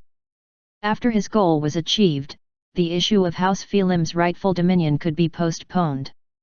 Your Highness, I really don't understand why you don't use any of the many easier methods at your disposal. Why don't you just use the Norton's mighty forces? House Norton. The Second Highness sighed, Lord Count, it's not that I don't want their aid. It's that they're unwilling to give it. Unwilling? How so? I've already made Lorist Duke of the Northlands in hopes that he would send his troops to retake my throne. However, all he gave me is some equipment and money. He didn't bother to give me even a single soldier, said the Second Highness with a hint of anger. Come on, that's 100,000 gold forts and the equipment of the Wittelian Legion, not just some money and equipment. That alone should be worth 3 Duke of the Northlands titles, thought the Count. With a smile, he said, Your Highness, I believe the reason they're unwilling to deploy any troops is that you didn't offer them anything they want. House Norton has been rather troubled over one issue. Oh? What is that? Asked the Second Highness curiously.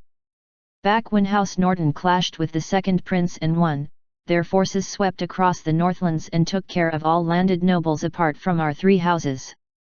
Currently, there are 17 noble houses living in Firm Rock Castle.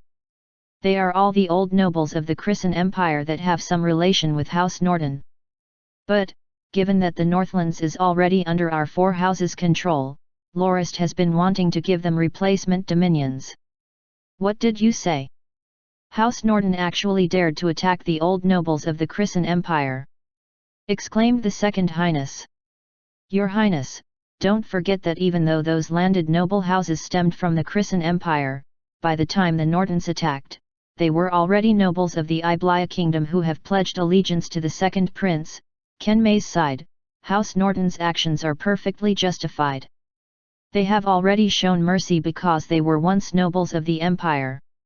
Oh, so that's the case, the Second Highness hurriedly said apologetically. I'm sorry, I've forgotten. What you mean to say is... Kenmei's pointed to Delamoc. Your Highness, if you agree to enfeoff land here to the nobles, I believe House Norton will help us. If you can also let Lorist have Kobo and the rest of the remaining territory, I'm sure he will further your Highness's cause without any hesitation. The Second Highness hurriedly shook his head. No way, Lorist is already Duke of the Northlands. House Norton has already been given the whole of the Northlands, yet they want to stretch their hands into Delamoc? That won't do. Your Highness, please consider your current position. Also, Delamoc is Duke Madras's, not the Andanak kingdoms. If House Norton wishes to take over the area, they will be the ones to pay the price. There is no free lunch in this world. Only through giving will you gain. You're only being asked to strike the deal with the territory currently belonging to Duke Madras.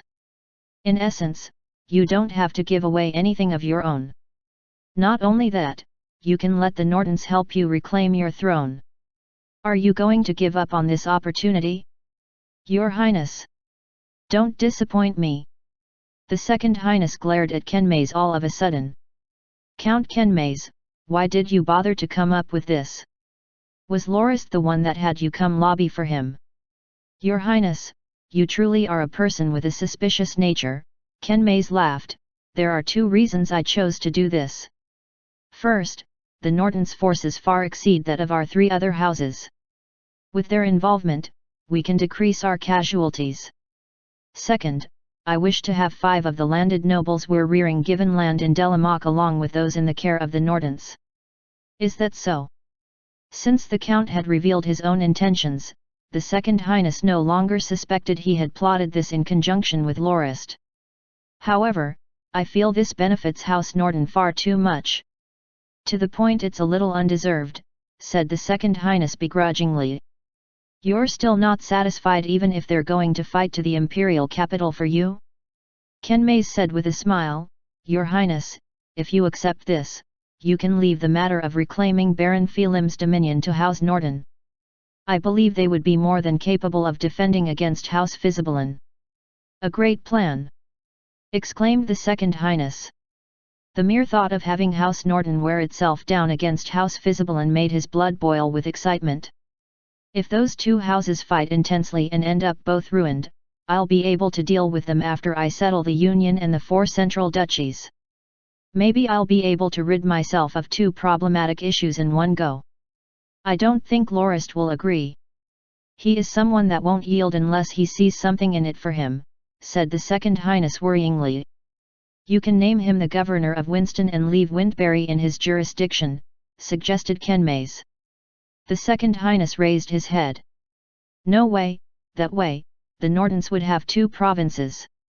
That won't happen, Your Highness. When we conquer the duchy, there will definitely be nobles that will submit to you. I also know some nobles of the Iblaya kingdom that are on friendly terms with me. All you have to do is move their dominions to Winston, and leave only Windbury under House Norton's control. If you make sure to support House Phelim, one of the Norton's allies, I believe you'll have caused House Norton quite a bit of trouble. Splendid! The Second Highness cried with a clap of his hands. All right, I'll go with your plan. Chapter 340 Regret. Enjoy the second release of the week. The sound of the horn resounded non-stop across the dry, withered plains as a group of soldiers marched into view on the horizon. They brought with them various banners and stood in the distance. Not long after, a few mounted men seemed to utter something, followed by some inaudible, confused cries from the men at the back. They began to move once more and headed for Duke Madras's camp at the foot of the mound. The Second Highness could still remember clearly the time the messenger of Duke Madras once again visited the army's camp to urge the army to leave the duchy in a day's time after the 4 houses pledged their allegiance to him. However, When Kenmaze revealed the new conditions of retreat, the messenger laughed with insult-laced eyes. "Lord Count, are you treating the duchy like an ox you can simply slaughter? Do you think His Grace will agree? Don't forget a huge ox will have a pair of fearsome horns. As the messenger, I have no right to criticize you for how ridiculous your ambitions are. I can only repeat what you said word for word to His Grace. But I have to tell you one thing before I leave, since you want war, we won't disappoint you." After the messenger's departure, the Second Highness was completely riled up and he instantly gave a spirited speech, which basically boiled down to how negotiations have fallen apart and that the army should use the chance to strike the duchy and take the rest of Delamoc to gain as much territory as possible before they can ready themselves. That way, they can afford to drag the war on or crush them utterly. However, the four nobles merely looked at the Second Highness with expressionless faces. Baron Chazin was the first to speak out. He explained that there was no longer any need to attack Delamoc. He would instead raid the nobles' orchards and farmlands. Given his understanding of Delamoc, he felt there would be no point in attacking the well-defended castles since they would have to station soldiers there after occupying them. It was no good to fragment their forces. With a stern face, Baron Felim also criticized the Second Highness's plan. It was already the 10th month and winter would arrive in a month. It wasn't possible to take the whole of Delamoc in just 35 days, not to mention the fact that apart from Kobo, the rest of Delamoc worth taking were only manors of other landed nobles. Given that Kobo was a fortified city with 20,000 men guarding it, it was incredibly hard to take. The army wouldn't be able to take the city quickly and any attempt to do so would only incur unnecessary losses. Kenmaze smiled and advised the Second Highness that there was no need to be in such a hurry. The messenger would require at least 10 days to deliver the news to the Duke. It would be the 11th month by the time word reached him. The duchy's forces would have less than half a month to prepare for winter, whereas their own army was mostly ready. By the time spring comes, the enemy would be severely weakened because of their lack of preparation and victory would be within their grasp. In the end, Lorist concluded that they would go according to their predicted course of action and ignore the army that the Duke would no doubt send. They would only fight after the Duke gathered his army in spring the next year. Lorist expressed his confidence in the army's might. They would be able to take the duchy far more easily if the Duke's army was wiped out first. The strategy meeting ended on that note, with the four nobles leaving immediately without giving the Second Highness a chance to convince them otherwise. The Second Highness grit his teeth after everyone else left and regretted that he didn't ask for the right to guide the army's actions when he signed the agreement. The contract of oath was a guarantee a liege gave to his vassals. As long as the vassal carried out the task given by their liege, they could go about it however they wanted without needing the permission or interference of their liege. Usually, an oath contract came in 3 copies. Apart from the liege and vassals' copies, there would be another one for public announcement. The Second Highness's oath contract came in 4 copies, one each for him and the 4 nobles with the final one used for public announcement. During the new year, Kenmaze would represent the 4 houses at the annual celebration in Gildusk and announce the agreement to the nobles currently deprived of dominions by the Nortons and Kenmazes. According to Kenmaze, the agreement signaled the return of those nobles to the Second Highness's rule. At first, the Second Highness wanted the smaller noble houses to sign the contract with each of the 4 houses respectively, but Kenmaze mentioned that the act might make others think the Second Highness was intentionally trying to sabotage the alliance between the 4 houses. It was imperative that the 4 houses worked together to conquer the duchy, so all 4 houses should be involved in a joint signing. Only thusly would all the houses be in the same boat with regards to reputation and casualties. Kenmaze added that he would like to personally sign the agreement independent of the other houses because he didn't want to be dragged into the same pit with them. He said it would definitely incite Lorist's suspicion and the others by making them think the Second Highness had some private arrangements or benefits for House Kenmaze. If it were allowed to come to pass, not only would the alliance be affected, the Second Highness's plan to reclaim his throne would also be ruined. So, Kenmaze said he was willing to get into the same boat as the 4 houses, even if it meant potentially greater losses for him, so the Second Highness managed to successfully regain power in the kingdom. The Second Highness praised Kenmei's sensible considerations and agreed to follow his suggestion for the four houses to sign the same agreement, with the conditions Kenmei stipulated. When the Second Highness stamped his finger on all 6 copies of the contract, Lorist, Phelim and Chazin all nodded in acknowledgement. The Second Highness couldn't be more riled up. He thought the four houses were now at his beck and call. He would use them to wipe out his enemies and conquer the realm. However, Lorist refused his suggestion to deploy soldiers almost immediately. When the Second Highness brought up the plan to conquer Delamoc, he realized he didn't have any right to command the four houses' forces despite being their liege. Even the Second Highness guards reported to the four houses. Apart from gold-ranked knight Ripolid, Glacia, and his 3 silver-ranked knights were back at the Norton Dominion recruiting soldiers and guarding the Wittelian Legion's equipment. Not willing to give up, he sought out Lorist and the rest and tried his best to convince them once more to follow his plan and storm the duchy while the Duke was busy moving his own troops into position to defend against the upcoming assault, saying that allowing the enemy to gather their forces was the biggest mistake they could ever make. After all, Duke Madras had the advantage in terms of both terrain and manpower. Even if they fought to a point of losing, they would still be able to go on the defensive and drag on the war. However, there was only a month before winter arrived, so the Second Highness suggested that even if they weren't able to conquer the whole of Delamoc, it was still better than nothing if they managed to wear down on the forces of the duchy and force the troops at Delamoc to be unable to receive reinforcements or support. That way, they could deliver the final strike when the enemy was worn out even further by the coming winter. Since Lorist mentioned that he wanted to wipe out the Duke's army in one go, the Second Highness intelligently changed his rhetoric. He said they had to decrease the enemy's combat strength before the final fight instead of sitting around and watching the enemy gather their forces. Given the current situation, the duchy was like a huge ox which the sole wolf that was their own army intended to hunt. The wolf ought to open as many wounds on the ox as possible to stall the ox from launching into a life-ending charge. Only after the ox bled most of its vitality out should the wolf engage in the killing engagement and spell the end of the duchy. To convince Lorist and the rest, the Second Highness went so far to use himself as an example, citing his loss 2 years prior to the Allied noble army in Anderwolf. Back then, he didn't command his troops to wipe out the Allied noble army in one go and instead engaged in 3 to 4 smaller skirmishes which all ended in the horrible loss of the nobles.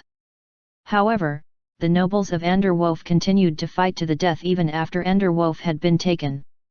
Having been driven to magic, they continued to struggle against the Second Highness's forces until they received aid from the Union and the 4 central duchies which ultimately resulted in their triumph. That was the reasoning behind his argument that Lorist's plan for an all-out battle wouldn't guarantee the duchy's fall. The Second Highness felt the army might repeat his mistake and end up in a huge predicament. He maintained that only by attacking first and conquering the nobles' manors in Delamoc and crippling the duchy's forces was the way to go and that the army had to grasp the chance instead of leaving their troops cooped up within the camp doing nothing. Lorist didn't bother to argue with the Second Highness and merely brought out a map of the duchy and began a simple simulation. Given the current state of the Allied army, if they wanted to take the nobles of Delamoc's manors, they would have to split up into 4 contingents, each contingent containing 20,000 men. Only then would they be able to conquer the manors of those nobles. Even at the lowest possible casualty ratio of 1:1, each of the 4 units would lose at least half their numbers after conquering around 5 of those manors and would have no choice to retreat, ending up with only a third of Delamoc under their control. The biggest weakness of the strategy was how there wasn't a way to encircle Kobo, mainly due to the fact that the duchy's reinforcements would arrive far too quickly. The Duke would either send his strongest unit, Sea Mountain Legion, to disrupt their plans or send 20,000 garrison soldiers stationed at the Sanderson Hills, making it extremely dangerous for the troops on the way to Kobo, even threatening the safety of the camp at the riverbank. If they sent 50,000 men to encircle Kobo, the Duke's reinforcements wouldn't be able to deal with it. If they did that, however, the Duke would send his troops to attack the camp at Metropolis. If the camp was destroyed, the consequences would be unimaginable. They might lose their only way of retreat and perhaps be eliminated completely.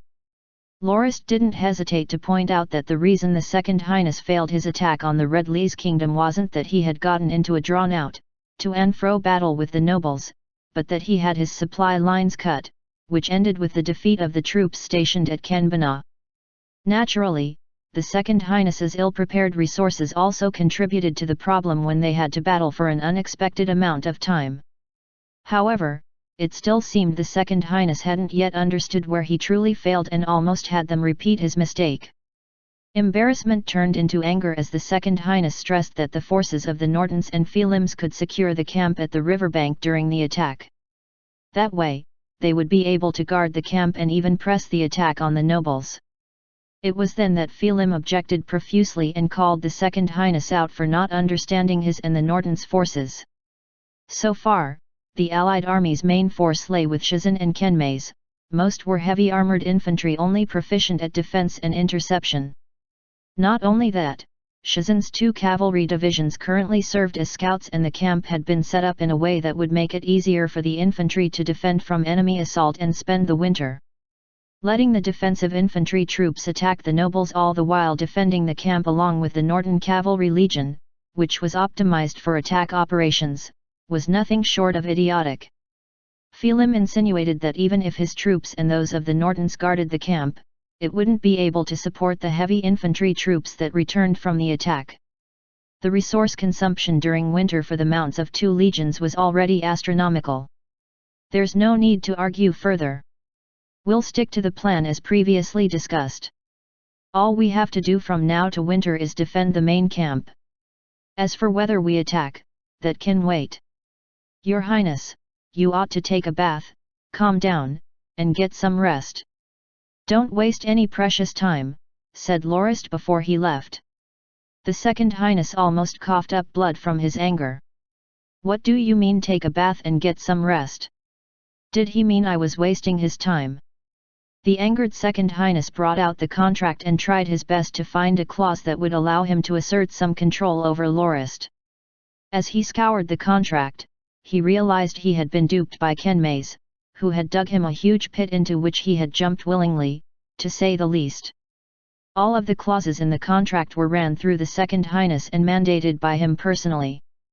But after rereading the contract, he hurriedly brought out a map of the empire and realized that even if he could reunite the empire, apart from House Fizibalan's wild husbandry province, the entirety of the Iblaya kingdom would fall under the jurisdiction of the 4 houses.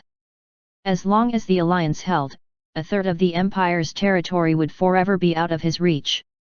Take, for instance, Delamak, which the Second Highness promised to the landed nobles deprived of their dominions. Most of them were vassals of House Norton, and Delamak would belong to the Nortons in the truest sense after the duchy was eliminated. The worst part was how the Second Highness elected Lorist as the governor of Windbury. He had forgotten that Windbury was the capital of Winston, so even if the nobles of Winston were on the Second Highness's side, a governor like Lorist wasn't. And in the chain of command, any order the Second Highness had for the nobles of Winston had to go through Windbury first, so Lorist could just intentionally not pass the orders on while he dealt with the nobles himself. The Second Highness's regret amplified. He had practically given the whole of Winston to the Nortons. He later discovered another clause that severely disadvantaged him. There was no date for when the Nortons had to help the Second Highness reclaim his throne. Not only that, the territory promised to the 4 houses would be in effect right after the duchy's conquest whether the Second Highness regained his throne or not. For instance, the Second Highness had promised Siglar to Kenmei's as his hereditary dominion with the count promoted to duke with the only condition being the conquest of the Madras duchy. Not only that, as long as the 4 houses conquered Winston and Windbury, Lorist's term as governor would be effective immediately and Windbury would fall under his control. I was blinded. How could I believe Kenmei's, a person from a sly merchant family? The Second Highness despaired with his realization, especially the one where he didn't stipulate when the 4 houses had to reclaim his throne. It could happen right after their conquest of Madras, or even 20 years later. The four houses would only have to sustain the Second Highness in the Northlands in the meantime while they carry out their strategy to suck as many benefits out of him as they could.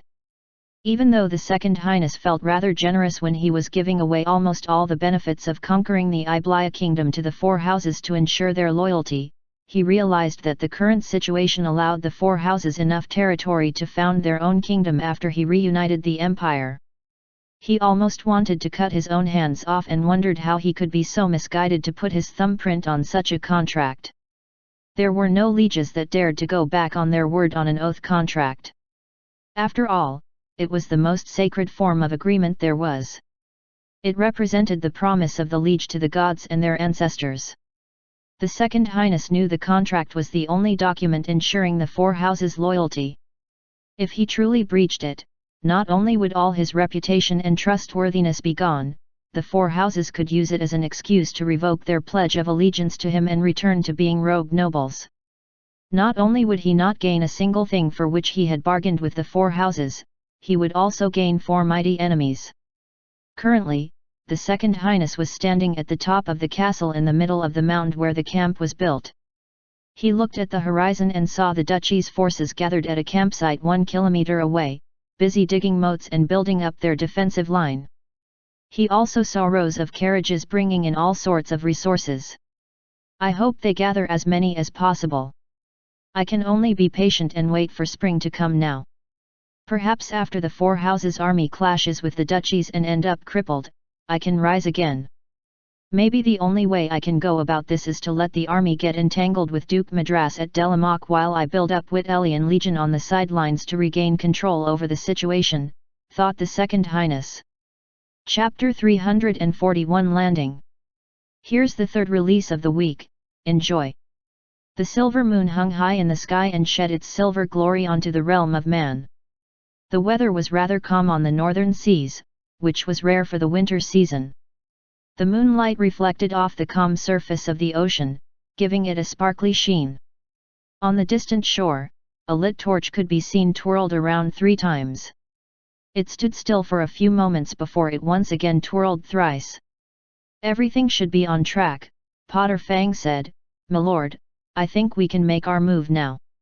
Even though the weather was pleasant, in stark contrast to the strong winds all too common during the season, the chill of winter still made Lorist cold to the bone despite the thick layers of fur he wore. "Let our troops drink some rum and warm their limbs. I don't want them going numb because of the cold and falling into the water. They're definitely goners if they get wet in this cold. I don't want to see any accidents happen. Prepare to move out." "Yes, my lord. I will have them prepare right away." "Don't worry, my lord. We've already trained for this many times, there won't be any problems," replied Potter Fang, standing ramrod straight. The orders were passed down quickly. The ships in front rotated until their sides faced the shore. The sailors threw a large net over the side and let it hang down the side of the ship to the water below before lowering the rafts. The soldiers each took 2 gulps from their respective leather sacks, causing Loris to get a whiff of the dizzying scent of rum. It served to raise the soldiers' body heat so they didn't get affected too much by the cold. Norton troops don't coop up in their camps during the winter. Instead, they would undertake all sorts of training exercises thanks to the need to exterminate the magic beast wave years earlier. It was already a common practice and also served to improve their knowledge on staving off cold. The standard rations of a Norton soldier included a small leather sack of rum.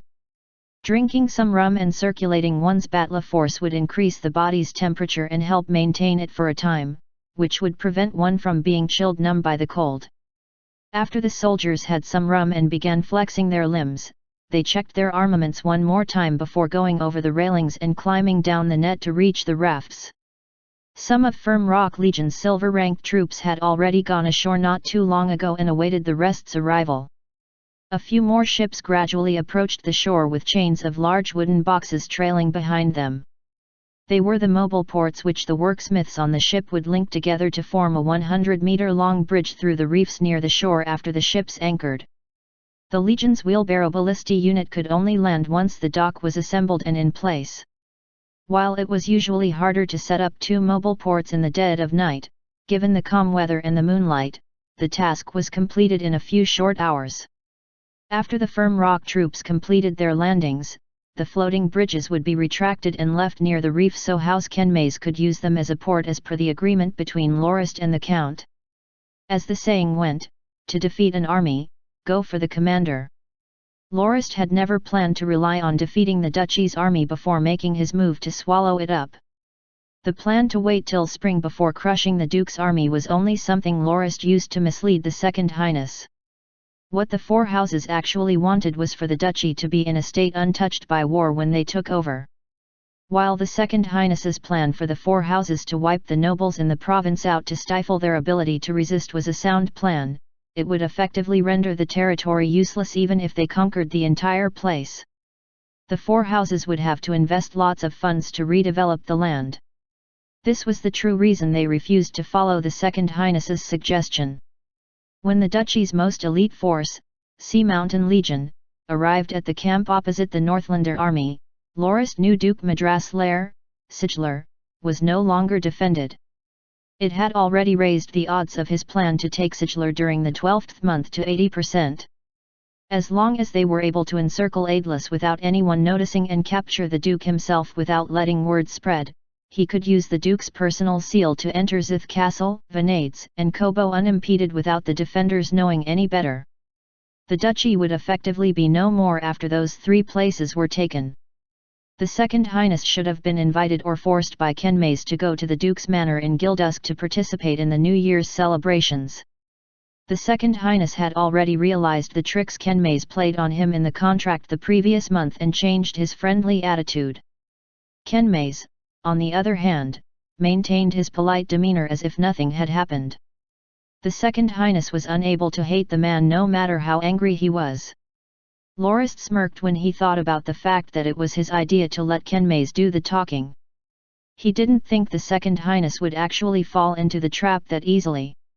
Perhaps, he thought too highly of himself and only brought his guard up against the Nordens. Whatever the reason, he fell for Kenmay's flowery words.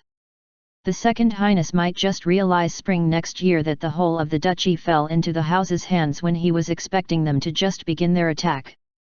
Only then would he truly understand the degree to which he had been duped. Without war-torn battlefields, the Second Highness won't be able to take advantage of the situation to recruit soldiers for his Wittelian Legion. That way, he won't be able to go to the Andanak Kingdom to deal with Queen Carrie. As a result, he would have to rely on the four houses to spend his days and keep begging Lorist to deploy troops to restore him to the throne. The other houses were not informed about the plan to encircle Aidless itself lest it was leaked.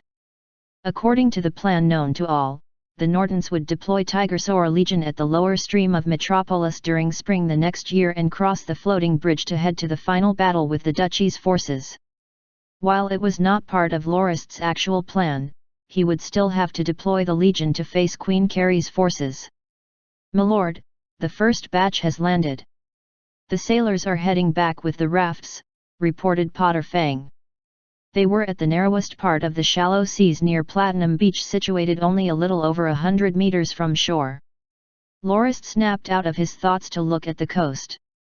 He saw the sailors pulling the rafts back to the ships using the rope that connected the vessels. The rafts were mostly empty apart from the single sailor manning them. Lorist recalled the three horizontal wooden boards he intended to use for balancing the rafts, but the shipwrights at the yard had found the design unusable. In the end, they redesigned the rafts to have a rounded back and a square front, which allowed for more people to be ferried at once while improving the craft's balance. They only needed one extra sailor to man each boat from the back. "Milord, I've returned," said the figure that suddenly appeared on one of the rafts and scaled the ship. It was Els, the guards, the first to be deployed, leader. "What was up with those fishermen during the day? They forced us to delay our operation," inquired Lorist. Originally, the plan was to be carried out during the day, but the folk of the Flying Fish of Dawn found it hard to scout the beach because of the fishing boats near the coast. "What the heck is wrong with them? Even though it's winter, there are still sailors willing to take the risk and fish." Nobody could have predicted. In the end, Lorist had no choice but to wait until evening before he could begin the operation. "They are from the Black Pearl Merchant Guild, milord. Their salt farm and fishery are located at Platinum Beach's southernmost end. Our men have already taken control of the premises.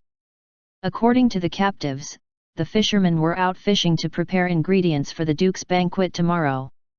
It appears to be a yearly affair," replied Els. According to Lorist's knowledge, the Black Pearl Merchant Guild was the largest merchant guild in the duchy. It was said they were one of the duchy's largest backers. They monopolized the salt and fish trade. The Salt Merchant Committee's suppression in the duchy was their doing. Their method of salt production through boiling seawater was horribly inefficient. It resulted in ridiculous prices. In spite of their prices, there was still a market for their salt throughout the duchy. The Black Pearl Merchant Guild also fished near the coasts and sold their catch to the 4 central duchies. Seafood was also one of the few specialties of Sigler. Lorist didn't think the Duke would go so far as to have the fishermen go to sea during winter just for his New Year's banquet. He looked at the 2 floating bridges that were only a fraction complete. "I don't think this will be finished anytime soon." Lorist turned to Potter Fang. "Pog, I will go ashore first. Stay here and command the troops." "Milord, why don't you rest in the cabin instead?" Potter Fang asked, surprised. "It won't be too late to go there when the bridge is complete. It's far stabler that way as well. Also, taking a raft is rather risky." "No worries," Lorist laughed, "I'll bring a few guards with me. I'm sure you've heard what Els said as well, right? I plan to interrogate the captives. We might be able to have more people infiltrate Aidless with us." Now that Lorist had made his decision, there was nothing Potter Fang could do. He had of the rafts reserved for Lorist and the guards, led by Els. In an attempt to raise morale, Lorist chose to land in the same manner his troops had and took the initiative to do part of the rowing. He found the initiative rather displeasing by the time he neared the shore. Feeling the splashes of chilling water on his face caused him to start shivering slightly. His hands were almost chilled to numbness. He yearned for the shore all the more for it. The closer they got to shore, the more ice crystals were visible in the water. When Lorist saw this, he found he had overlooked one important factor. Platinum Beach wasn't frozen as he thought it would be and had instead turned into a field of snow. Thick layers of snow gathered on the beach's surface, causing the part of the beach where water touched to form ice. The squarish part of the raft bumped against the shore and caused some of the ice to fall off. A group of Norton soldiers rushed to the raft and pulled on the rope at the front of the raft while they shouted, "Quick, get to shore! Take lighter steps and don't stomp on the ground. If any of you need to warm up, take a few swigs and start moving about." "Oh, milord, it's you," said one of the soldiers who realized Lorist's presence amidst the guards. Lorist jumped on the shore lightly and patted on that soldier's shoulder. "Well done. But why can't we stomp on the ground here?" "Oh, milord," the first group of soldiers to arrive had instantly stomped about to warm up the moment they got here. They didn't realize they were standing on a patch of frozen ice instead of the beach itself. "The ice cracked and the whole group fell straight into the water," replied the soldier. Lorist's chest tightened when he asked, "Then, how are they doing now?" "They're fine, milord," the soldier said with a smile. "Even though the unlucky fools got wet, the water only reached their thighs since the waters here are shallow. They were ordered to strip and dry their clothes near the fire before taking more rum and circulating their battle force. They'll be back to normal after their clothes and armor are dry. They're still loitering around the fire naked over there and many of us couldn't help but laugh." Lorist felt relieved as he laughed at the thought of a bunch of naked men circling a fire. Fortunately, there was battle force in Grindia. Had they been normal folk who couldn't use it, they would have ended up on the brink of death. Falling into water 30 degrees centigrade would no doubt bring a tragedy. Thankfully, the soldiers were at least of the bronze rank and were far stronger than average soldiers in Lorist's previous life. Knight Pajik had been made an officer in Firm Rock Legion following his breakthrough to the gold rank. Lorist was rather assured with the knight running the landing. It didn't take long for Pajik to rush over. "My lord, why have you come?" asked the knight after he saluted. "I wanted to come over for a look and ask the folk at the fishery and salt farms about Aidless while I'm at it." "How many people do we have ashore at the moment?" "1.5 brigades, my lord," replied Pajik. "Good. Even though Aidless is a day's travel from here, you have to be wary since the road there is covered by snow. Have a brigade of fully armed troops occupy that mound in the distance and monitor the surroundings. We'll set out for Aidless when the rest of the force has landed," said Lorist as he pointed to a snow-covered mound farther away. "Understood, my lord. I will send some men immediately," said Pajik. "All right. Els, let's head to the fishery and salt farms." "Understood, my lord. We'll have to walk across the beach to get there," said Els. Chapter 342 Occupation. And here's the last release of the week. See you guys next week. Oh, we're also holding a live reading tomorrow. Feel free to join us in our Discord channel. Details can be found on our Patreon page here. From the map, the land of Siglar could be seen as a valley surrounded by Lisna Mountains and Savilink Highlands. The valley was large enough to be a province in and of itself. Some parts even neared the coast. There was only one entrance, it was the pathway near which Zith Castle was built. The fact that only one castle was required to defend Siglar was probably why Duke Madras made it his headquarters. The Second Highness's strategy started with him encouraging the four houses to devastate Delamak. But he never thought they would attack Siglar and only wanted the Duke to coop up in his lair. He felt conquering Zith Castle was nothing but a pipe dream. The dangerous terrain aside, the narrow pathway into Siglar prevented any army from displaying their true potential. Small waves of 100 people going against the castle was nothing but suicide. When Lorist led his convoy through the duchy, he had them disguised as merchants and successfully conquered Zith Castle. He left it in the care of the Second Highness's troops.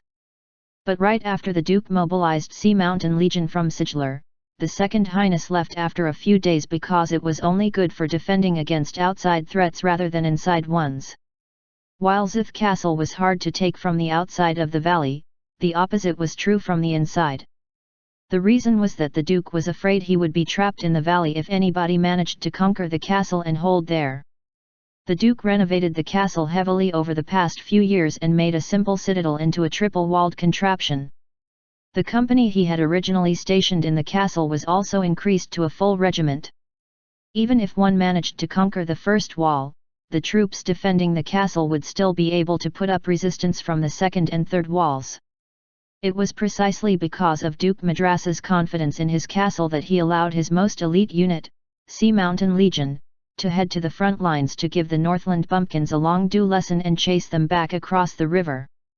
It was a shame the Duke never predicted the enemy would come from the sea during the winter. Apart from the 1,000 guards that defended the central castle at Aidless, there were no more than 2,000 men defending the inner and outer cities. Most of them were conscripts brought on board specifically to serve for the winter. Nobody performed their duties fully, the cold was just too much.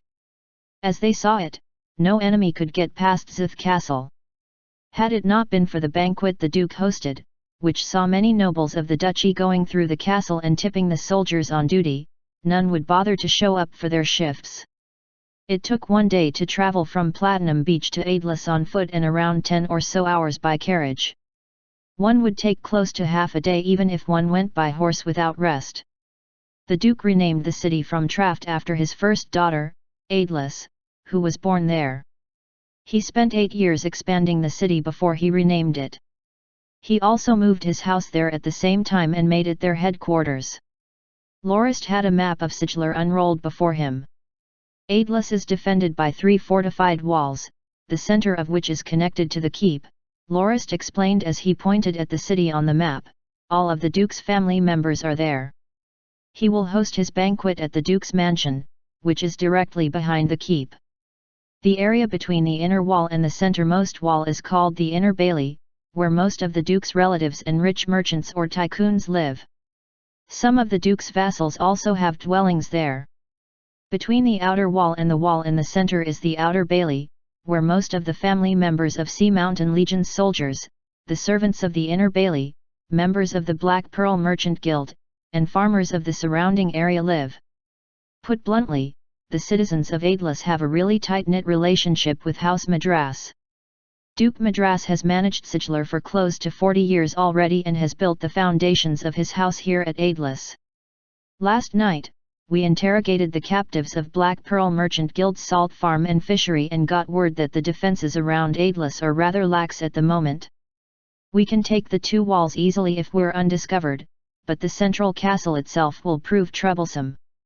When we attempt to breach the 3rd line of defense, we'll have to make sure the enemy doesn't have any escape routes. We cannot let them retreat to the keep and put up a defense there. As Aidless's House Madras headquarters, I will have to give a special order. We are Nordens, we don't lower ourselves to oppressing civilians.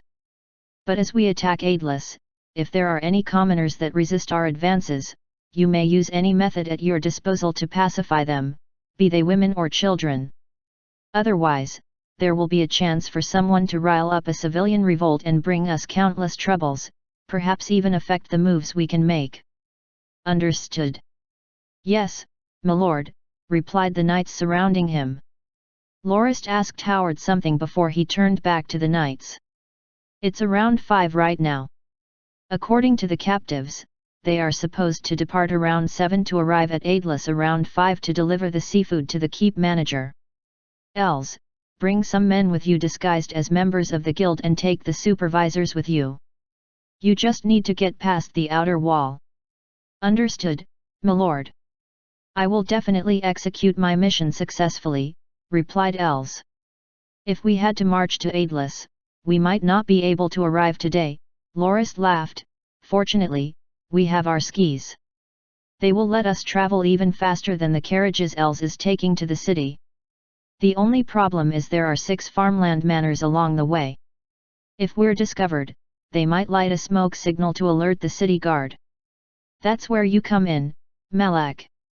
What are your orders, my lord? Said Malak as he stepped forward. I will leave the 6 manors to you. You have to prevent them from informing the enemy of our presence. Understood, my lord. I will not let any of the 6 manors inform anyone, said Malak. Pajik. Awaiting your orders, my lord. Take a brigade and seal the path between Zith and Aidless. As long as you do, even if there are people who manage to escape Aidless, they won't be able to reach Zith. With this, our plan can't fail. Understood, my lord. Pog, what comes after will depend on you. I'm leaving the attack on Aidless to you. My only role is dealing with Chrysis, the Duke's rank 2 Blade Master. It is the key to taking Zith, Vanades, and Kobo. We can't afford any mishaps. Rest assured, my lord. I won't let you down, Potter Fang nodded. All right, there's little more than an hour left. Let's get to work and leave the moment you're ready. There's no need to wait for my order. Pog is in charge, follow his command. Understood. Yes, my lord. The operation was executed without issue. Els managed to control the gates of Aidless easily after infiltrating the city. He even managed to let the first group of soldiers enter.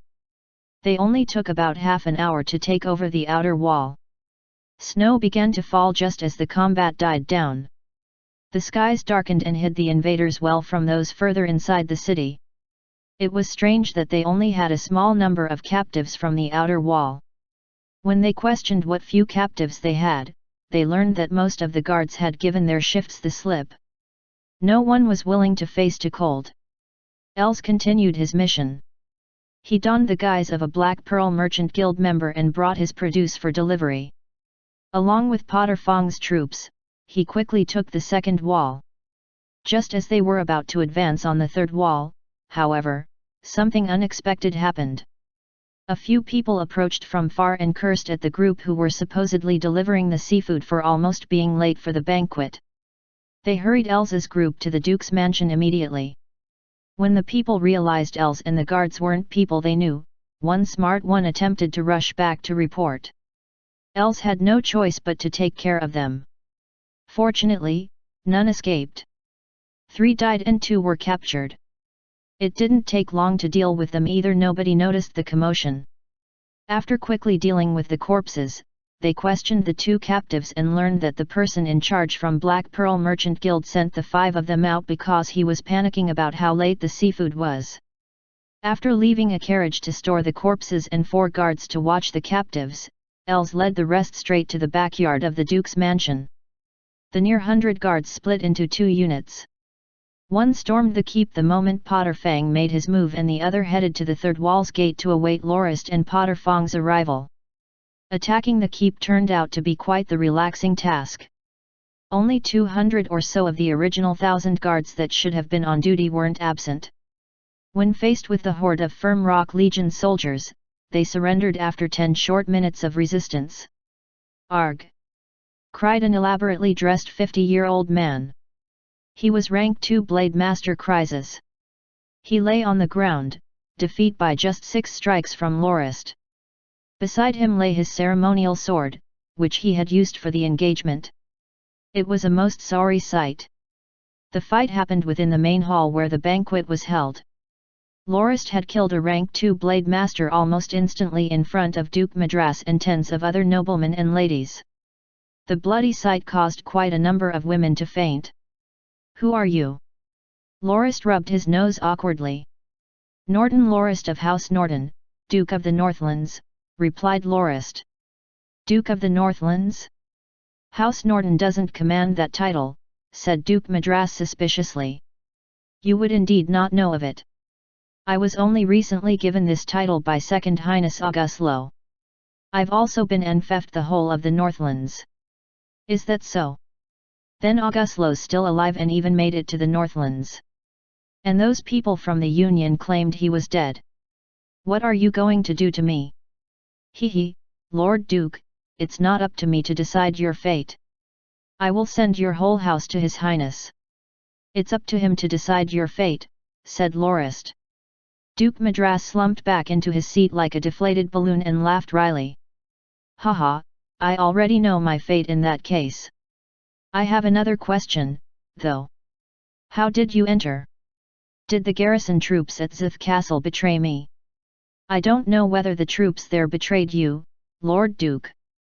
We came from the sea," replied Lorist.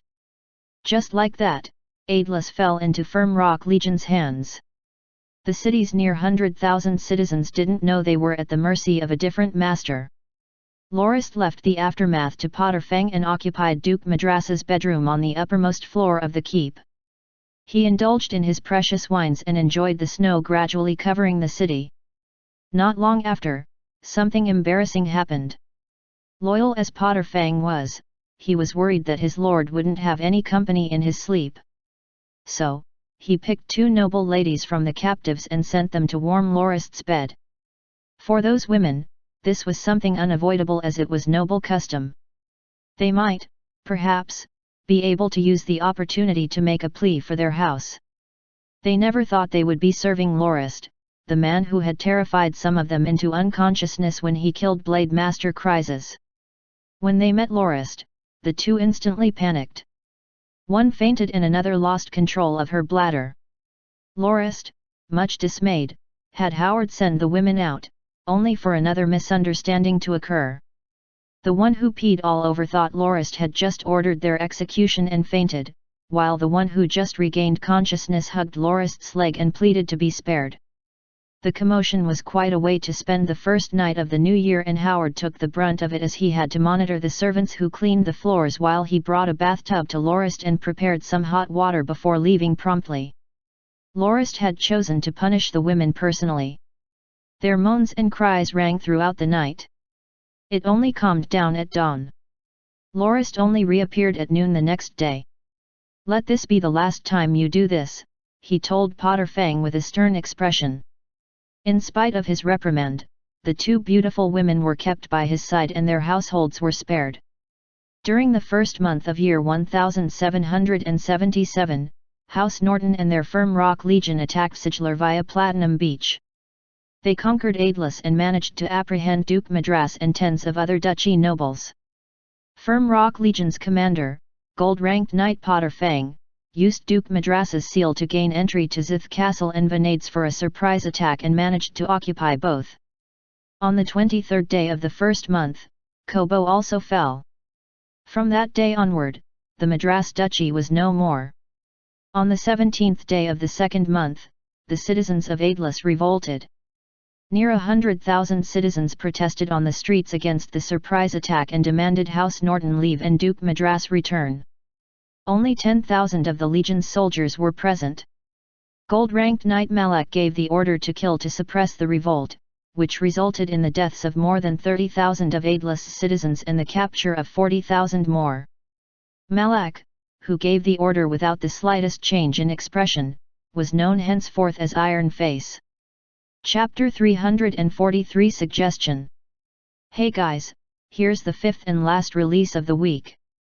Also, we have a live reading session on our Discord channel 15 minutes after the release of this chapter. Feel free to join us there using this link, https://discord.gg/4egrngf. Just join the general voice channel and you're good to go. A storm raged outside the window. It was already the middle of the third month. On Grindia, this was the start of the rainy season. The season lasted for nearly 2 months in the south of the continent. The Northlands was in the middle of the continent, however, and thanks to the naturally barrier of the magical Dragon Mountains, not much of the weather from the south existed there. The Northlands only had 20 days of rain during the rainy season. Lorist had already returned to Fimrock Castle and left Potter Fang to deal with what was left of the duchy. After becoming Duke of the Northlands, he had to act the part per his subordinates' advice and not lead the charge every time there was a battle. All he had to do, and should do, was ensure the house was heading in the general direction of his goals. The details were up to the household knights and officials. Nowadays, there were 16 gold-ranked knights serving the house. Had it not been for the fact that Duke Madras had a rank 2 blade master by his side, Lorist wouldn't have bothered to be present for the operation. His desire for absence was because his presence made him miss Diliana's delivery date. When Lorist was enjoying the service of his 2 new companions, the young aunt of Ariatali gave birth to another child for the house at Firm Rock. Lorist looked at the map for a good while as Charade instructed Howard to get 2 more candles. Locke, are you still worried about the operation? Firm Rock Legion has already occupied Kobo and cut off the supply lines of our 100,000 or so enemies. From the successful occupation, we discovered they had planned to ship another batch of resources to their camp before the rainy season but were unable to do so before our arrival. I'm sure the soldiers of the Duke's army will be worn out and starving by the end of the season. They won't have any option other than surrender. I know the situation in the duchy is mostly set in stone, Lorist answered, shaking his head. I've already ordered Tigersaur to head west after the rainy season to force the enemy to surrender. I'm sure you've also read Pog's report that we've already taken control of their supplies when we conquered Kobo. They were only unable to launch a counterattack to retake the city because the season is already upon us. I know the enemy we have to face is the 60,000 men of Sea Mountain Legion. Originally, the garrison of Kobo and Venades each had another 10,000 men. There are also 20,000 troops stationed at Sanderson Hills, not to mention the 10,000 private troops of the nobles. It's clear as day they're trying to fight back with the coming of spring in one decisive battle, but we didn't even give them such a chance. Without their supplies, the duchy's troops will struggle to survive. I expect what remains of their supplies and workhorses will probably last them through the season. I didn't intend for Tigersaur to fight them when I deployed them. I already wrote to Lowe's and told him his main purpose was to keep the enemy trapped in their camps. Since the harvest season follows directly on the rainy season, I definitely won't allow them to start harvesting crops to get out of their predicament. According to our plan, Tigersaur will keep the enemy in camp while Hennard brings the Shazan forces to encircle the 7 citadels at Sanderson Hills. Without supplies from Kobo, the 20,000 soldiers will have to surrender in at most 2 months. House Kenmei's forces will also head to Siglar to take Firm Rock Legion's place so the latter can return to Silauas for the next phase of our plan. As for House Phelim's Light Cavalry Legion, we will leave it to them to exterminate the nobles in Delamak that still resist. Given most of the Madras nobles have already fallen into our hands, I'm sure it will be an easy task for Phelim. Charade flipped open another folder. Lock, Firm Rock Legion captured 38 landed nobles in total during the capture of the Duke's mansion in Aidlis. According to a list with their respective titles, there are members from 63 houses of the duchy. It should have been more than 80, but the second prince took out 20-odd houses when he stormed Delamak. The nobles that participated in the banquet at the mansion can't be considered the Duke's confidants. The people he truly trusts probably serve Sea Mountain Legion and the garrison forces. We better be wary when dealing with the aftermath to prevent anyone from putting up a last stand. Also, even though the nobles of the houses trusted by the Duke didn't attend the banquet, the female and younger members of those houses did and have also fallen into our hands. There are around 100 noble ladies and young masters from these houses among those we captured. Perhaps, we can use them as bargaining chips to get their houses. As long as they give up resistance, we will allow them to leave the duchy with their wealth and family members go wherever they want. I believe it'll rid them of any desire to resist. Lorist nodded. All right, do so. I'll write a letter to Pog, Lowe's, and the rest to cooperate with you. Let's obtain victory at the smallest price possible. I hope the situation can be settled before the 6th month. Locke, would the Second Highness have any objections to us letting the nobles loyal to the Duke go? Asked Charade. Even though the Second Highness was the former king of the Andanak kingdom in name, the knights of the house addressed him as His Highness instead of His Majesty, and Charade was no exception. Don't care about him. Even if he sees those nobles as traitors of the Empire for joining up with Duke Madras, there's no point in us sacrificing our house's troops to exterminate them. If the Second Highness wants to punish them, he'll have to catch them himself. Since there's nothing in it for us, we're not obligated to do anything. The 10-odd years of experience as a Dominion Lord had familiarized Lorist with the norms of the world and the nature of his position. Causing trouble for the royal family is the favored pastime of almost all landed nobles. Understood. But what do we do about the 38 captured nobles? Snickered Charade. For the noble houses of the old Chrisen Empire, those above the title of Viscount will be demoted 1 rank. Don't bother with the barons. There's no way they can be demoted further. After you're done with the demotions, move their dominions to Winston. As for the nobles Duke Madras entitled, we don't have to acknowledge their peerage. Just release them and confiscate 2/3 of their assets. Let them leave with the rest and go wherever they desire, replied Lorist. Whoa! Then we won't have many landed nobles left. I've already estimated we'd only have around 20 houses left, Charade exclaimed, looking at his list. Locke, what do we do if the nobles close with the Duke insist on keeping their titles and dominions? Continued he. Well, tell them they can remain nobles with a 1-rank demotion as long as they become our vassals. We'll accept their pledge of allegiance if they can prove their worth. Duke Madras was no fool, and anyone he prioritizes must be capable to some degree. Perhaps, some of them might prove rather useful. Lorist gave it some thought before added, also, House Ujink and House Sabri don't need to be demoted or moved. Just have them become vassals. Their dominions will have to be adjusted, though. House Ujink and House Sabri were the houses of the 2 beauties with whom Lorist had spent that pleasurable night.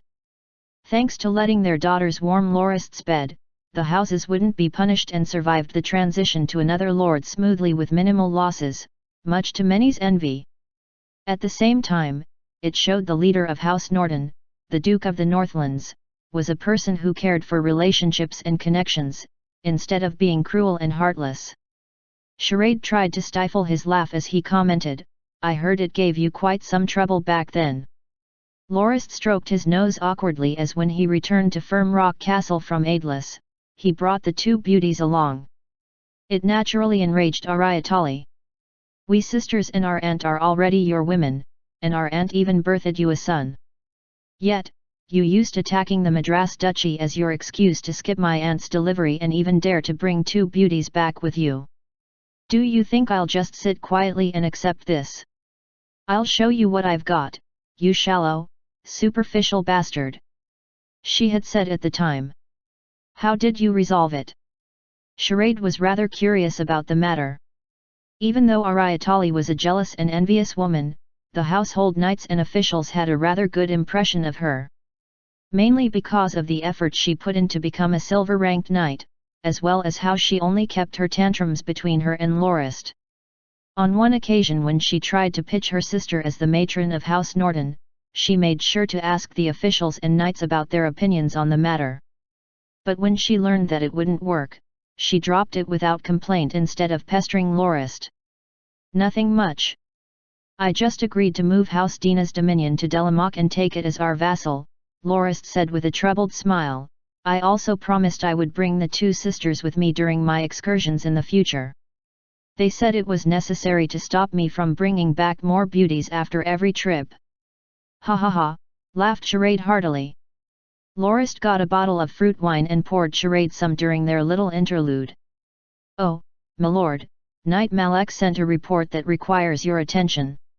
He requested to be held responsible for the revolting citizens' massacre in Aidless, Charade said as he took out a piece of beast skin from his blue folder. It arrived yesterday afternoon. Take a look.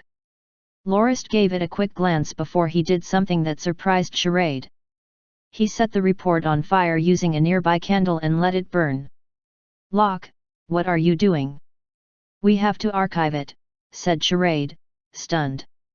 No, Lorist said, shaking his head, not this report. No record will be kept of the revolt. I'll also reward Knight Malek and have him give me a list of people who managed to contribute to its suppression. This matter was dealt with swiftly. I've long told you that as Aidless has been the headquarters of House Madras for more than 40 years, the citizens are no doubt very closely tied to it. Having only 10,000 men stationed there is a little too careless. Had Malek not steeled himself and cut the root of the problem away, we would have been chased out of the city. If that happened, I have no doubt the whole of Sichler would have joined in. Apart from Aidless, House Madras didn't enfeoff any other noble house land within Sichler and instead constructed around 40 farmland manors and took Indiana 200,000 people. Among them are the family members of Sea Mountain Legion troops. It's the reason they are the most elite among the Duke's troops. It's as if Duke Madras kidnapped their families. If they don't perform well, their families will pay the price. They were forced to give their all and fight to their deaths. According to the name list of the Legion, which we got from the Duke's mansion, I've already had Fury Bear collect the family's belongings. We'll send them to the Legion after the rainy season to crumble their will to resist. Part of the reason those who pulled the strings behind the scenes started the revolt was to stop us so the Legion wouldn't be out of the fight. They hoped to buy time for an opportunity. Hee, it's too bad they were merely dreaming. There's no way they can change the situation now. I bet they didn't think we would move House Kenmaze's dominion to Sichler. The huge move will wipe the province clean. It'll extinguish all insurgent factors. Let's see who'll have the last laugh. According to the agreement with House Kenmaze, 250 of the current 340,000 people living in the eastern Northlands thanks to the Kenmaze's refugee recruitment effort over the last couple of years would be moved to Sichler, while the Nortons would be in charge of the evacuation of the original Sichler citizens so the Kenmaze folk would have homes to live in and land to farm. Put bluntly, House Kenmaze planned to move most of their subjects with them to Sichler to displace its original citizens, who would be in turn moved to the eastern Northlands. According to Charade, it was an unnecessary move, but House Kenmaze felt it was best to bring their own subjects with them. Otherwise, their position might not last longer than a few years. Locke, will the soldiers of Sea Mountain Legion and the Duchy's garrison forces be required to serve 3 years' labor to develop the eastern area of the Northlands? Asked Charade. Lorist gave it some thought before he replied. The East's development has to wait. The vacation of the citizens of Siglar, who are the family of many in Sea Mountain Legion, is to let them get used to the Northland's environment. The skilled ones like smiths are the ones who will meld with our house the easiest, since there isn't anybody but us who appreciate their talents more. They'll be given preferential treatment and be allowed to work at our factories to fill up the demand. As for the soldiers of Sea Mountain Legion and the garrison forces, let them build the roads in Delamoc after they surrender. I hope we will be able to connect Venades and Kobo in 2 years, before building another highway straight to the Northlands. I really don't understand how the Empire was run back then. If they had built a highway, it wouldn't take more than 5 days to travel from Venades to the Northlands. There's no point in making the journey curve and triple in traveling time. Charade laughed at Lorist's complaints. Locke, you didn't know how much the Chrisen Empire spent to build the current connections. The reason behind its current state is the fact that the highway would have to pass through the dominions of many nobles. They've objected to its constructions vehemently for many decades. The Empire rejected their demands to be allowed to collect tolls on the highway, so they refused to let the highway pass through their dominions.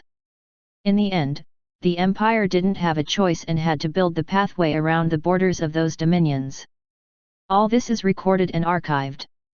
Not only that, many nobles stood to gain lots of profit from the construction of the current highway. The construction of the current road from Delamoc is recorded to cost the most in the history of the Empire. It took 7 years to build, and the cost involved was enough to build 7 similar roads. I remember back then there were even newspapers that justified the way it took by arguing that it was the best way to facilitate the transport of the food produced in the dominions of all the nobles to Delamoc, the main storehouse of the Empire's food. What a shameless joke! Lorist chuckled. I don't care about the things that happened in the past. Whatever the case, I want to make it clear that nobody may stop us from doing what we want in the lands we control. Oh well, the territories in Delamoc will all have to be moved anyway. I expect there to be more than 100,000 people who surrender. We'll just have them build the highway. A straight highway will save us so much time and allow us to better respond to military situations. I want this highway finished in 2 years' time. Your Grace, responded Charade as he stood up. Ever since he was made Duke, his subordinates and household knights began to address him as Your Grace. Only a few people still called him Milord Lorist. Privately, some like Charade would call Lorist Locke, but in official discussions, they would still use Your Grace. There's a piece of bad news. The house is likely to spend more than the expense stipulated in our budget. Apart from helping House Kenmaze and House Shizan with their dominions relocation, we have to begin development on the eastern Northlands and the former territory of the Shizans, as well as take charge of the move of Siglar locals. We have to mobilize Tigersor to deal with Queen Carrie soon as well. And now, you've just announced you'll be building a highway from Delamoc to the Northlands. Our house has already exceeded our budget by 6 million gold fords. The way I see it, development is more important than war. Your Grace, I urge you to consider the stability of the house's finances. I suggest we postpone the war against the Andanak Kingdom's current administration. Restoring the Second Highness's throne will set our house back 1 million gold fords, and I believe it an unwise move. Chapter 344 Reason. Hi guys, here's the first release of the week. We have something extra coming by the end of this week, but this is all I'll say for now. Winky face. Lorist looked at the map of the former Chrisen Empire for a good while before he shook his head. No. The war with Queen Carrie cannot be dragged on. Only the Second Highness's restoration to power will give us enough time. Time. Charade mused with squinted eyes. Time for what, Your Grace? So far, everything is under control. There's no need to let the tiger back onto its mountain. Actually, controlling the Second Highness will be extremely beneficial to the house. We can even threaten Queen Carrie to expand the kingdom's trade routes and force her to give us Jilin Harbor. Even if the Second Highness gets his throne back, he will still regard House Norton with caution and suspicion. Not only would we gain nothing, he'd also send his messengers to ask us for support shamelessly. The most important thing is that Duke Madras' defeat is at hand. The Northlands will be connected to the Andanak kingdom soon after instead of being separated by another power like before. I worry, Your Grace, that the Second Highness will be able to send a tax collection official to our dominion to collect all sorts of taxes when he becomes king. It would mean our house will have to give up hundreds of thousands of gold fords each year. We'll also have to publicly announce the farmland we have to the kingdom. Given the time the Second Highness spent at our dominion, he would have grasped that our chief income comes from production rather than agriculture and will seek benefits. He might even levy all sorts of new taxes. To our three allied houses, letting the Second Highness get his throne back isn't a good idea. They would also have to start paying taxes and find ways to prevent him from using their household forces to wage war against other nobles. As things are now, however, he is in the Northlands and doesn't have either power or soldiers. I strongly object to us dealing with Queen Carrie. It's better to have her in power. At the very least, she's no threat to our house. Lorist smiled bitterly before he poured another cup of fruit wine for himself and downed it in one gulp. You're right. But those are two relatively light consequences, Lorist said as he pointed at the map. This year, we've exterminated the Madras Duchy. The time we have left will only be enough to move its citizens. Next year, however, we're attacking Iblaya. Duke Fisibalan will be a formidable opponent and obstacle. That old man isn't just a cunning fox, he's a mighty lion. His title of war god is no joke. We can't afford to be careless at all. Lorist sighed deeply. These days, I've been looking over some of the information we gathered on House Fisibalan. We've severely underestimated the Duke. Do you know how many men he has enlisted? 240,000 men, all full-time soldiers. He's not the war god for nothing. What did you say? 240,000? That's impossible. House Fisibalan definitely can't feed so many people with the produce from wild husbandry and East Wild alone. They physically can't produce the volume necessary, said Charade suspiciously. I'm not lying, it's true, Lorist said. He pulled open one of his desk drawers and took out a thick folder. They don't need to rely on producing food. They can just pillage it from the grassland barbarians. When the barbarians eventually submit, he'll also gain access to an endless supply of livestock. Do you remember our first trade agreement with House Fisibalan? Princess Sylvia asked for 100,000 sets of cavalry armor number 103 when she paid the ransom for the 5,000 cavalrymen. The total price was 2 million livestock to be paid in 5 years. Back then, I was elated to have the deal because it would force the Duke to focus his efforts on the plains and bring him into greater conflict with the barbarians. I was sure he would suffer casualties in the process, which would lessen the threat he posed. I miscalculated. House Fisibalan has been killing barbarians for a very long time. So long, in fact, that the barbarians fear them. This is a report from Tarkal. He mentions, among other things, that he managed to procure a pair of eyes within the house. According to said eyes, around 30,000 barbarian tribes have submitted and were already their vassals by the time they signed our first trade agreement. These tribes not only provide the house with livestock annually, their youths are also drafted into the house's forces. There's another report from Count Kenmays concerning the investigation he launched using the Salt Merchant Committee into House Fisibalan's purchases over the last couple of years. The Count was incredibly pleased with the profits trade with the Fisibalans was earning, and our house also received a dividend of 12,000 gold fords. Little did we know House Fisibalan was reselling our goods to the barbarian tribes. Nobody could tell from the large order of salt and daily goods that the house was doing this. House Fisibalan's territory had a population of at most 500,000. Yet, their consumption of salt and daily goods exceeded that of our own dominion threefold. We only had around 1 million subjects back then. I thought the Duke was raiding the barbarians for the livestock, but in actuality, he was trading with them. Even after he sent his troops, he only made them yield to him instead of raiding or massacring them. His next move was indeed splendid as well. While we were worried he might be intending to start a new trade route by strengthening his house's relationship with the 4 central duchies, he was only setting up an insurance plan. Right now, the products sold to the grasslands are supplied by the Salt Merchant Committee and we produce the products themselves. If we ever cut off our trade, House Fisibelan would no longer be able to trade with the barbarians. What would they do if they have no resources all of a sudden? They'd arm themselves and start raiding again. It would send the Dominion straight into fire and chaos once more. That's why Duke Fisibelan banded with the 4 central duchies to end Maline. With the duchy out of the way, he would be rid of a troublesome foe and he would gain a new trade route. If we halt our trade with the Duke now, he can procure what he and his dominion needs from the 4 duchies. As long as the Great Plains don't fall into chaos, House Fisibelan can focus its efforts elsewhere. The Greater and Lesser Golden Creeks, for example. Giving Charade, who was listening to his long lecture, a look, Lorist poured himself another cup of wine. Perhaps you think Duke Fisibelan is only a powerful duke who's past his prime and only knows how to defend against threats.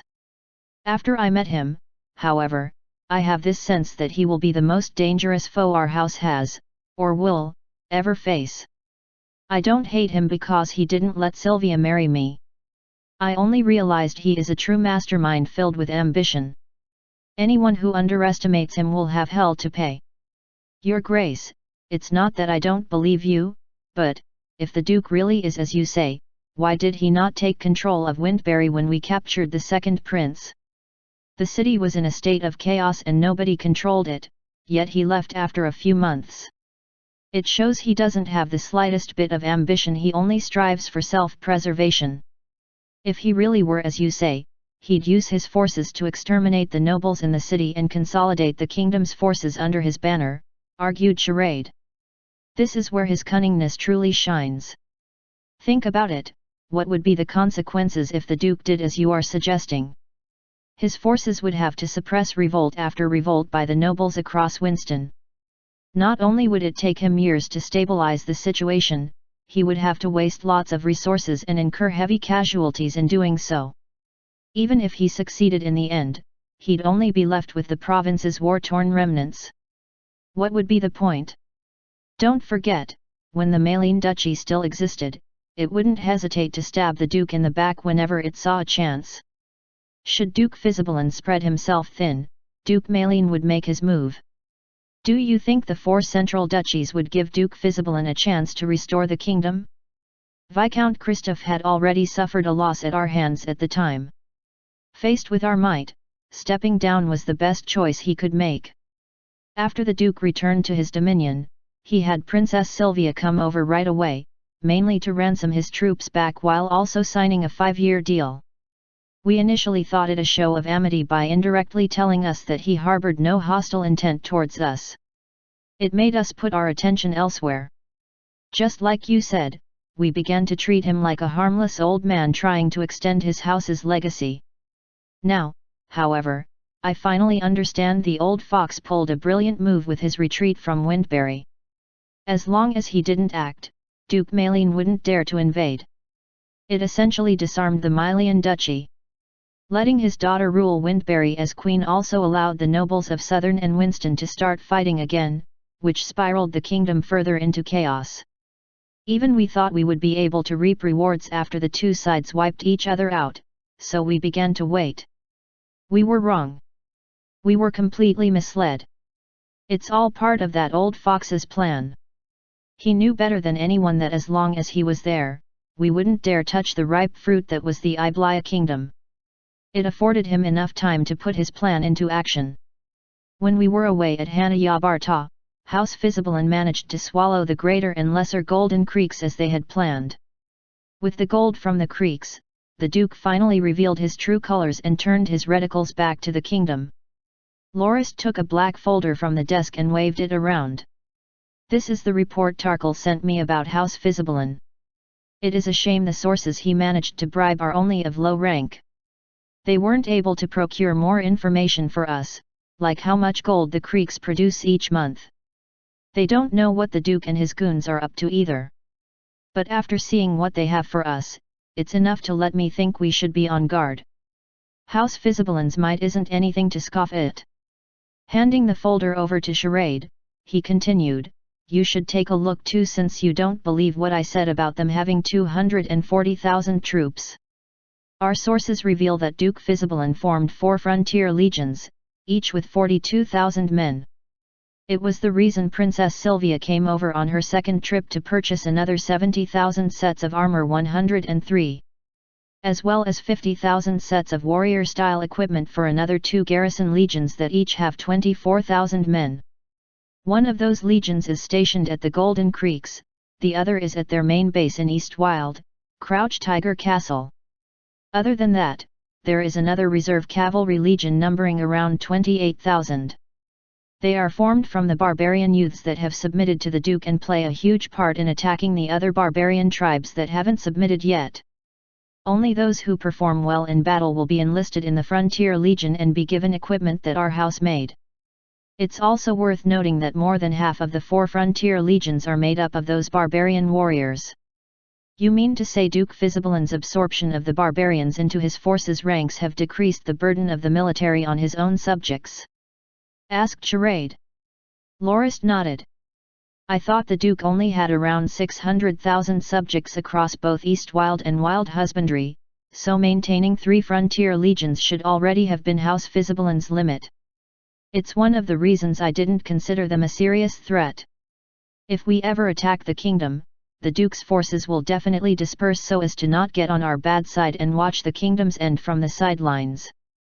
I didn't think Duke Fisibelin would have this move up his sleeves, doubling his forces by recruiting the barbarians. I always thought House Fisibelin would have to station 1 legion at each of their 3 provinces, which would leave only 1 legion in reserve to engage in offensive operations and reinforce the others. I only just learned that all the Duke's legions can attack together. The force of all 200,000 light cavalry troops attacking together is staggering. Back then, House Fisibelin didn't have enough funds and could only watch as we take in refugees from Winston and Southern while we wrote him off as harmless. Now the Golden Creeks have fallen into their hands and made up for their financial problems. They moved 100 or so thousand youths straight to East Wild right after conquering Malene. We all thought the Duke held the knighthood tournament last year to find the princess a suitor. But after experiencing it for myself, I began to feel something was off. It was only after hearing about the Malene Duchy's conquest that I realized the old fox's true aim is Iblia. After Malene's conquest, Duke Fisibelin regained control of the kingdom and allied with the 4 central duchies. Given that we only have the 2 iron suspension bridges connecting the Northlands to the rest of the continent, it would be easy for the Duke to keep us stuck here. The reason the knighthood tournament was held was to test the remaining strength of the nobles in the capital, to see if they'll prove troubling for him after he takes the city. Time is scarce for both us and the Duke. The reason I insisted on attacking Madras was so we can open another way to leave the Northlands, expand our influence, as well as control Sanderson Hills, which is threatening to Winston. We might have a war in Winston the moment our trade deal with Duke Fisibelin is completed. As much as I want to stop the arms trade as soon as possible, it's not an option. It's not a matter of breach of trust either. In fact, I worry that Duke Fisibelin will storm Windbury, take Winston, and send his troops to the Northlands. We would be busy with the Dominion relocation and remain unprepared. The moment the 2 suspension bridges are cut off, we can only circle around Sanderson Hills to launch our attack, which is exceedingly unstrategic. We have to take the initiative in the war with House Fisibelin. We have to strike first. We'll start with invading Winston, conquering Windbury, and sending our troops to Southern to ensure we retain the initiative. If we fight the Duke in Winston, he would be able to receive continuous support from the 4 central duchies and the war will drag on for who knows how long. It would be a catastrophe for us. After a short pause, Lorist muttered, it's because of those contemplations that I want to send Lowe's and Tigersora Legion to deal with the Andanak Kingdom. The ones that'll worry the most after the Second Highness regains his throne are the Union and the 4 central duchies. They'll definitely watch his every move and decrease their support for Duke Fisibelin as a result. The Duke won't be able to escape our grasp no matter how hard he tries. Charade thought for a while in silence.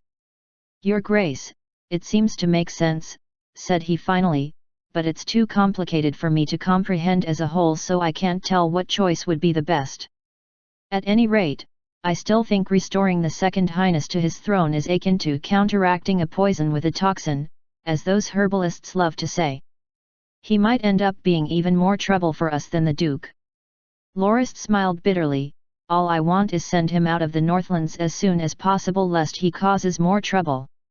Since he's still useful, we might as well let him do his thing after he gets his throne. Given his personality, he definitely holds a huge grudge after his humiliating defeat at the Union and the 4 Central Duchies' hands. Before he gets his revenge, I doubt he'd come for us. As for the taxes you mentioned, I'll have Count Kenmays ensure we get a 3-year tax exemption for all 4 houses as compensation for the immediate deployment of our troops. He'll no doubt agree to it. As for what'll happen after 3 years, we'll cross that bridge when we get to it." Chapter 345 An Audience. This week's second release is coming your way. Also, don't forget to join our Discord server. Drop in for a chat and say hi. The southern area of the Northlands was House Shazan's dominion, where the former Duke's mansion at Gildusk was located. The days passed like years for the Second Highness. Fortunately, the sun would shine upon the Northlands once more after 20 or so more days of rain. Even so, he was impatiently waiting for the 4 nobles to invite him over as a spectator to the battle with the Madras Duchy. After sending his henchmen to ask about the news, the response he got angered him so much that his face almost contorted irreversibly. "What did you say? The 4 nobles are busy with their winter harvests and don't have time to watch the battles." He felt he truly didn't understand what was going on in their minds. The duchy's 100,000 plus forces have already waded through winter and the rainy season. Their morale must have dampened considerably. Forcing an enemy to a decisive battle will definitely lead to victory. Those fools are still bothering with the winter harvests at a time like this. Are they out of their minds? Once we lose this chance, it'll be too late for regrets.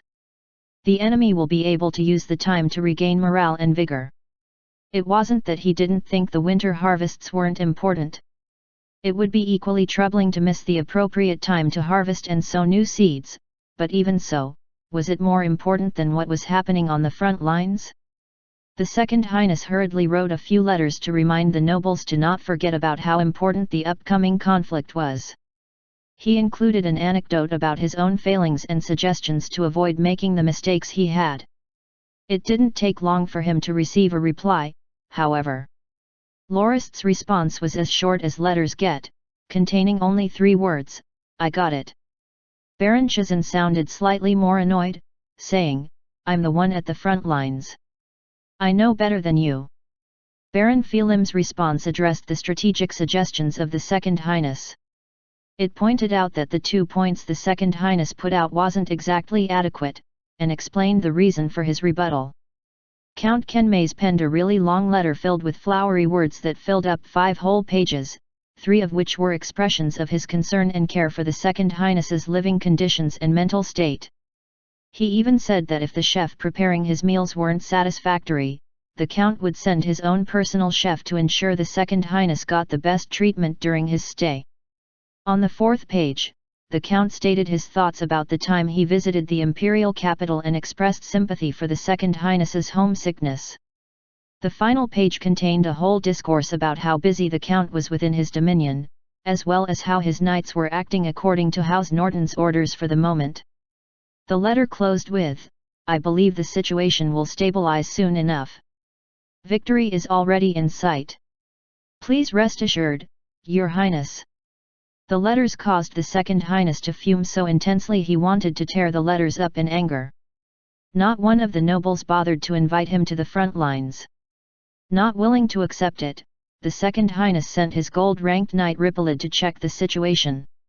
However, Ripolid returned just 3 days later. He reported that he was prohibited from crossing the bridge into the duchy. He stayed there for a day, and apart from seeing the Norton forces prepare for the construction of a citadel at the crossing, he didn't notice anything and had no choice but to return. The Second Highness was even more depressed. It was apparent the four houses had come to an agreement to not let him meddle in the conflict. At the same time, it also showed that, even though the four houses considered him their liege, they were still very cautious of any of his advances. They knew of his plan to rebuild Wittelian Legion from the war-torn duchy. It definitely played a huge part in why he was forbidden from entering the duchy. Gah, how frustrating! The Second Highness hoped deeply that the four houses and the duchy's forces would have as huge a battle as possible. One that saw both sides suffer severe casualties. Perhaps only then would the four nobles recall the Second Highness's reputation as a war god and seek him out to save their sorry asses. The only good news the Second Highness received when he arrived at Gildusk was the growth of the army with which he planned to restore his throne. They had recruited around 600 people from the Northern Dominion. But at Gildusk, they were able to get more than 3,000 in less than a month, with 4 freelance knights and around 10 wandering knights pledging allegiance as well. The Second Highness ordered Glacia to have the Wittelian Legion equipment brought over while he remained at the army camp to train his troops. Seeing that the 5th month would soon be upon them, the Second Highness decided to test the four nobles by offering his own troops as reinforcement. If they were making good progress, they would refuse his help. If the opposite was true and their forces were entangled with those of the duchy, they would definitely be more than happy to have the Second Highness on the front lines. If that were the case, however, the Second Highness's newly built force would no doubt have to suffer heavy casualties. Just when the Second Highness was pondering whether he should offer help, he heard a soldier outside the tent report, "Your Highness, Count Kenmaze has arrived and wishes to have an audience with you. He's waiting for your summons outside the camp." "Count Kenmaze is here?" thought the Second Highness with joy. Just as he was about to summon the Count, he suddenly felt that he was being a little too rash. "I should put on some airs and let the Count wait for a while first." Thus, he announced, "Tell Count Kenmaze I'm a little busy right now and have him wait for a bit." The Second Highness felt the Count must have come because of the conflict. Given that the total force count in the conflict was at least 200,000 or 300,000, there was no way victory would be so easily decided, especially with the duchy's troops, which had a reputation of being incredibly hardy. Thinking of the time he tried to attack the Red Lees kingdom with his army of 300,000, it was that old tortoise Duke Madras that had caused him the most grief. The Second Highness looked for Ripolid for a sword training session. The Second Highness was also a 3-star gold-ranked knight at the end of the day. He took just 30 minutes to defeat the 2-star Ripolid. Sweating profusely, he ordered a bath and fresh clothes prepared. After all that, he felt it was about time for him to receive Count Kenmaze, who had been waiting outside the camp. The guard quickly left and came back alone, reporting, "Your Highness, after Count Kenmaze heard you were busy, he left almost immediately on his carriage, saying he'd come visit again in 2 days." The Second Highness was completely flabbergasted. "What's the meaning of this? Wasn't the Count going to see me for my opinions and strategies to use in the conflict? Did I guess wrong? Are the four houses actually holding up well against the duchy? It can't be. While that old tortoise Madras isn't any good when it comes to attacking, his forces excel in defense." Such was the case when the second prince attempted to attack Kobo as well. The second prince lost 11 times and ended up wearing his own army out. The Duke was able to turn it into a huge victory and forced the second prince back to Delamoc. Perhaps Count Kenmaze was only pretending, thought the Second Highness hurriedly. It was to be expected given how the Count was responsible for the oath contract, which he realized too late and found he didn't gain any real benefits apart from being Legion name and even handed the authority to make the decisions to Lorist. "It's best if I am warier when dealing with Count Kenmaze, lest I get duped again." Having learned his lesson, the Second Highness finally called his guards to monitor the Count's actions after a good moment of thought. Perhaps he would be able to get some inkling of his intentions after seeing what he did. "Your Highness, Count Kenmaze is going to organize a ball at his mansion and he has invited many noble ladies. He's still in the mood to dance, there shouldn't be a problem with the war." The Second Highness forced himself to stay calm so he wouldn't be misled by the Count's many tactics. Your Highness, Count Kenmaze went frolicking to the south of the city with a few noble ladies and even brought a few rattan balls for fun. He will also be partying with them at his mansion in the evening. The Second Highness finished the fruit wine in his cup frustratedly. Had he gotten the wrong impression of the Count's visit? Did the Count only do so out of formality? Your Highness, this afternoon, Count Kenmaze met with a few traveling merchants. At any night, he brought the merchants to the largest brothel in the city to let loose. The Second Highness was so angry he instantly smashed the table he was using. That darned bastard! What the heck? Didn't he say he would come see me in 2 days? It's already the 3rd day, and instead of coming to see me, he actually went to frequent the brothel. How can he do that as a noble? Your Highness, Count Kenmaze is here. Oh, quick, have him come in. During the afternoon of the 4th day, the Count finally came to see the Second Highness, who lost so much sleep his eyes had sunk noticeably. Ah! Your Highness, what's going on? You don't seem well. What happened? Asked the Count after he saluted. It's all because of you, bastard. The Second Highness had tossed about in his bed for the whole night, not getting the slightest bit of sleep. These days, he sighed, I've been rather troubled. I just can't seem to get any sleep the moment I think about the kingdom's situation. My throne was taken and now I'm here, stranded in the Northlands, looking at our great empire crumble day by day.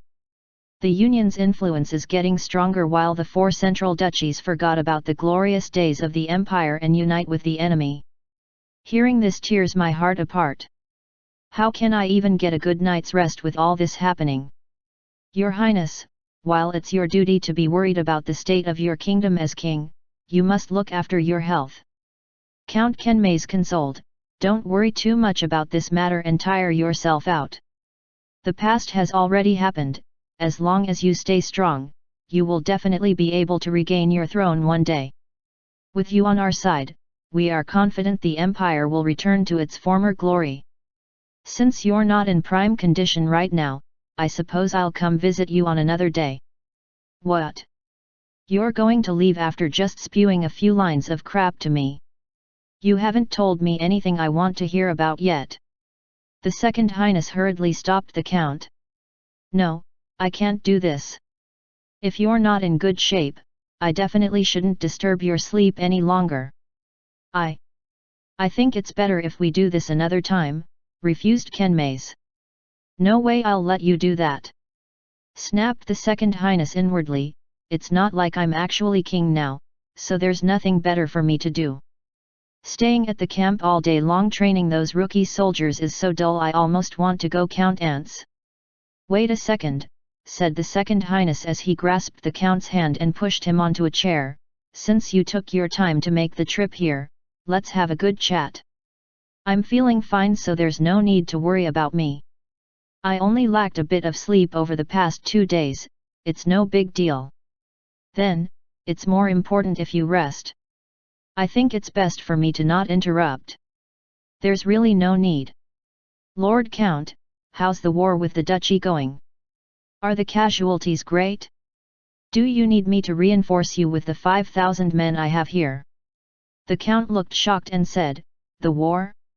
It's going well and we aren't losing that many men. There's no need for you to send your men over, Your Highness. All you should do is get some good rest. There aren't many casualties?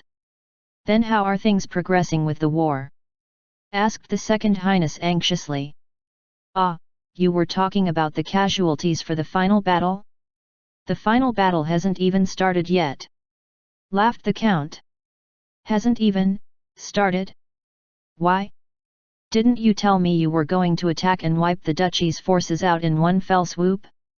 Why aren't you going with the plan any longer? Oh, it's like this, Your Highness.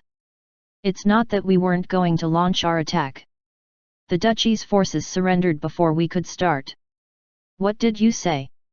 Surrendered? The 100,000 soldiers of the duchy surrendered to the 4 houses of the Northlands. asked the Second Highness in disbelief. Indeed, Your Highness. Not only did they all surrender, Duke Madras has also been captured. The Madras Duchy is no more, said the Count with a face full of smiles. The Second Highness sat back in his chair, stupefied. What about the final battle? Aren't you going to go into a bloody battle with the Duke's forces and end up badly hurt yourselves? Was it all just my imagination? How did you guys do it? The Second Highness began to smile bitterly the moment he realized all his plans had gone down the drain. Despite his bitterness, he was curious how the four houses managed to pull off such a feat. He didn't suspect the Count's words at all because the Count definitely wouldn't dare lie about having the Duke captured. The Count said, Loras landed his household forces on Platinum Beach and attacked Aidless, before occupying Zith Castle, Venades, and Kobo. When the three locations were taken, the Duchy's forces camped opposite our own lost their supply line and had no choice but surrender. The Second Highness thumped on the table hatefully the moment he understood. He had also boarded the ship from Silauas to the Northlands during the previous year and even passed by Platinum Beach on the way. Yet he hadn't imagined that it was an avenue of attack he could use. When Duke Madras deployed all his soldiers to the front lines, his headquarters was left undefended. It was a fatal weakness that Loras had managed to grasp. With but a light push, the duchy came toppling down. So you came here to see me just to tell me this? Congratulations, my Count. You've just become a duke, said the Second Highness mockingly. How ironic. Even though the duchy was exterminated, a king like me doesn't get any benefits. As the contract states, as long as the duchy is no more, Count Kenmays automatically becomes a duke and Siglar becomes his hereditary dominion, all without needing my permission. The Second Highness was so displeased he felt his heart throb with pain. If it were other nobles promoted, they would have to present a sum of gold to their liege. Yet, the fellow in front of him had managed to skimp even on that. The Second Highness really could use more funds for his army. Your Highness, this is all thanks to your wisdom and leadership, thanked Kenmays habitually without caring about how insulting it could be construed as, causing the Second Highness to flush red immediately. We have conquered the duchy, but a situation has come up that we need your advice on, Your Highness. Our losses were minimal, so some of us think we should keep the momentum going and go for Queen Carrie right away so you may get your throne back at the earliest moment possible. Some, however, were against the idea and think we should help Baron Phelim attack and reconquer Southern first. Naturally, Your Highness, I'm on the side of sending troops against Queen Carrie, said Kenmays. I bet you are actually part of the camp wanting to attack Iblaya. The Second Highness took 2 deep breaths and forced himself to calm down. Why don't you strike down the illegitimate ruler first? I remember the contract contains a clause that necessitates the restoration of my throne. Are you about to go against your oaths? Your Highness, we will definitely restore your throne, but so far, we've encountered a tricky situation. We lack the funds to deploy our troops, so many of us think we should slowly gather funds before we launch a campaign against the Queen. Out with it! Just tell me what you want and stop going in circles, the Second Highness exclaimed as he stood up. I want a written promise from you, Your Highness, which is signed and stamped with your royal seal just like our contract, said the Count as he stood up. If we restore your throne in this year, you will exempt the 4 houses from any taxes for the next 5 years and pledge that you won't collect any form of payment from us. The 5-year exemption will make up for our military costs. The Second Highness furrowed his brow. 3 years is the most I can do. It would seem it is best we gather the funds on our own then. Good day, Your Highness, the Count said, preparing to leave. Fine, you win. I agree to your proposal, but you have to ensure I can return to the imperial capital by the end of this year, said the Second Highness. Chapter 346 Settling Debt. Here's the third release of the week. Enjoy! The Second Highness took more than 10 days to bring his army of 5,000 to Kobo, fully equipped with the Wittelian Legion's gear. He hanged all 47 members of House Madras, including the captured Duke. Even a 4-year-old child wasn't able to escape his fate.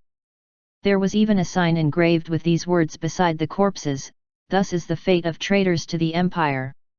On the 14th day of the 5th month, year 1775, the Andanak kingdom's former King Augustlo hanged all the members of House Madras, exterminating one of the oldest noble houses of the Christian Empire.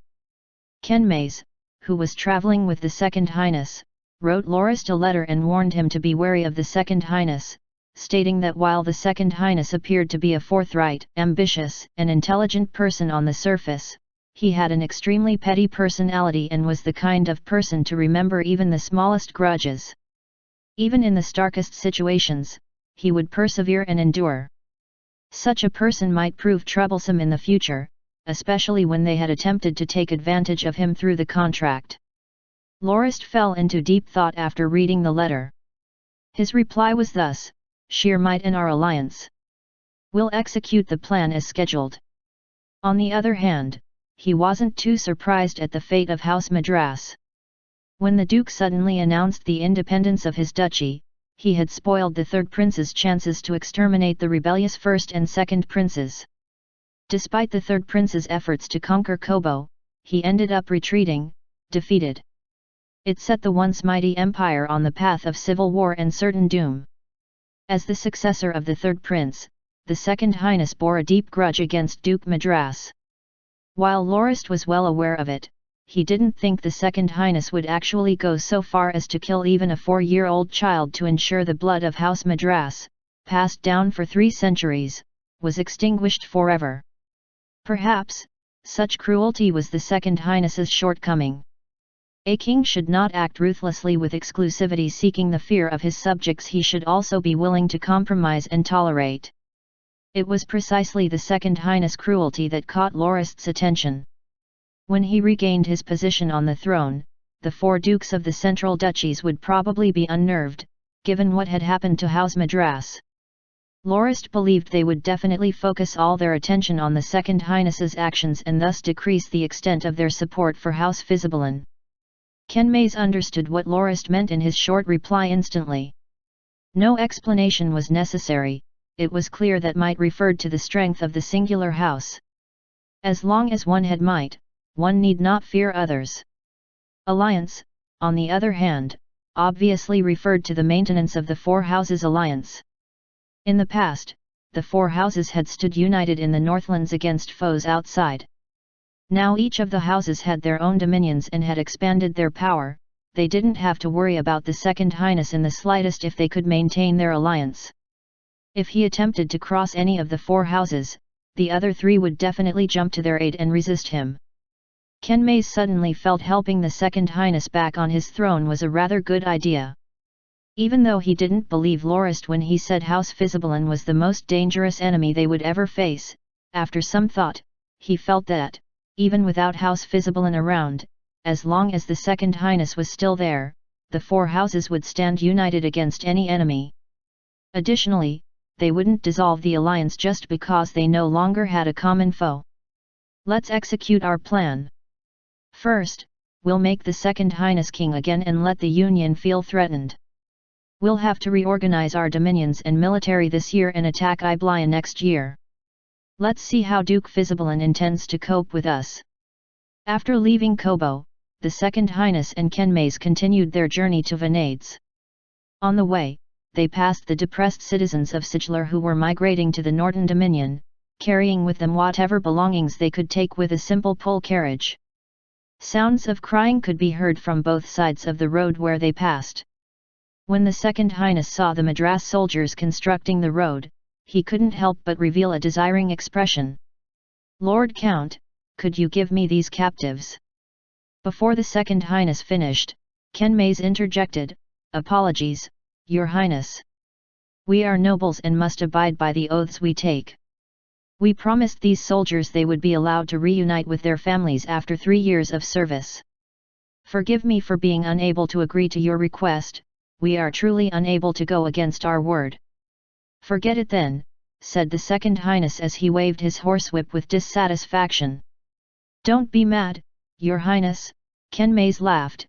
We just received word today that Tigersaur occupied Venades yesterday. They'll rush to the imperial capital straight away. For now, the refugees and soldiers at Welbisha and Yunj Chandler are yours from which to pick. A good number of them are your old subordinates too. I'm sure you'll be able to form a new legion. Using the men you're familiar with is better than using the duchy's troops, no. How could things go this fast? The Second Highness exclaimed, I fortified Yunj Chandler myself. Lichtana Citadel and Mountain Midst Castle are the core of the province's defences, and I've had many experts in fortification design the battlements, mainly to stop a sudden invasion by Duke Madras. Did the garrison soldiers surrender as well? I'm not too sure about the details, Your Highness.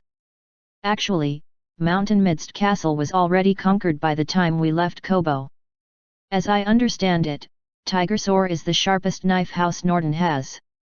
It is mainly a cavalry unit that excels at attacking. Its capabilities are beyond what we can imagine. If the troops at Yunj Chandler weren't well prepared, it's not surprising that they didn't manage to withstand Tigersaur's assault. Well, had they not needed to wait for the arrival of Ovidiz's Thunderbolt Brigade, they might have already reached the Great Andla Plains already. He thought as he spoke. Both Lichtana Citadel and Mountain Midst Castle were unable to resist the Thunderbolt Brigade's barrage. Lorist had long told fierce Tiger Lows to ruin every castle they came across so they wouldn't become obstacles in the future.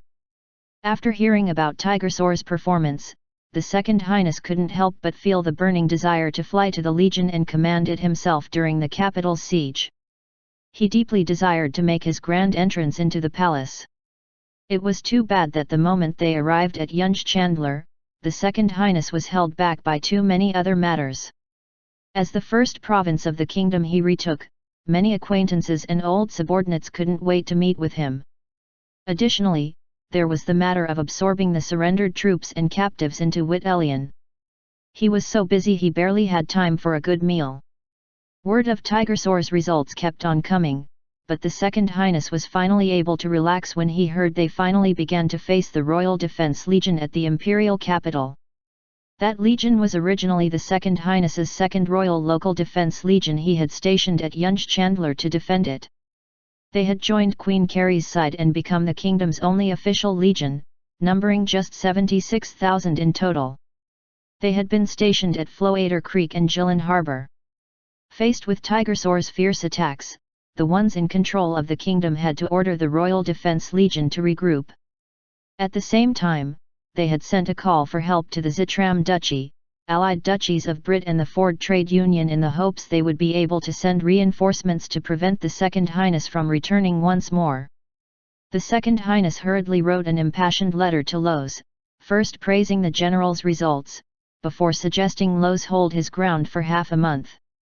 He stated that he would be able to finish reorganizing Wit-Elian and be able to send aid by then. He wanted to unite the two armies in the effort to conquer the capital. In less than half a month, however, word from the front lines was that House Norton's Firm Rock Legion had arrived at Gillen Harbor and encircled the capital completely. The Royal Defense Force was defeated by the two legions' combined attack. The legion lost 30,000 men and the rest either surrendered or deserted. The old empire's most prosperous city finally opened its doors to the Nordens. The victors, Firm Rock and Tigersaur, stepped into the city proudly and hung the banner of the Raging Bear all over the palace's walls. On the 11th day of the 7th month, year 1777, the Northland's House Norden defeated the Andanak Kingdom's Royal Defense Legion with the Firm Rock and Tigersaur legions, conquering the imperial capital. Queen Carrie and her three lovers drank poison to self-terminate.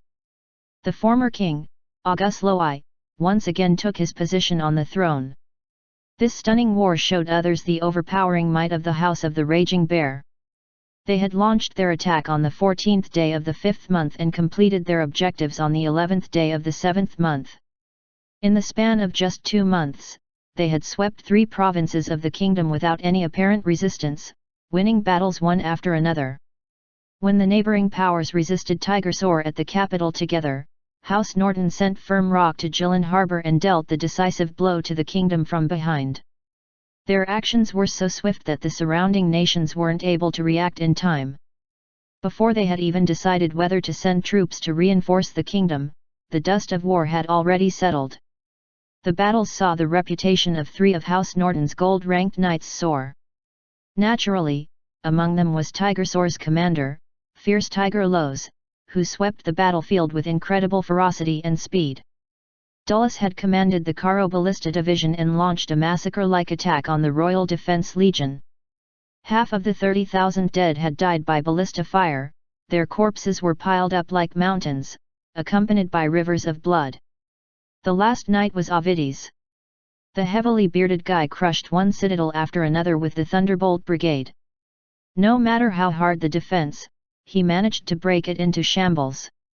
The Second Highness finally returned to the capital in the 7th month with the newly formed Wittelian Legion. His first action after he returned was to admonish the nobles who had betrayed him. Under the purview of Tigersor and Firm Rock, who were in charge of the city's security, the nobles' blood was spilled. The massacre disrupted the city's hitherto peaceful streets. Soldiers, garbed in the Wittelian Legion's gear, stormed the lavish mansions and dragged the nobles out one by one before beheading them on the streets. As for the women, they were brought back to the army camp as spoils. Their cries and shrieks echoed across the plains and down the city streets. How can they do that? Lose roared angrily. Did the Second Highness forget he's the king and this his capital? He doesn't have a choice, Potter Fang said with a troubled frown. You and I both know the Second Highness didn't bring much of his wealth with him when he escaped to the Northlands. Apart from the Wittelian Legion equipment and the funds the 4 houses gave him, he has nothing else, and that money is also almost entirely used up. I thought he would only punish a few of them at first, but I didn't think he'd exterminate them all. He's intent on clearing out almost all the kingdom's nobles. His Grace shouldn't have let the Second Highness back on the throne. Given how cruel he is, he will definitely become a most fearsome threat to our house one day, said Lose as he gazed at the walls where many heads were hung. It's about time we left. Since you already rescued all your paramours, don't butt into the Second Highness's business any longer. Even though I think he doesn't have the bearing of a king, this is something His Grace should worry about. It's not our business to participate in this discussion. I will say, however, that the Second Highness will never be able to reunite the old Chrisen Empire as he is now, said Potter Fang. On the 32nd day of the 7th month, year 1777, August Loi, who had just been reinstated as king, ordered the bloody execution of all the traitorous nobles. Not a single one in the imperial capital was left alive, save a few exceptions. The massacre spanned 3 whole days and more than 3,000 nobles had their heads cut off and displayed on the city walls. As for the young noble ladies, most were disgraced at the army camps until they expired and departed the world. Word of the atrocity eventually spread and shocked the whole of Grindia. The nobles of various nations considering the Second Highness public enemy number 1. He was eventually known as the Slaughterer King, and the incident was later termed the Bloody Cleansing of the 7th. He's a freaking demon, not a king. Lose complained even after leaving the capital. It's one thing if he kills the nobles, but do why the attendants, servants, and knights have to die? Not only did he not spare the women, he didn't even give them a swift death. This is something only a demon is capable of doing. He's destroying our honor as nobles. I really feel like we need another war. Ken Mays was currently seated in front of Lose and Potter Fang. He had accompanied the Second Highness on the way to the imperial capital and had witnessed everything. In terms of the law, the Second Highness wasn't wrong in what he did, he sighed. Those nobles were traitors. They had intentionally delayed or ignored his decrees and caused Kenbanas. The Second Highness had already ordered the province be strongly defended, yet they didn't bother and caused the Second Highness's efforts to go to waste. When he was trapped at Frederica, not only did they not send aid, they even crowned Princess Carrie queen. It's an indisputable act of betrayal. Perhaps, they thought all they had to do when the Second Highness returned was admit their wrongdoing. Even they didn't think he would hold his grudges so close. The Second Highness is not the slightest bit tolerant the way they thought he was. Since he had used up almost all his funds in rebuilding Whitelian, slaughtering the nobles and confiscating their wealth is only par for the course. Then again, we really didn't see how cruel he could get, for him to kill even the women and everyone else related to the noble houses by blood. He did it to extinguish any seed of revenge that may sprout in the future. The both of you are still right. The Second Highness doesn't act like a king should at all. He's just a slaughterer. A guard entered the tent and reported, "His Grace is here." Chapter 347 Letter. The fourth release of the week is served. Lorist read Low's urgent letter and fell into deep thought. It was signed by Lows, Count Kenmays, and Potter Fang, and contained 3 points of argument. The first concerned the Second Highness's settling the nobles' debt and their fate. The second regarded the Second Highness' wish that the Norton forces not retreat until they finished their obligations as stated by the contract. The third reported a rather inappropriate request, which Lows had already refused on Lorist's behalf. Lorist did not feel much about the Second Highness's actions towards the nobles since he wasn't too fond of them either. They were far too corrupt to be allowed to exist if the Empire's unification was still a goal. The extermination of such useless leeches was most definitely warranted. Had Lorist been in the Second Highness's shoes, he might have done the same thing, perhaps less harshly and using less extreme methods. It could be said that the reason for the Second Highness's extremity was his need for funds and possessions to alleviate the dire situation of the kingdom's finances. One's grounds is always decided on where one is sat. For instance, Lows used to be a mere ex-officer of the disbanded Whitelian Legion when he joined the northbound convoy. After experiencing 7 years of civil war within the Empire, he hated the nobles with fervor and thought the Empire fell due to their greed. It was for this reason that he didn't hesitate to take the actions he did and hang the members of around 40 noble households when he first agreed to a deal between the Second Highness and the convoy. In a flash, 10 years had passed, and as a gold-ranked household knight of House Norton, Lows was now a quasi-noble himself. With Lorist's ascension to dukedom, he would have a place among the barons entitled by Lorist himself. With that, his position on the matter changed and he resolved himself to live in a way befitting a member of the nobility.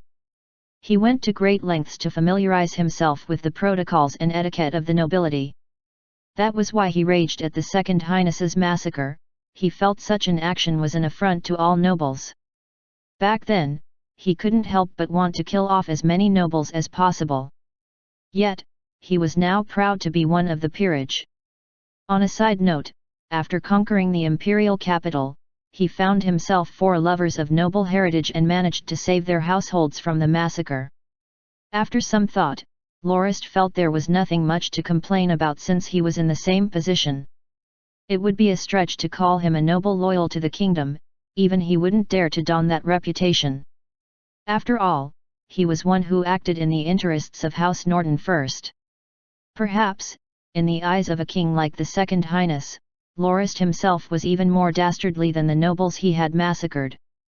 Only the house's might and its control over the whole of the Northlands deterred the Second Highness from doing anything. The Second Highness's contempt for House Norton manifested in the next plan, which was the focus of the letter's second topic. The Second Highness made it clear that House Norton would only have fulfilled its obligation to reinstate his rule once the territories Queen Carrie had ceded were once again part of the kingdom. Even though the imperial capital had already been recaptured, it still didn't change the fact that the territories relinquished as a result of the Queen's actions remained outside of the kingdom.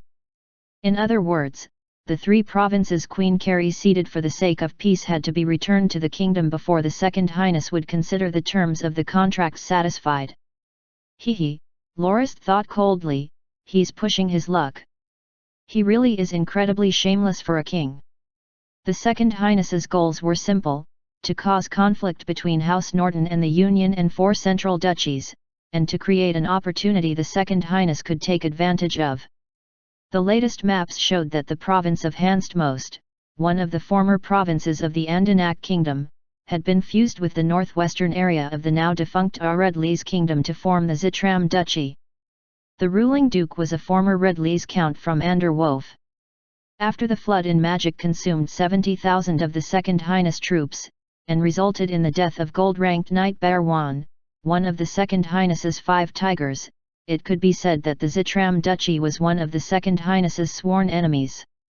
As for the 2 southeastern Redleys provinces that had fallen into the clutches of the Andanak kingdom following the first prince's defeat, they had been ceded to the ones who would form the allied duchies of Brit.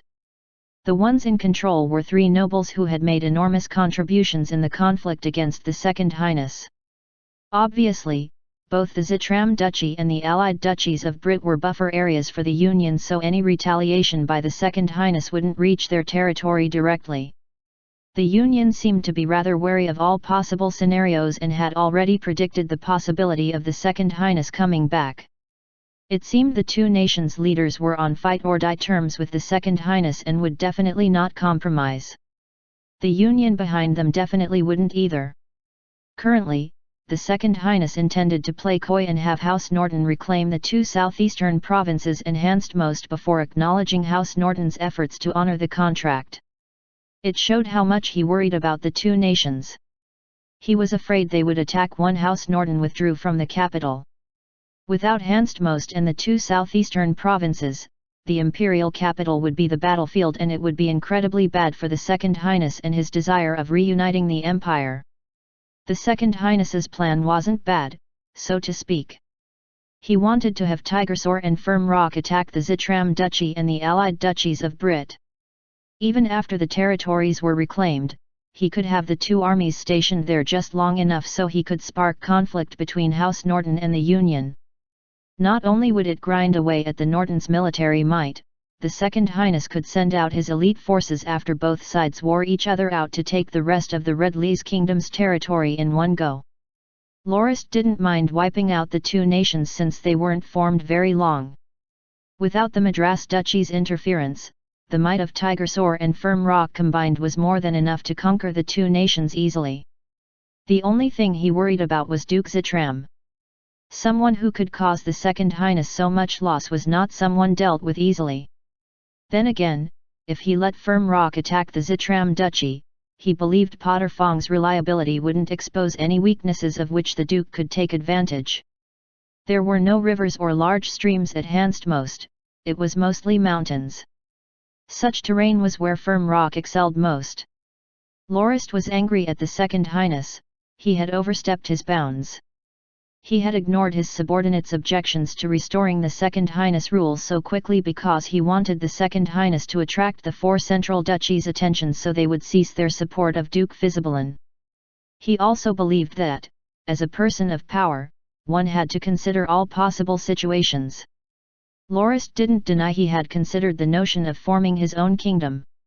After all, he had already put in so much effort to meld with the battle-force-oriented world of Grindia as someone who came from another world. His soul stemmed from an ancient Oriental civilization that had 5 millennia of history. While the original owner of his current body might have been a person loyal to the kingdom, he definitely wasn't. The fact that House Norton managed to become what it was today, bearing the title of Duke of the Northlands, was already far beyond the Norton ancestors' imagination. Lorist felt he had already done a lot for the house. Similarly, others considered House Norton one of the Second Highness' mightiest supporters. There was nothing about Lorist's actions that anyone could nitpick, apart from duping him secretly for some benefits. Lorist had his own troubles, so he didn't really mind the king's shameless requests. In terms of giving the Second Highness a legion's worth of equipment and mobilizing his forces to help the Second Highness regain his throne, Lorist had executed it all extremely well. Even if he were to fall out with the Second Highness in the future, nobody could criticize him for it. While the path of a ruler was filled with thorns and obstacles, both light and dark at every corner, rulers should always act fairly and justly, even if it was just for the sake of appearances. Any moral flaw a ruler displayed could be fatal to his ambitions. That was why the Norton knights and officials suggested he let the Second Highness remain at the Northlands for the time being. The Second Highness's recent massacre would only incite disgust and hatred among other nobles. It would also deter them from pledging allegiance to him in the future. Lorist started penning his reply. He told Lose and Potterfang they could attack the two nations to recover Hanstmost and the two southeastern provinces for the Andanak kingdom. Since they were already 90% there, they might as well take the final step to make sure the Second Highness wouldn't have anything to say about their conduct.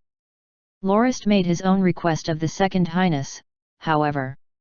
The Second Highness must send men to hold the territory within 15 days of its capture. The two armies would retreat from the front lines after 15 days whether they had been relieved or not, and would not return. He gave permission for Kenmaze to iron out the details with the Second Highness on his behalf in this regard. Should he not agree to this condition, Potterfang and Lose were free to return right away. If anyone was idiotic enough to try and stop them, they could kill them without question. They had his personal permission to slaughter their way back to the Dominion if need be, even if their opponent was the Second Highness himself. The Second Highness' awkward request, the letter's third topic, was that the catapults and steel ballistae be left with him. Lorist only had a single, short comment, "Well done refusing the bastard. On what grounds does he think he deserves them? Because he's king?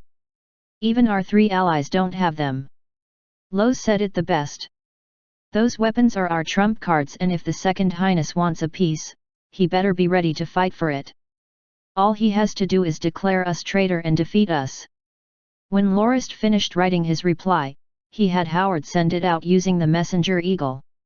The birds only required a day to fly to Silauaz. The letter would only take a further 3 days or so to reach Potterfang and Lose. It was much faster than how the Count had his servants travel on horseback from the imperial capital, which took 17 whole days. Lorist no longer worried for Firm Rock and Tigersaur. Lose and Potterfang wouldn't let him down. Kenmaze was with them, so the Second Highness wouldn't glean any benefits without their knowledge. The following days saw Lorist occupied with many tasks, such as the enfeoffment and relocation of dominions at Delamock and the Eastern Northlands development. He also had to be present at the opening ceremony of Dawn Academy's Northland branch on the 15th day of the 8th month. The completion of the house's formal legal regulations also had to be screened. He also had to check on the newly formed Jaeger Legion as well as spend some time with Deliana and his 7-month-old son. He couldn't help but wish he had the ability to create multiple clones of himself.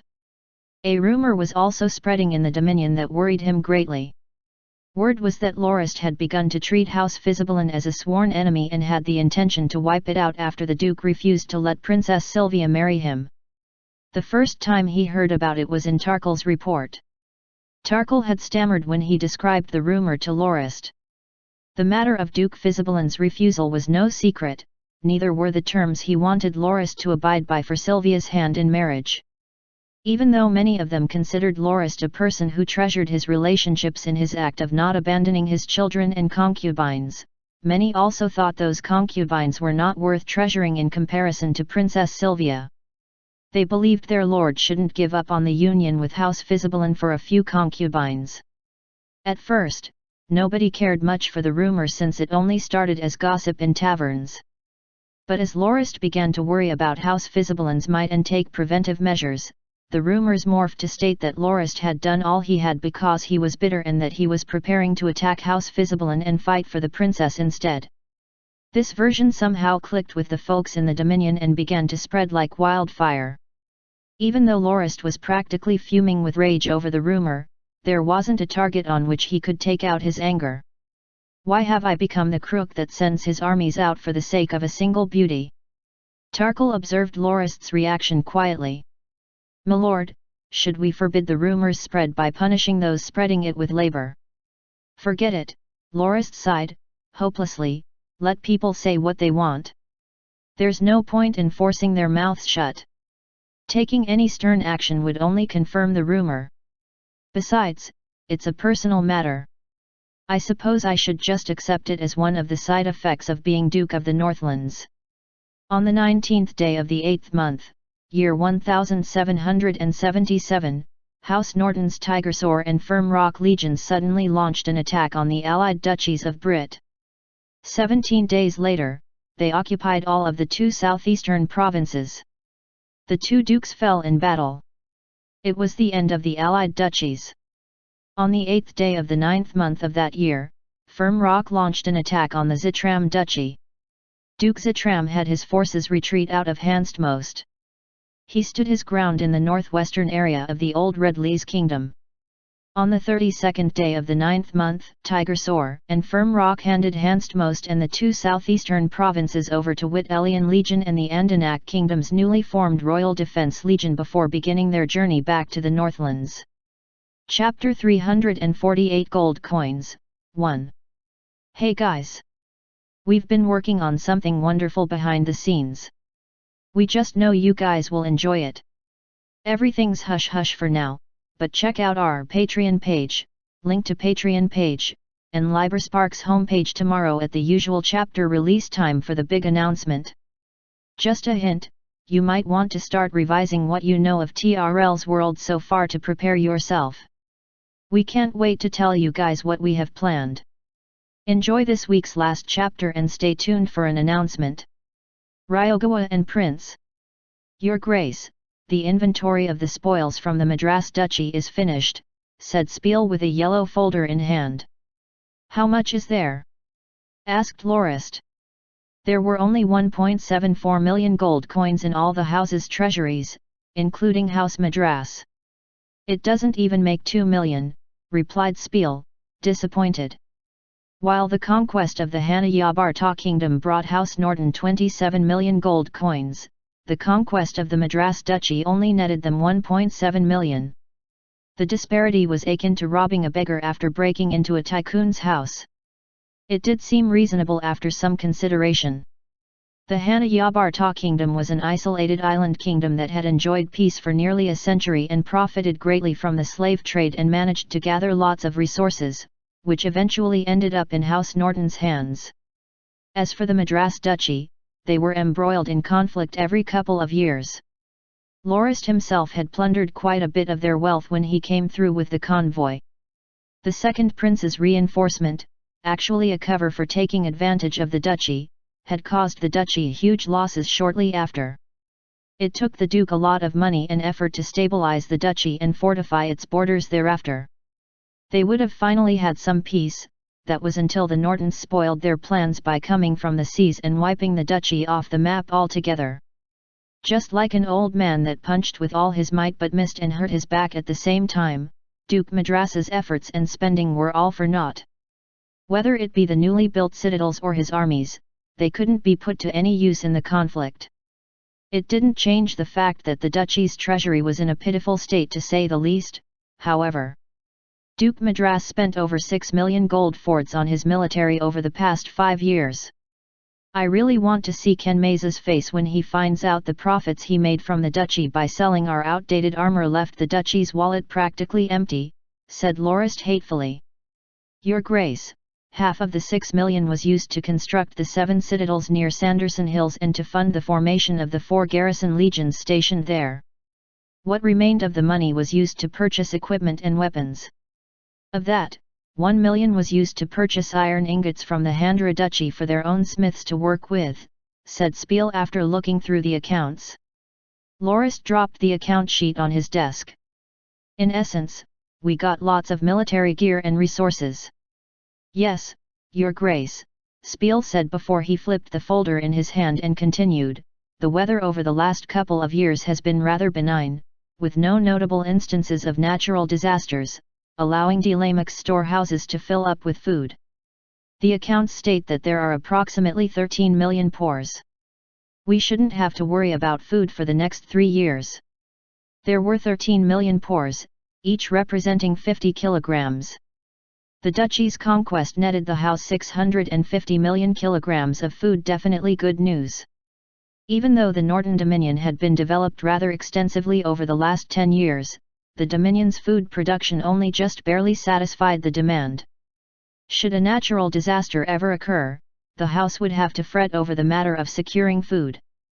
Now that one of the Dominion's larger problems had been solved, Lorist felt pronouncedly relieved. Your Grace, apart from food, there are also a lot of other military resources left behind by the surrendered soldiers. There is enough equipment to arm 300,000 men. We've sorted it all according to quality, there are around 300 sets of superb quality armor, 70,000 of decent quality, just over 100,000 of average quality, and around 270,000 sets of varied weapons. The armor of any worse quality has already been sent to the forges to be made into farming tools. How are we to deal with the armor and equipment we gained? Asked Spiel. It was a rather worrying problem. Since the house already had Sid steel armor and many of their own weapons, they wouldn't use the outdated gear they sold to the duchy. That was also the case with their three allies, as their forces also used equipment produced by them. Lorist would have to find another way to strike a military arms deal. Keep the superb ones and around 30,000 sets of the decent ones. When the house finishes entitling our vassals, we can assign these to their garrison and private forces so they'll be well protected whenever they follow us into battle. As for the rest, send a portion to Silaoz and ask whether the Peterson Merchant Guild wants to sell them on our behalf.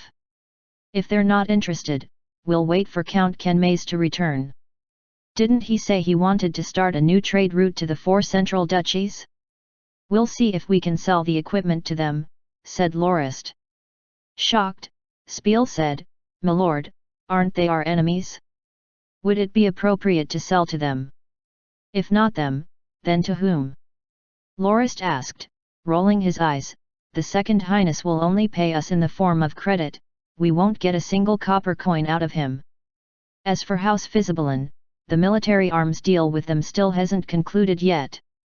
We have Peterson Merchant Guild collecting orders for us at the Union, but ever since the Chichter Merchant Guild's purchase of the armor we produced, they didn't submit any further orders. That makes the 4 central duchies the only viable target. Supervisor Spiel, you have to be more confident in the house. If the 4 central duchies become our enemy, the equipment will just come back to us. The lack of people to trade with was one of the negatives of the Northland's ruralness. Grindia was rather large and irregularly shaped. Humans only populated 2/3 of the land area that formed the shape of a ladle. The Northlands wasn't truly located in the north of the Grindian continent, but rather the middle. The reason it was called as it was because it was the northmost point humans had settled. Past the Northlands was uncharted wildlands that humans hadn't frequented since the end days of the magical civilization more than 2,000 years earlier. Lorist was right in that there were no other targets for House Norton to sell to, apart from the 4 central duchies. It made him rather envious of the strategic location of the Union's territory. It was situated in the middle of the north and the south and had the neighboring duchies with which to trade. Perhaps, he could have Senbad take the Oceanic Legion and start a new trade route to the Golden Bay. It just might bring the house even more wealth.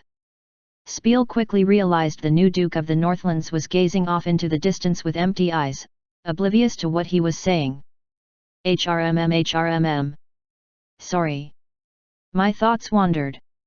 Could you repeat what you said? Admitted Lorist. Your Grace, even though we only obtained 1,74 million gold fords from the duchy, we found 3 underground treasuries at the Duke's mansion in Aidless. They contain imperial gold, each treasury has just over 3 million. We have 10 million imperial gold coins in total. Then we did end up earning quite a lot after all, Lorist exclaimed, elated. 10 million gold coins make about 3 million gold fords. Your Grace, the duchy has never thought of exchanging imperial gold coins for gold fords, Spiel countered with a stern expression. According to the mansion's butler, the Duke intended to mint gold fords himself. What did you say? Duke Madras wanted to mint gold fords? Asked Lorist curiously. Yes, Your Grace. Currently, the exchange rate for imperial gold to gold fords is 3 to 1. That rate is actually a small act of revenge by the Union against those of the Empire. Simply put, of the 3 imperial gold coins exchanged, 1 would be pocketed by the Merchant Guild carrying out the exchange, replied Spiel.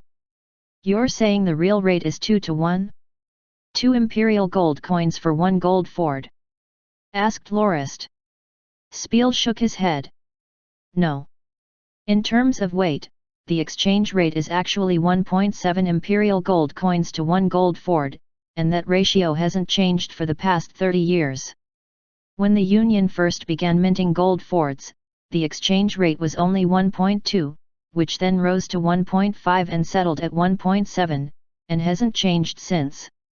Wait, aren't gold coin exchange rates dependent on the gold each coin actually contains? Since when was weight used as a measure? Asked Lorist curiously. Your Grace, mused Spiel with a troubled expression. He found his lord often had no idea about common knowledge like this, even though information concerning gold coins were not all that well known. All gold coins contain the same gold ratio, 7.5:1.5:1, 75% gold, 15% bronze, and 10% chrome. That ratio has existed since the days of the magical civilization, since only coins minted with that ratio can pass the liquid test. Even if coins were minted with 100% gold, they would still be considered fakes and nobody would dare to trade with them. Lorist palmed his forehead when he finally recalled some information about gold coins. Back before Lorist transmigrated, the original owner of the body had been taught this at Dawn Academy. The memory wasn't his own, so he neglected it most of the time. All gold coins on the continent were made in that ratio. It was said the ratio was set by the Magi for the common people during the magical civilization, whereas they used an even better kind of magical gold coin. Coins made according to that ratio had one amazing quality: they wouldn't change in color and were extremely resistant to the trials of time. Even after long periods of use, they would still retain their shiny look. Even the imprint on the coins would still look good as new. The Magi had also made a kind of liquid to be used to test the authenticity of such coins. Any coin that wasn't made in that ratio would sink straight down when put in the liquid, whereas coins made according to the ratio would float. It was a truly mysterious and unique liquid. Lorist recalled that, during one of his herbalist classes, the professor prepared a large basin filled with the mysterious liquid. The materials used to make the liquid were extremely cheap, around 2 small silvers, and was used to drill the basics of mixing into the students. Lorist still remembered the fun he had when he tossed gold coins into the pool of water and the curiosity he had for how it worked. The professor said that if Lorist wanted to know the answer, he had to research the material himself, saying that the secret to finding out how the liquid worked was up to him. He was reminded once again that he wasn't in his previous life where coins could be minted with varying ratios. Back then, there were many anniversary coins minted to commemorate certain events. One time, he bought a large amount from some sport event, thinking their price would appreciate in time, only to realize they actually began to rust. Aren't these coins minted by the government? How can they rust? After getting them inspected by experts, he learned that the anniversary coins were minted with really small traces of gold by a non-government institution. Grindy is the best after all. Since the ratio is the same, people only have to weigh the coins to determine their relative value. I remember someone said, who was it again? That professor from Dawn Academy said proudly that the number of gold coins minted by a nation represented its might. The citizens of the Ford Trade Union has always been rather proud of the fact that its currency was used all over the continent. The stronger the might of a nation, the more reliable others would consider their currency. When the Christian Empire was at its prime, imperial gold coins and gold forts only had an exchange rate of 1.7 to 1. But now the empire was in shambles, the exchange rate actually became 3 to 1. It was no wonder Duke Madras wanted to remint imperial gold coins into gold forts to cut his losses. Lorist also remembered that his house used to trade mainly with imperial gold coins according to the 3 to 1 ratio. The loss of a third of the value made his heart wince with slight pain. Supervisor Spiel, doesn't our house have imperial gold coins as well? Were they all exchanged to gold forts? Your Grace, back then, we used imperial gold coins according to the 3 to 1 ratio. But Nicherade later instructed us to stop using them and stock them up instead. Since we didn't lack gold forts, we did as he instructed. After obtaining the 10 million imperial gold coins from the duchy, I went to check our accounts. We have 8 million imperial gold coins, most of which have been exchanged from the commoners with the 3-to-1 ratio. The moment Lorist heard this, his heart skipped with excitement. With 18 million imperial gold coins in hand, he could try to remint the gold coins into gold forts as Duke Madras had attempted. If the ratio was 2-to-1, then everything could be converted into 9 million gold forts, which would do wonders to make up for the house's massive spending over the past 2 years. "Can we remint the imperial gold coins into gold forts too?" asked Lorist hurriedly. "I am only in charge of overseeing the treasury, Your Grace," Spiel said, shaking his head. "I don't know about minting coins. You should discuss this with Sir Charade." "All right. Howard, have Knight Charade come over immediately." "Yes, my lord." Chapter 349 Gold Coins, 2. Enjoy the first release of the week. For those who missed our announcement, please check it out at the home page. Charade looked at Spiel, who was sitting alone quietly on the sofa in the study and couldn't help but wonder if anything went wrong. Thanks to Howard, who had dragged him over in a hurry at Lorist's instruction, he was rather frustrated. He had quite a lot of matters to deal with as well. He was far too busy with the household's matters. Many things were still piled up on his desk awaiting his attention. "Well, Supervisor Spiel, you said you instructed the house to stop using imperial gold coins and only bought them with gold forts from anyone who wanted to change it without any intent of spending them. So far, we already have up to 8 million. This time around, we found that Duke Madras kept a stash of 10 million imperial gold coins with the intent of reminting them as gold forts. It was a shame he perished before his ambitions were realized. I've asked you to come here today because I want to ask whether we can do the same. The exchange rate is far too high," explained Lorist according to what Charade had told him. "Your Grace, I've seen the reports on the Duke's intention to mint gold forts and I've also been considering what to do with the imperial gold coins. I wasn't able to come up with a proper proposal, so I didn't bring the matter up. I believe reminting gold forts isn't a good idea," said Charade after some thought. "Why? Gold forts have already become the most widespread currency in Grindia. Even though the neighboring nations are rather guarded against the Union right now, they also use gold forts as their main currency. If we can remint imperial gold, we can start spending them right away," said Lorist. "Your Grace, do you know which merchant guild is in charge of minting gold forts?" asked Charade. He continued when he saw Lorist shake his head. "Gold forts are produced by the largest merchant guild in the Union, the Twin-Head Dragon Merchant Guild, who are also the leaders of the Big Seven. However, they only own 60% of the shares. Each of the 6 over guilds own just 5%. The last 10% is used for covering the Union's administrative costs. As the materials and ratio of gold coins are identical, and the fact that all of them have to go through the liquid test, Twin-Head Dragon Merchant Guild produces them at a loss. In other words, for every 100 gold forts produced, 110 gold forts worth of materials must be prepared. If there are any materials left after the coin production, that would be the profits of the guild. They produce 10 million gold forts annually on average. The record is 30 million.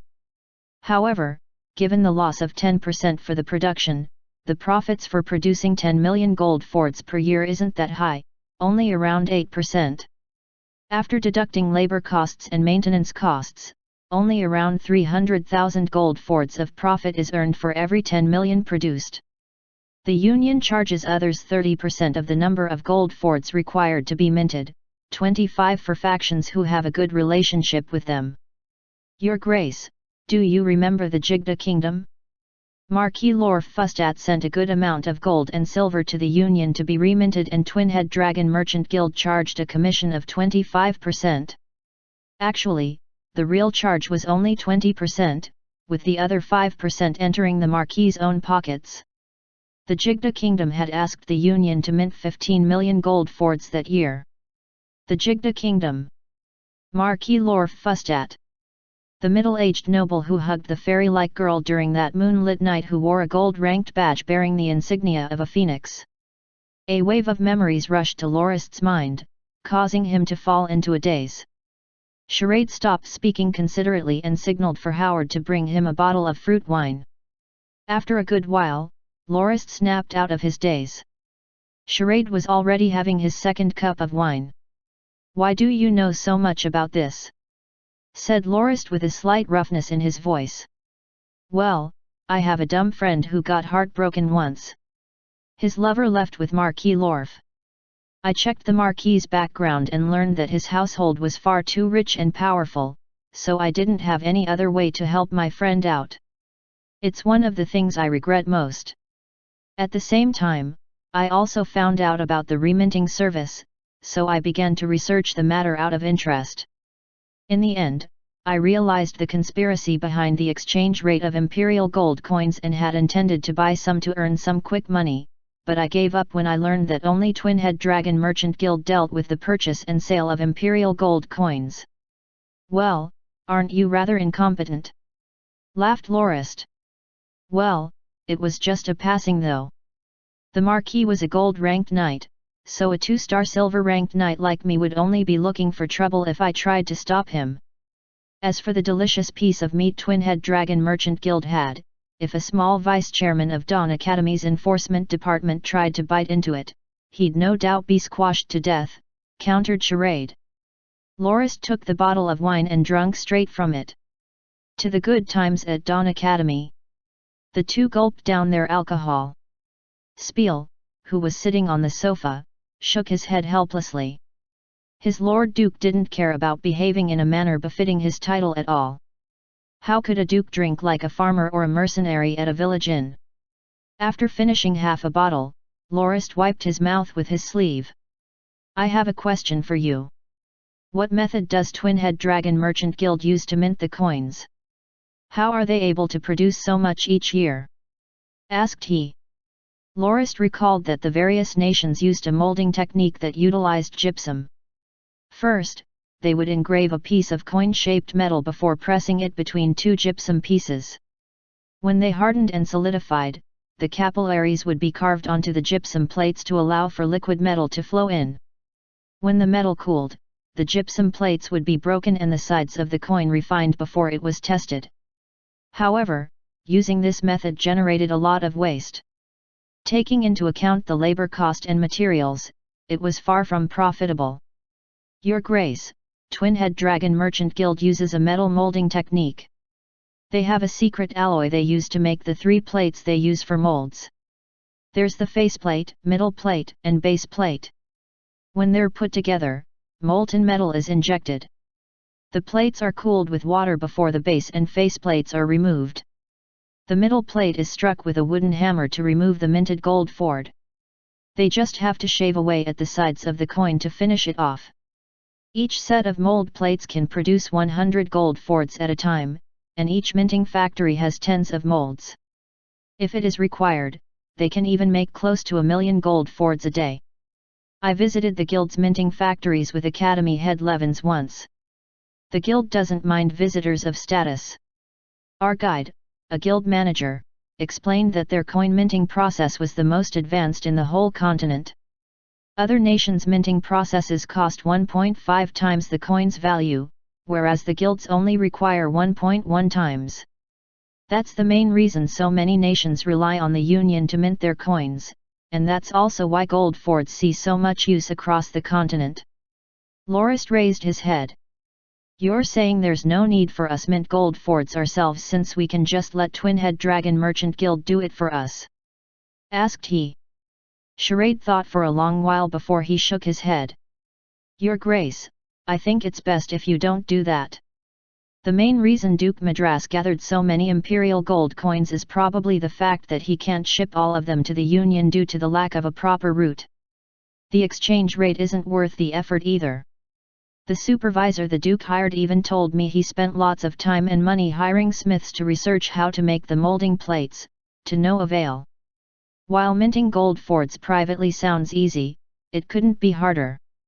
While the ingredients used to make gold coins are largely the same, the special characteristics of the molding method and the long-lasting nature of the coin's features make it necessary for any privately minted gold forts to look exactly like those minted by the Union.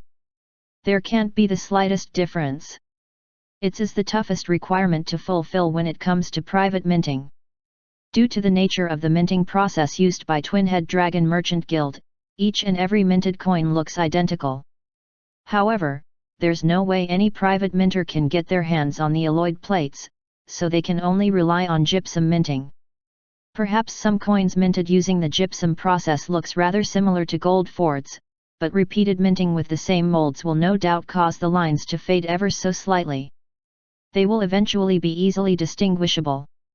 The molds will have to be changed every time, and it would raise the cost.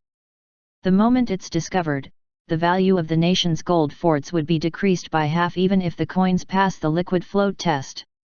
It's a disaster for whatever nation it happens to. Duke Madras only bothered to try because he had no other choice. However, there's no need for House Norton to go that far. It's incredibly easy to ship the gold coins across the seas, and we can even get a deal on recommendation by Peterson Merchant Guild. We'll get the 20% rate rather than the normal 30%. It's far more practical than attempting to mint our own coins. However, said Charade hesitantly. Would there be any difficulties? Asked Lorist curiously. Since it would be more practical to just get Twin-Head Dragon Merchant Guild to do the minting, why did Charade advise him against it? Your Grace, I don't really know our house and the Northland's standing. Given our close relationship with Peterson Merchant Guild, we can be considered a good business partner. But given our allegiance to the Andanak Kingdom, we're considered a vassal house of the Second Highness, who's the Union's sworn enemy. That's why I feel sending our imperial gold coins would be risky even if we have a written agreement with Peterson Merchant Guild.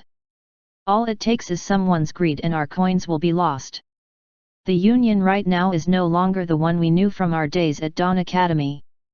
I realized after the implementation of the aristocracy, the Union's people have fewer lines they're not willing to cross in comparison to nobles of other nations. Our trip to Moranti last time is a good example. Additionally, I'm rather suspicious of Peterson Merchant Guild.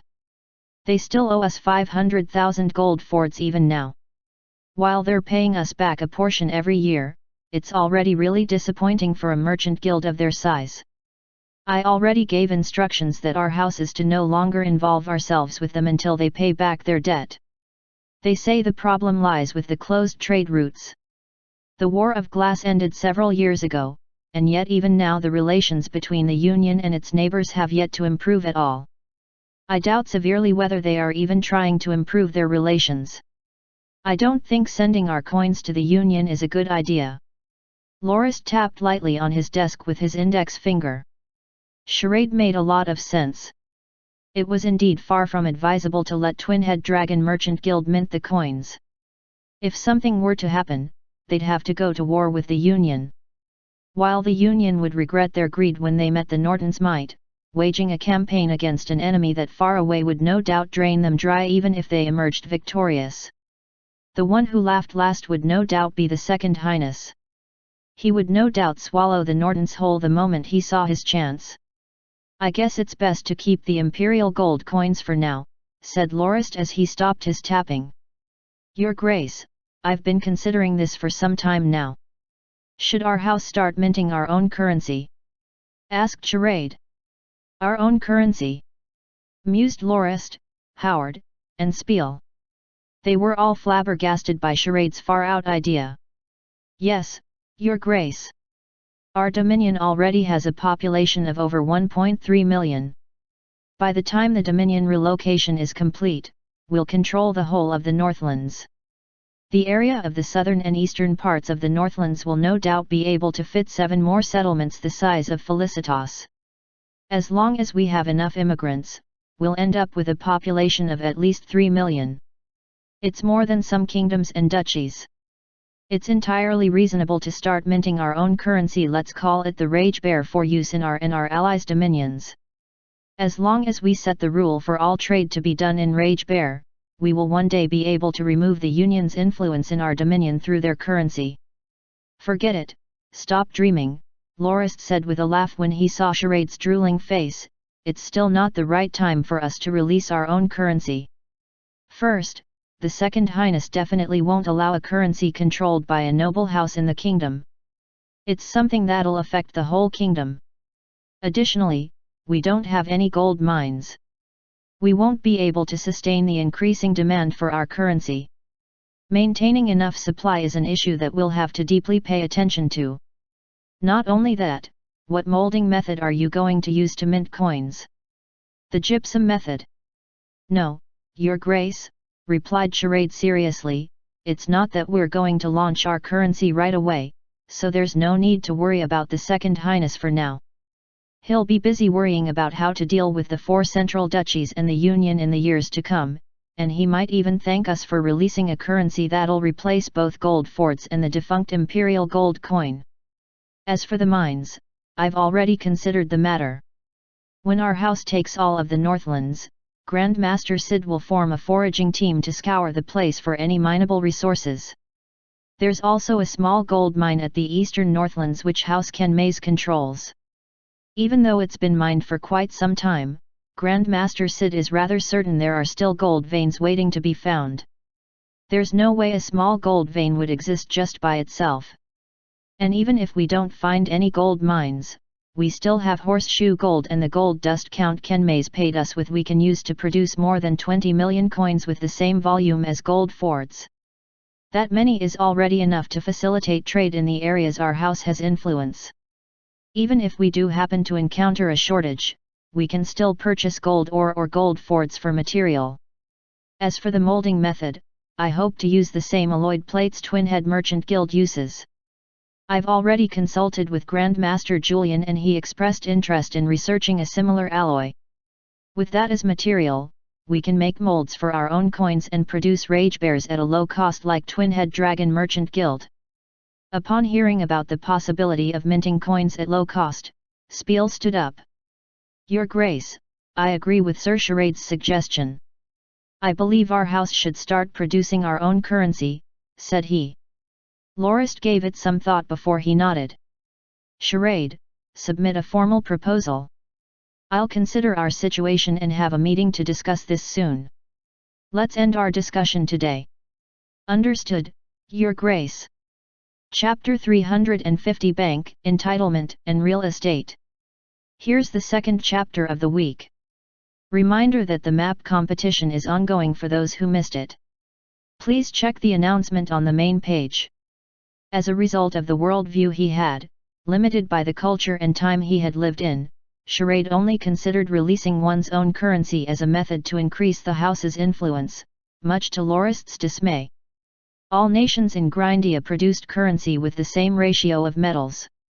Their value was thus not determined by the metals inside, but their weight. The only true difference in the different currencies was that the Union's method was far more advanced and efficient than all the others. It was in a merchant's nature to seek profit out. Lorist remembered attending a course about the history of gold when he was still the owner of his small workshop in his past life. In it, he learned that in the Middle Ages the Jews, who had lost their homes and traveled across Europe, noticed the profits that could be made in currency trading. They took immediate action and became primarily money lenders, currency traders, and grocers. It was thanks to their domination of these 3 trades that they amassed so much wealth that they could even influence the world economy. But, unlike the Middle Ages of Lorist's past life, the ones who controlled wealth and trade, and performed part of the functions the Jews had in Middle Age societies, was the shrine of the goddess Zygon. They did some things better than the Jews, in fact. For example, thanks to the trust they had from the public, they did appraisals for property and real estate. They were also witnesses to many business contracts and also released their gold forward bills that could be used instead of the coins themselves. They also provided loans to nobles, merchant guilds, and even nations. In some ways, the shrine of the goddess Zygon was akin to a modern-day bank. However, as opposed to a real bank, the shrine didn't provide services to store one's savings. That was the domain of large merchant guilds or even nations and noble houses. They also played a small part in private businesses, providing only services for exchanging gold forts into bills for ease of transport. The shrine's influence wasn't able to grow because they limited their activities. Almost no non-merchant commoners believed in Zijin. When the civil war started, the shrine left the empire. Now the closest branch to the Northlands was in Moronti. The plan that Lorist had to accompany Charade's proposal of releasing their own currency was to start a bank that could provide loans to any new businesses or factories that wished to start up and let commoners store their savings. It would definitely be beneficial to the house as it would own a share of 30% of all businesses started within the Dominion. Lorist believed that after starting his own bank, he could use it to mitigate the burden of private business owners with his loans, providing an avenue for healthy competition. Not only that, the bank could also function as account auditors to decrease the rate's fraud. The most important thing was that Lorist would be able to regulate the flow of money within the Dominion so he could decrease the burden of military and development expenditure on the house. Most people in Grindia had the habit of putting away their savings, normally by burying it, to prepare for urgent times. Given the population of the Northern Dominion, which now neared 1.5 million, each household would have no less than 10 gold forts in savings. Spiel estimated that the average citizen in Felicitas would be the first to gather a good amount of wealth. It was also the reason Spiel had suggested an increase in taxes.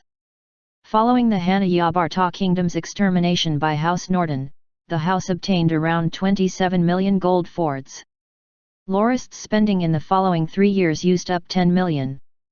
According to Lorist's experience in the previous world, letting such a huge amount of currency into the market should have caused an economic crisis via inflation. However, the household's economic situation wasn't destabilized at all. This was mainly for 2 reasons. The house's subjects didn't spend much in the first place and were satisfied as long as they had food and a home, and they would save the extra gold without. This meant that Lorist's investments were essentially coins tossed into a well. Lorist took out a beast skin and wrote the word bank on it. He hoped that, within the year, he could wrap up the management issues within his dominion before launching his attack on the Iblia kingdom the following year and tangling with Duke Fizibalin. When he made his move, he would leave most of the house's affairs to Charade, so he planned to write his plans down and leave their implementation to Charade as well. Lorist spent the 11th month busy with one meeting after another. Charade was awed when Lorist suggested the formation of their own bank and even suggested an idol of Zijin be placed in the building to reassure people that the bank would carry out the functions of Zijin's shrines.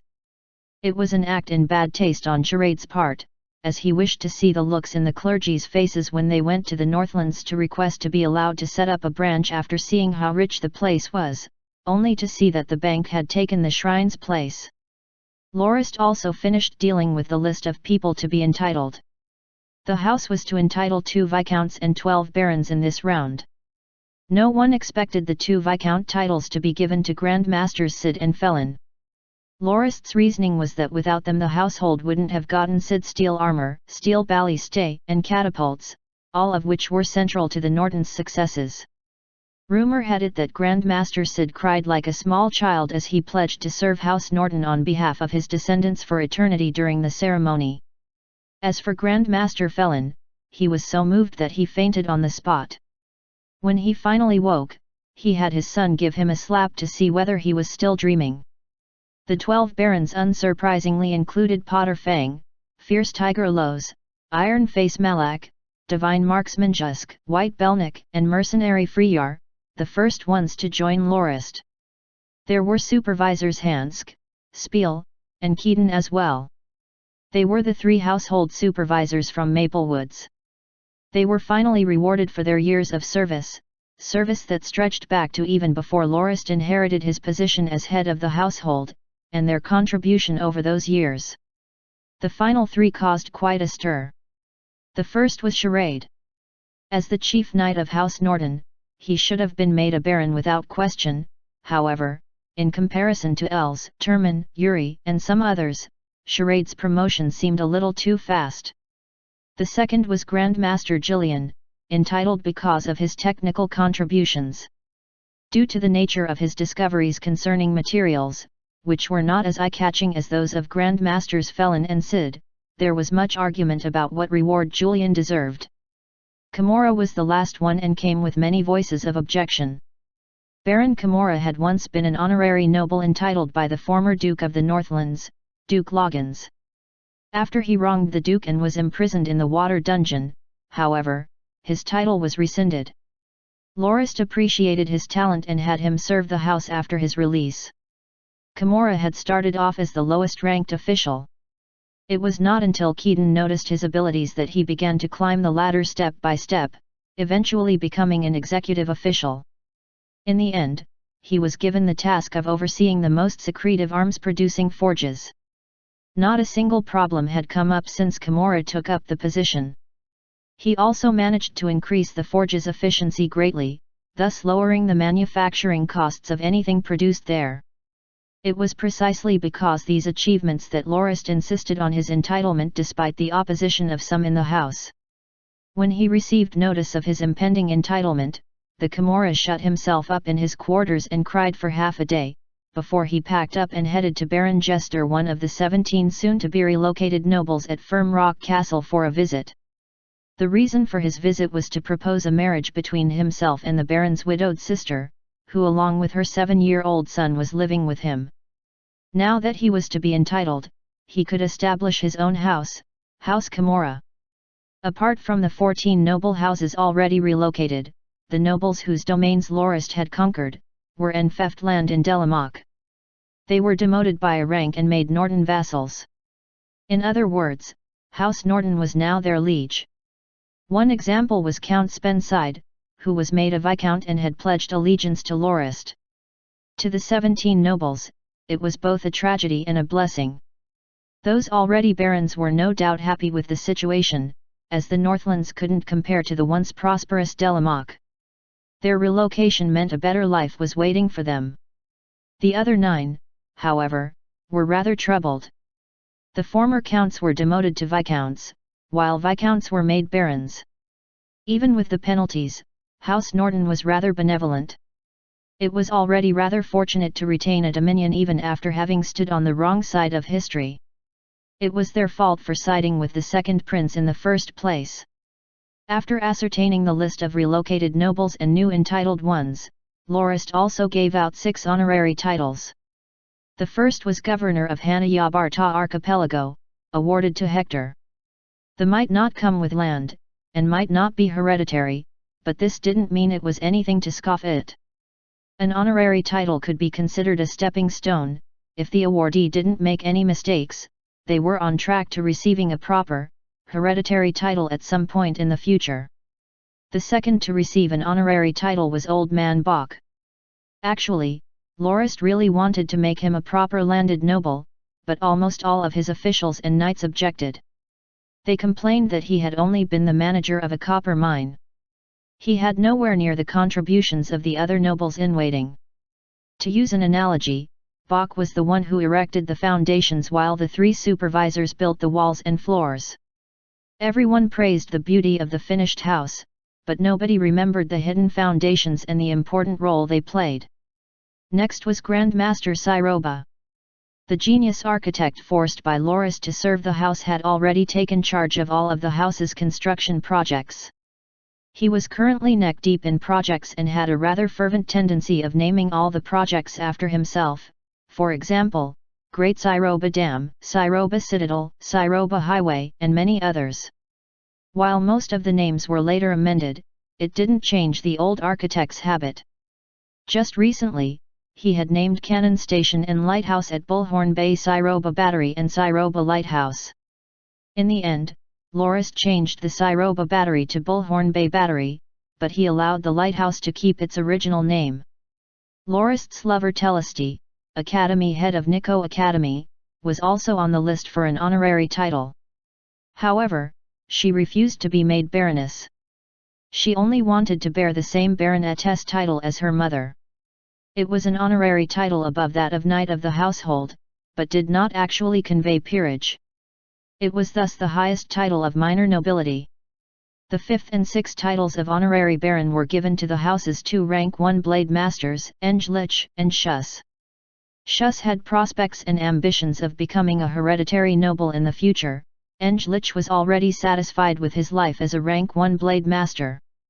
While Shu still actively served the house, Englich was only willing to guard Firm Rock Castle.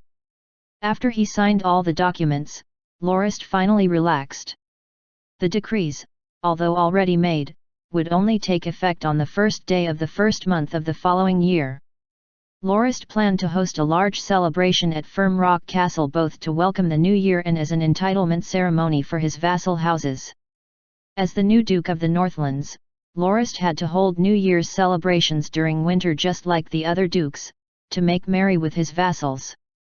The land to be untheft was in Delamoc, but the nobles themselves couldn't stay there as they still had to serve the house. Apart from Jusk, who was more than willing to leave his fief to his butler and collect the yearly income it generated, the other nobles let their family or relatives manage their fiefs while they continued to serve the house in order to stand a chance of getting a promotion to a higher rank and being given a larger fief. Apart from preparing for the launch of a new bank and the entitlements, Lorist still had to deal with real estate. Spiel had once suggested the taxes be raised to cover the house's expenses as the subjects were gradually getting richer, but Lorist turned the idea down. He had many more ideas, inspired by the experiences of his previous life, to make the subjects throw their savings at the house. He decided to launch a small test run by developing a new residential area. The 7 towns of Felicitas and the 8 towns of Salis were among the first places the house developed. 7 years had passed since their initial development and their populations had increased substantially. It saw the rise of youths moving to other towns to work as factory workers since the jobs were far more profitable than farming. It also brought about the increase in personally constructed houses, which was an inevitability considering the fact that the house only built wooden houses for the initial settlers. The growth of the population would no doubt prompt some to figure out ways to build their own homes. The land on which the houses were built, however, belonged to the house, strictly speaking. Spiel had thought of collecting rent or a management fee for those who used the lands. It was another way to raise taxes. Lorist, however, said that, since they have allowed them to live like that without paying a fee for so many years, suddenly introducing a tax on it would only harm the house's reputation. So, Lorist decided to start a real estate business in the 15 towns. He would demolish the ruddy wooden houses and build proper residential areas and villas for the rich. They would have to increase the town's area and build more public and administrative facilities. Felicitas would be the first of the 2 to undergo the procedure and the funds would be collected from pre-purchases. Lorist had Siroba build a simple model of the modified house in Wild North Town and put it on display. Those who wished to purchase one had to put down a third of the total price as a deposit. The houses would be ready in 2 years after purchase. At first, the folks of Wild North Town were rather suspicious. Even though the models and designs were rather nice, they couldn't help but worry about the fact that they would only receive them in 2 years' time.